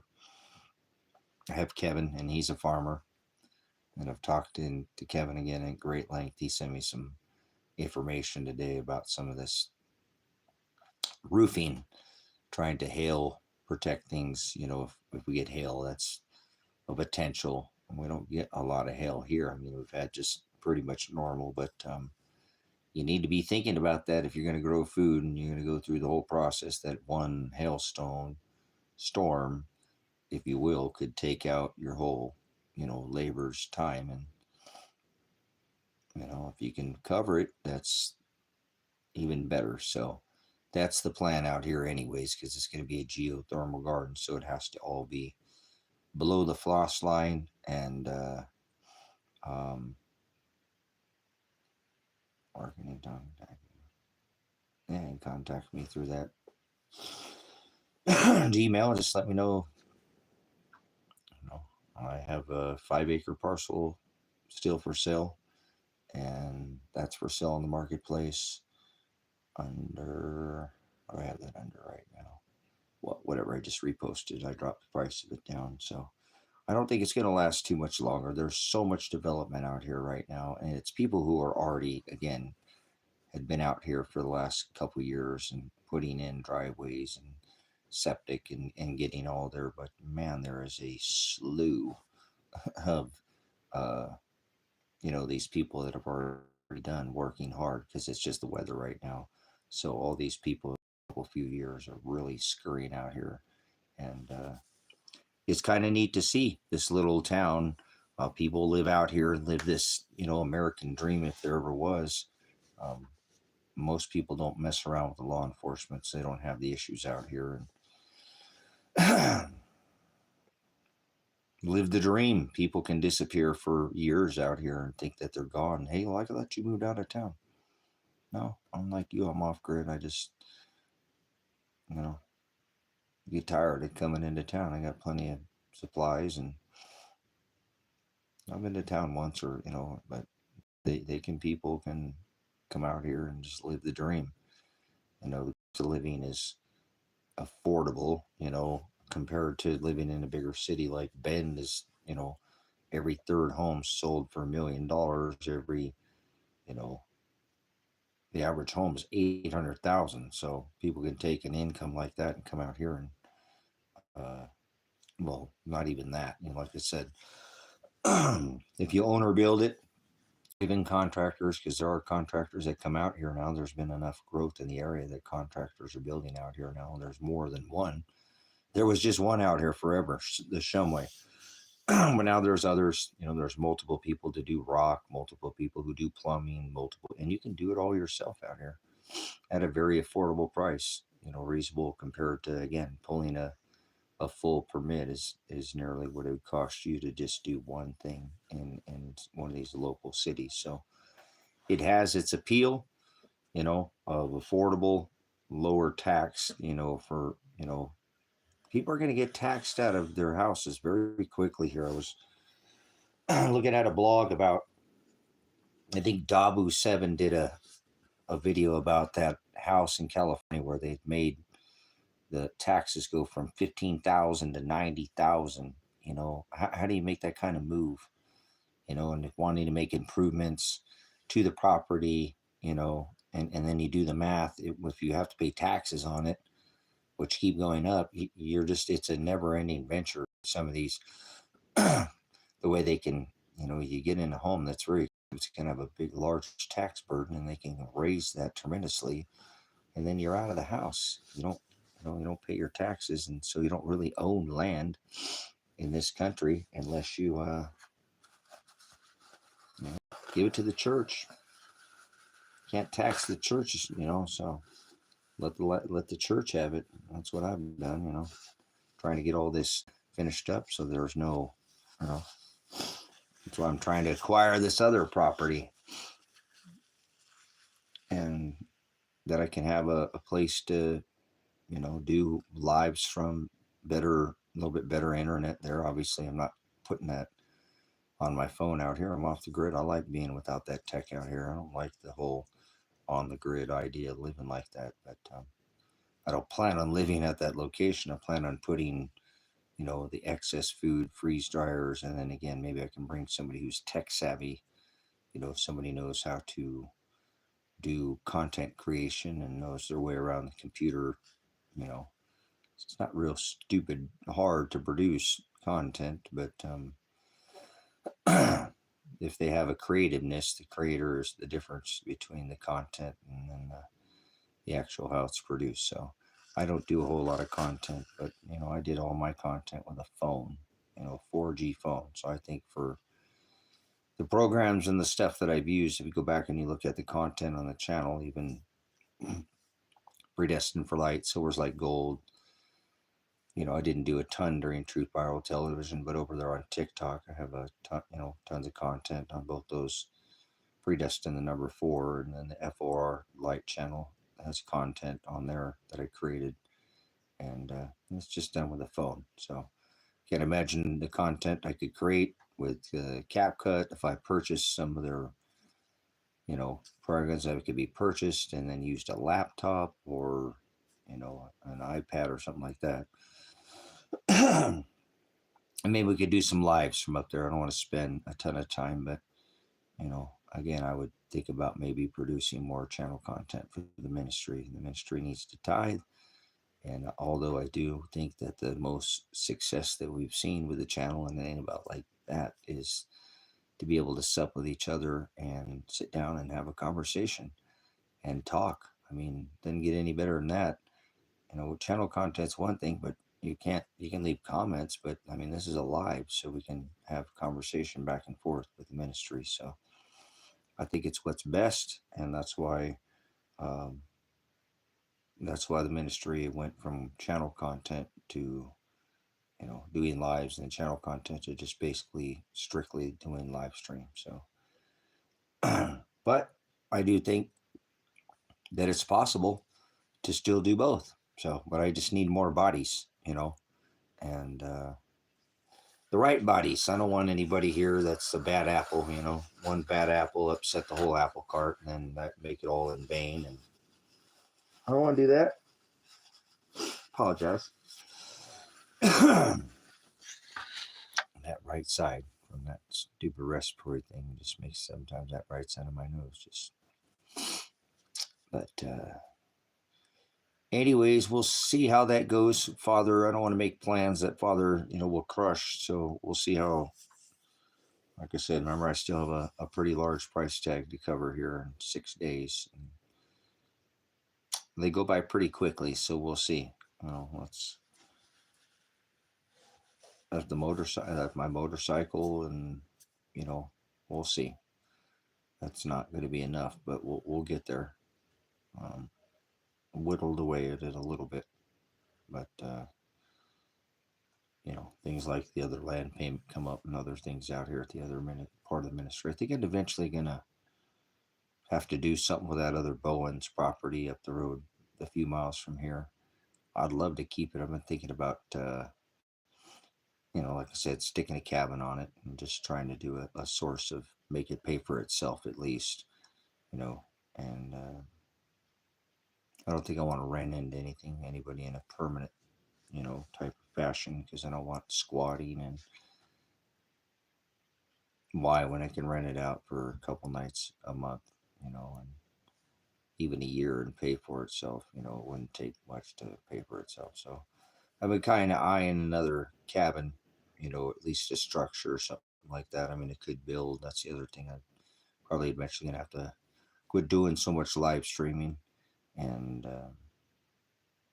get to some more things out here where the weather's good out there at the ministry. Like I said, I need to get this underground geothermal gardens, started, and at least get it ready to have the roof system. I think most of that is going to be, I know Kevin will help me, but most of that's going to be my task to complete. And so, because I've got an idea in my head, a blueprint of how I'm going to build this geothermal structure and have it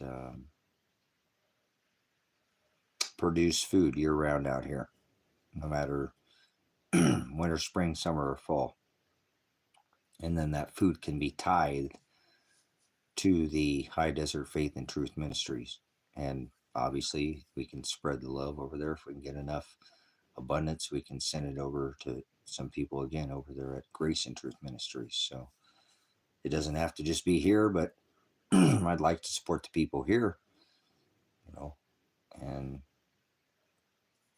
many of the longtime subscribers. I think that's something that, like Tater Hater, you ever had a freeze-dried pickle? How about a pickle that was pickled by a cucumber here at the ministry, grown here? Cucumber started out with the brine, then went to the freeze dryer, shipped to your door, something like that. That's what I'm trying to do. Hoping Father will allow that to happen. Like I said, I don't want to make any plans because he'll crush those, but have to keep going day in and day out, one day at a time. And I'd like that to be a priority for the ministry as well. Get some more support. I can't do all this by myself. I need more than just myself and Kevin. I need support of the ministry. So when the ministry is ready, Father will provide. But I know that I have the ability on my own to finish this. I do have Kevin here, so I won't be doing it. And if I didn't want, all I have to do is, I'm sure, ask, and Kevin will give me a hand. So should be able to move through all this, and just want to share it with others, though. I look forward to having this physical, portion of the ministry be a working, doesn't make any sense to have all this acreage and then not be producing food on it, or like I said, these cabin rentals are going to be something again that hopefully they'll be able to generate some more resources for the ministry, because eventually we're going to have to get that freeze dryer after the land is paid off. And going to need one for down at Ecuador, maybe two at each location. So, yeah, maybe the cabin rentals will be a source for them to be able to generate those resources need to get the freeze dryers so we can start sending this stuff out. There's a cost to doing that. That's kind of why I'd like to have that, place up in town, because there is a kitchen there in that house. So can prepare food right there and get it put in the, be taken here from over here, off of over by Table Rock, and taken up into the Christmas Valley area and prepared there and put in the freeze dryers and then sent out, because that post office is right down the street. Sent out to the ministry. Wouldn't that be a beautiful thing? I can't wait to send out the first batch.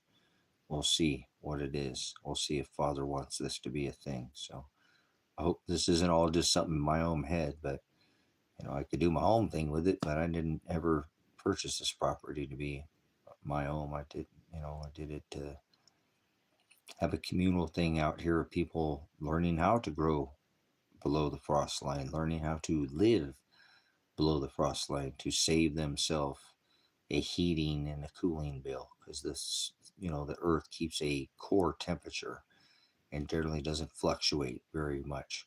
So if you can get in that core temperature, 55 to 62 degrees, generally on most, depending where you're at on this rock, that sure saves a lot of money on the cooling bill, because at 62, with some things plugged in and, a light going in there, it's probably going to be, at 55, it's probably going to get up to 60, and 62 might get up to 65, 60. It's going to feel like it's going to be like a morgue in there. It's going to feel good.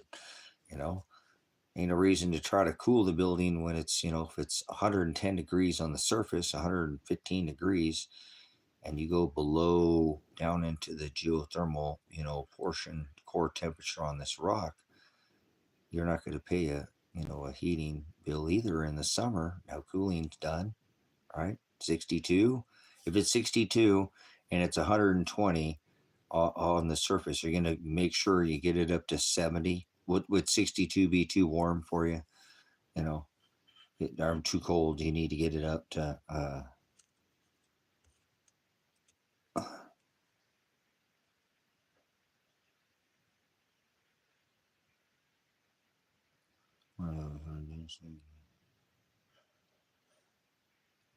what was that all about?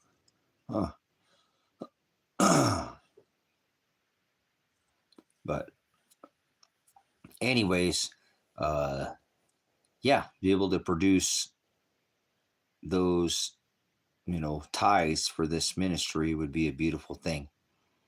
To have, food going out, not money, but food, tithing food and organic, grown right here, whether it be to not just food, but, vegetables and fruits, but, duck eggs and chicken eggs, and even, chicken and lamb and all those things. Like, we could eventually, if we can get enough bodies here to do it, and are doing it in an organic fashion. That's the whole idea, is to quit eating poison, boxed and bag and canned poison. So we like our poison, like I said, in box, bag, and can, and we pay them to, we could turn these things around and read what's on the labels and not eat it, but we do it anyways.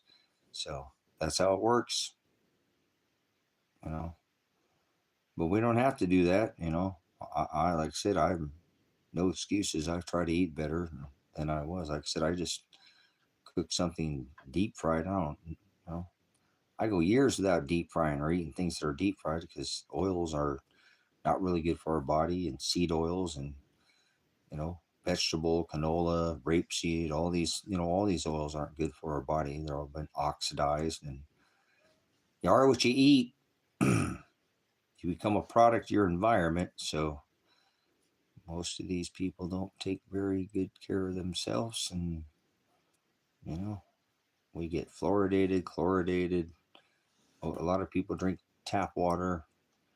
Don't filter any of the water. Don't take any time to, I remember when I didn't care. I just ate whatever I want, did whatever I want to my body. And I ate a lot of sugar and carbs and just beat the snot, out of my body through eating just horribly. Too many buffets, too much gluttony, and I still had, I have always, a physical build where I don't have to worry about gaining a lot of weight. I actually try to put on weight. I've always had and struggled with weight, with, you know, putting weight on, you know. Like, oh, well, you talk all this about this weight, you're not even overweight. Well, having a weight, struggling with weight doesn't mean that you're overweight. You can be a little thinner than you'd like and try to, carry more weight. But like I said, I don't like to do it. I remember I used to do it by eating a lot of pasta and carbs and stuff, and that's not the best way to put on weight. And there's better diet than carbs. And like I said, there's protein, and not by doing protein shakes and all that, there's a more organic approach. But anyways, we are what we eat. I remember the times where it was, if you can read it, don't eat it. If you can't pronounce these things, it's probably an additive or some kind of preservative, and that's what. I remember when I was young, I knew that there was a lot of preservatives, even fast food, and I said, well, I'm just gonna eat a ton of it because if I eat enough, I'll live forever. I'll be like Frankenstein or some kind of what a stupid mindset I had back then, right? But anyways, I got my act together. I knew something wasn't right and started discovering more when I was younger and try to, you know, not always, but not just go hog wild. I was kind of just the way I was raised, I guess the way I was brought up, kind of malnourished when I was real young or whatever. And then didn't have to ask to go and eat, out of the refrigerator or anything like that. And there was always a plenty. And actually, my dad told me, he said, son, if you're hungry, you fucked up. He told me that at a young age. So, um, yeah, you did it to yourself. So, he was not a easy man. He didn't put things to me, give them to me in some beat around the bush fashion. So, he told me the world was going to chew me up and spit me out every second and every day that it could, and it would just always progressively get worse. The rich would get richer, the poor would get poorer, and he told me a lot of things that have come to pass. He warned me of China, and this is in the '80s. First part of the '80s. How was China wasn't, but just a lot of things. He had very. He had his finger over the pulse of what was coming. I can tell you that. He definitely, um, and he was young. My dad was 37 when he died. So I've almost been, alive, more as many years that he was alive. Um, so that's why I don't have a bucket list like, oh my, got to do this. I no, I mean, I hoping that I can get some answers on my son and my daughter, but it is what it is. Like I said, that pinhole leak in the ship there, I'll just keep thinking about it, and it is what it is. I'll try to fix it when I'll let Father fix it. So you have to be that covering for me at this point in time because I'm not going to be able to, I don't know how many more felonies I need to get their attention that, he did this and I'm going to protect him. And you have to look at the evidence someday, unless they just come kill me or something. I'll get my right to trial under the Sixth Amendment. That's your right to trial. So we'll see. But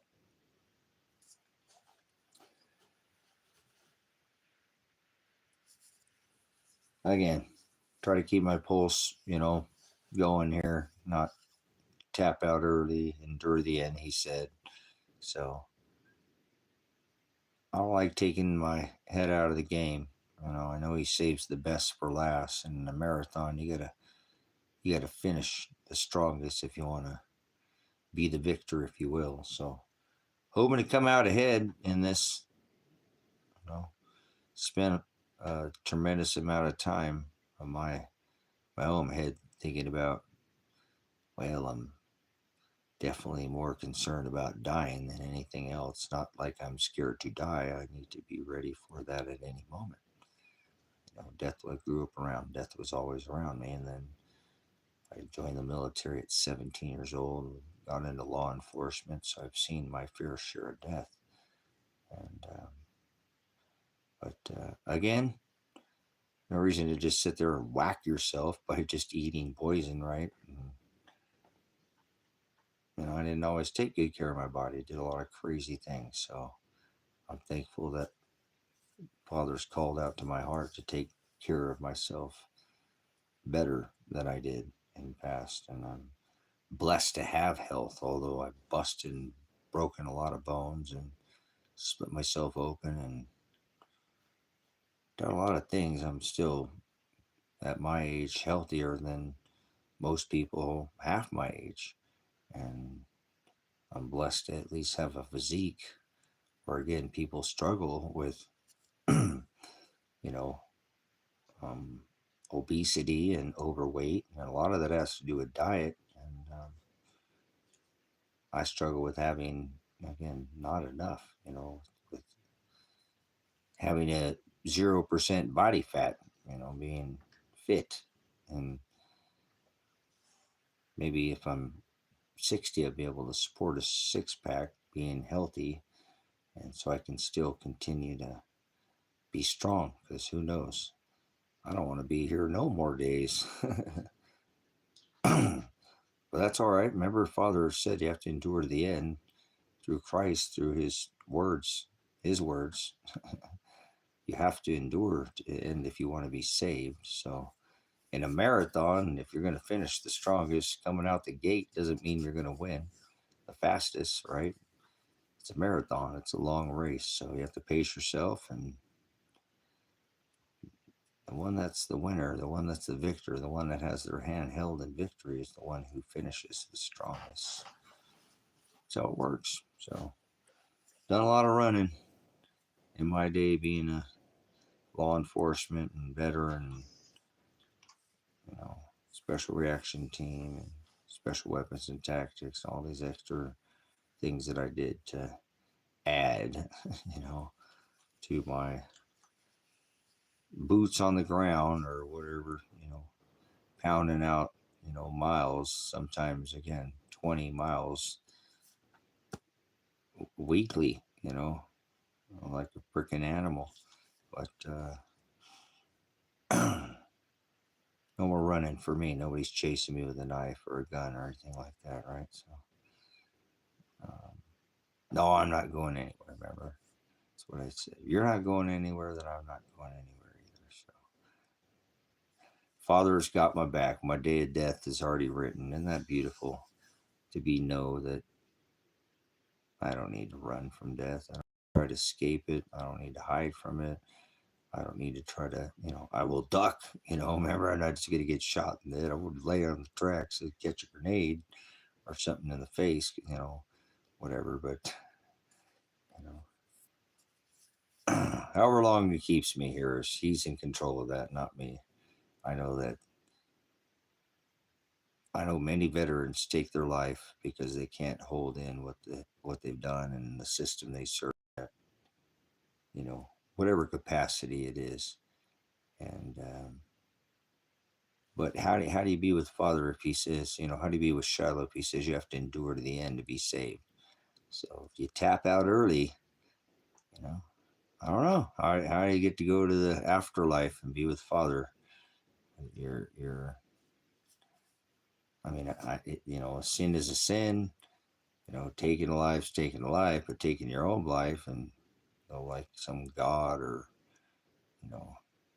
and I know people stress, and realize what they did wasn't what they thought they, or was told to be quiet about what they did. And,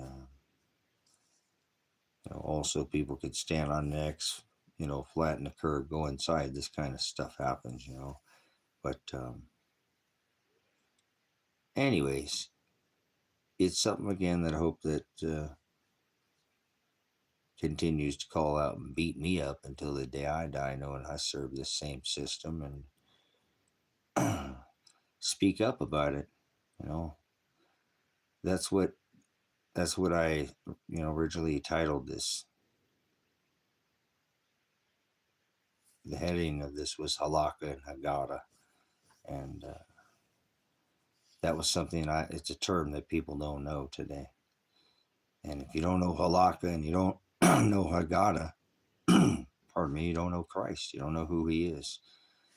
You don't know who the Hamashiach is, why he came here, what he did to fulfill, and all the prophecies. And they probably just, skip your line of thought. And that's okay. He didn't choose many people to be part of the wedding. And he didn't call many people out to be his bride. So many are called, but few are chosen. So many enter through the wide gate and are on the broad way. So we have to remember where we're at. What are we doing with our walk on the rock as we, continue our march day in and day out? And, what are we doing with our time? Why are we here, and what purpose are we serving the creator? Are we serving creation? Are we going after the creator, or are we going after creation? So, like I said, I'm thankful to have this, ministry to the people, this body, and all these people, my brothers and sisters, to sup of this word, because it's a place that's gone mad. Little parade, the clown show they're playing on the old television, where these two guys are two wings to the same dragon. People's champion, Mr. Iron Man, with his rockets and his boring machines, and then the billionaire, with 36 corporate felonies, the whole house decorated with Satan. Supposedly they're mortal enemies overnight. They'll be kissing makeup, and people have chosen a side, and they'll feel really like idiots. They won't know what to do then. It'll silence them for a while. So what a show, huh? What a show. The president's a pedo. What do you know? He's an EpiPen Island boy. Huh? So, wow, where'd you hear that from? Who told you that? So, uh, all right, well, hey, I guess I gotta turn this off. It's gonna get dark.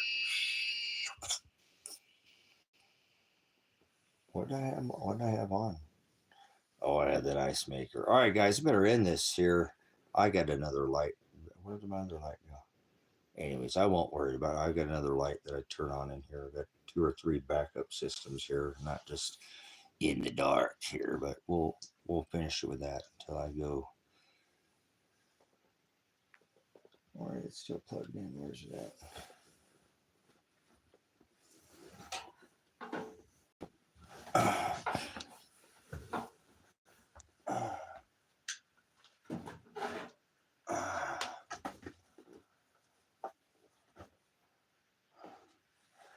All right. Anyways, we'll end it there. I got to put this light up, put it over my head. I pulled it down, and I was using it as a backup. But I hope you got a backup. Hope you put your treasure in a higher place. Put that light at the top of your house. He said that, and let him be the light of your world, right? So, hallelujah for that. Thank you for being the divider, Father. Thank you for the eyes and the ears of the bride, and be able to sup again on this ministry with those that are in the narrow way. And what a blessing it is to have this platform, to be a worldwide ministry. It's not just some mega church. This is much larger than a mega church. This is all 180 countries. People from all over the world come here. So I appreciate everybody being a part of that. with the comment section, and many people come in here after years and come forward and say, "Hey, I've been watching and I want to make a comment." So that means I've been watching you the whole time. Their comment section, and Father's inside you, so Christ in you. And so remember that He'll never leave you. He's always with you. He said he was going to leave this place because he was in a meat suit, and he's going to go to where his Father's house is at, and he doesn't have flesh, so that's inside of us. So Christ in you. He wrote it on the fleshy tables of our hearts. He used to be on an altar, the sacrifice, and he paid in blood. And now that blood is that spiritual blood. So if you glean something from this ministry and you want to give back, then leave a comment. That's a way to give back after the live stream. You've been kind of getting short. I've been seeing too many comments. That's okay. I have to prod people sometime to do that. It's all right. Some people do it but there's links in the description if you want to leave a monetary tithe. We've gotten a couple super chats here in the last couple of days, so appreciate it. Even $5 or whatever. It won't be till next month that I'll be able to put it towards that next payment I got coming up. But I apologize. My lungs are filling up with fluid, guys. I told you that was going to happen. It happens about this time of night every night in the morning too. So I better go, and I'll see you guys on the next Predestined for Light, former channel name, now High Desert Faith and Truth Ministries. And be blessed. We're living in this last book. We are the remnant that it speaks of. Revelation is not the end of the world. It is the revealing. And it is the lifting off of the veil. And it's revealing of the truth. This age of error is when the throne of God will be crowned. So it could be any time in the next 2,000 years, if you will. So don't pick dates. That's not how this works. Paul said you'll see the day approaching, though. Remember that. So hope you're being wise, and whenever you see the finish line, if you're going to be the one, if it's a marathon and you have their hand raised in victory, then you're going to have to be able to finish the strongest. So wherever you see that at in your life, finish strong. That's all I can tell you. And you should do that with all things. All right, much blessings, much agape, and paleo, Pastor Revelation, Pastor Apocalypse. Whoa.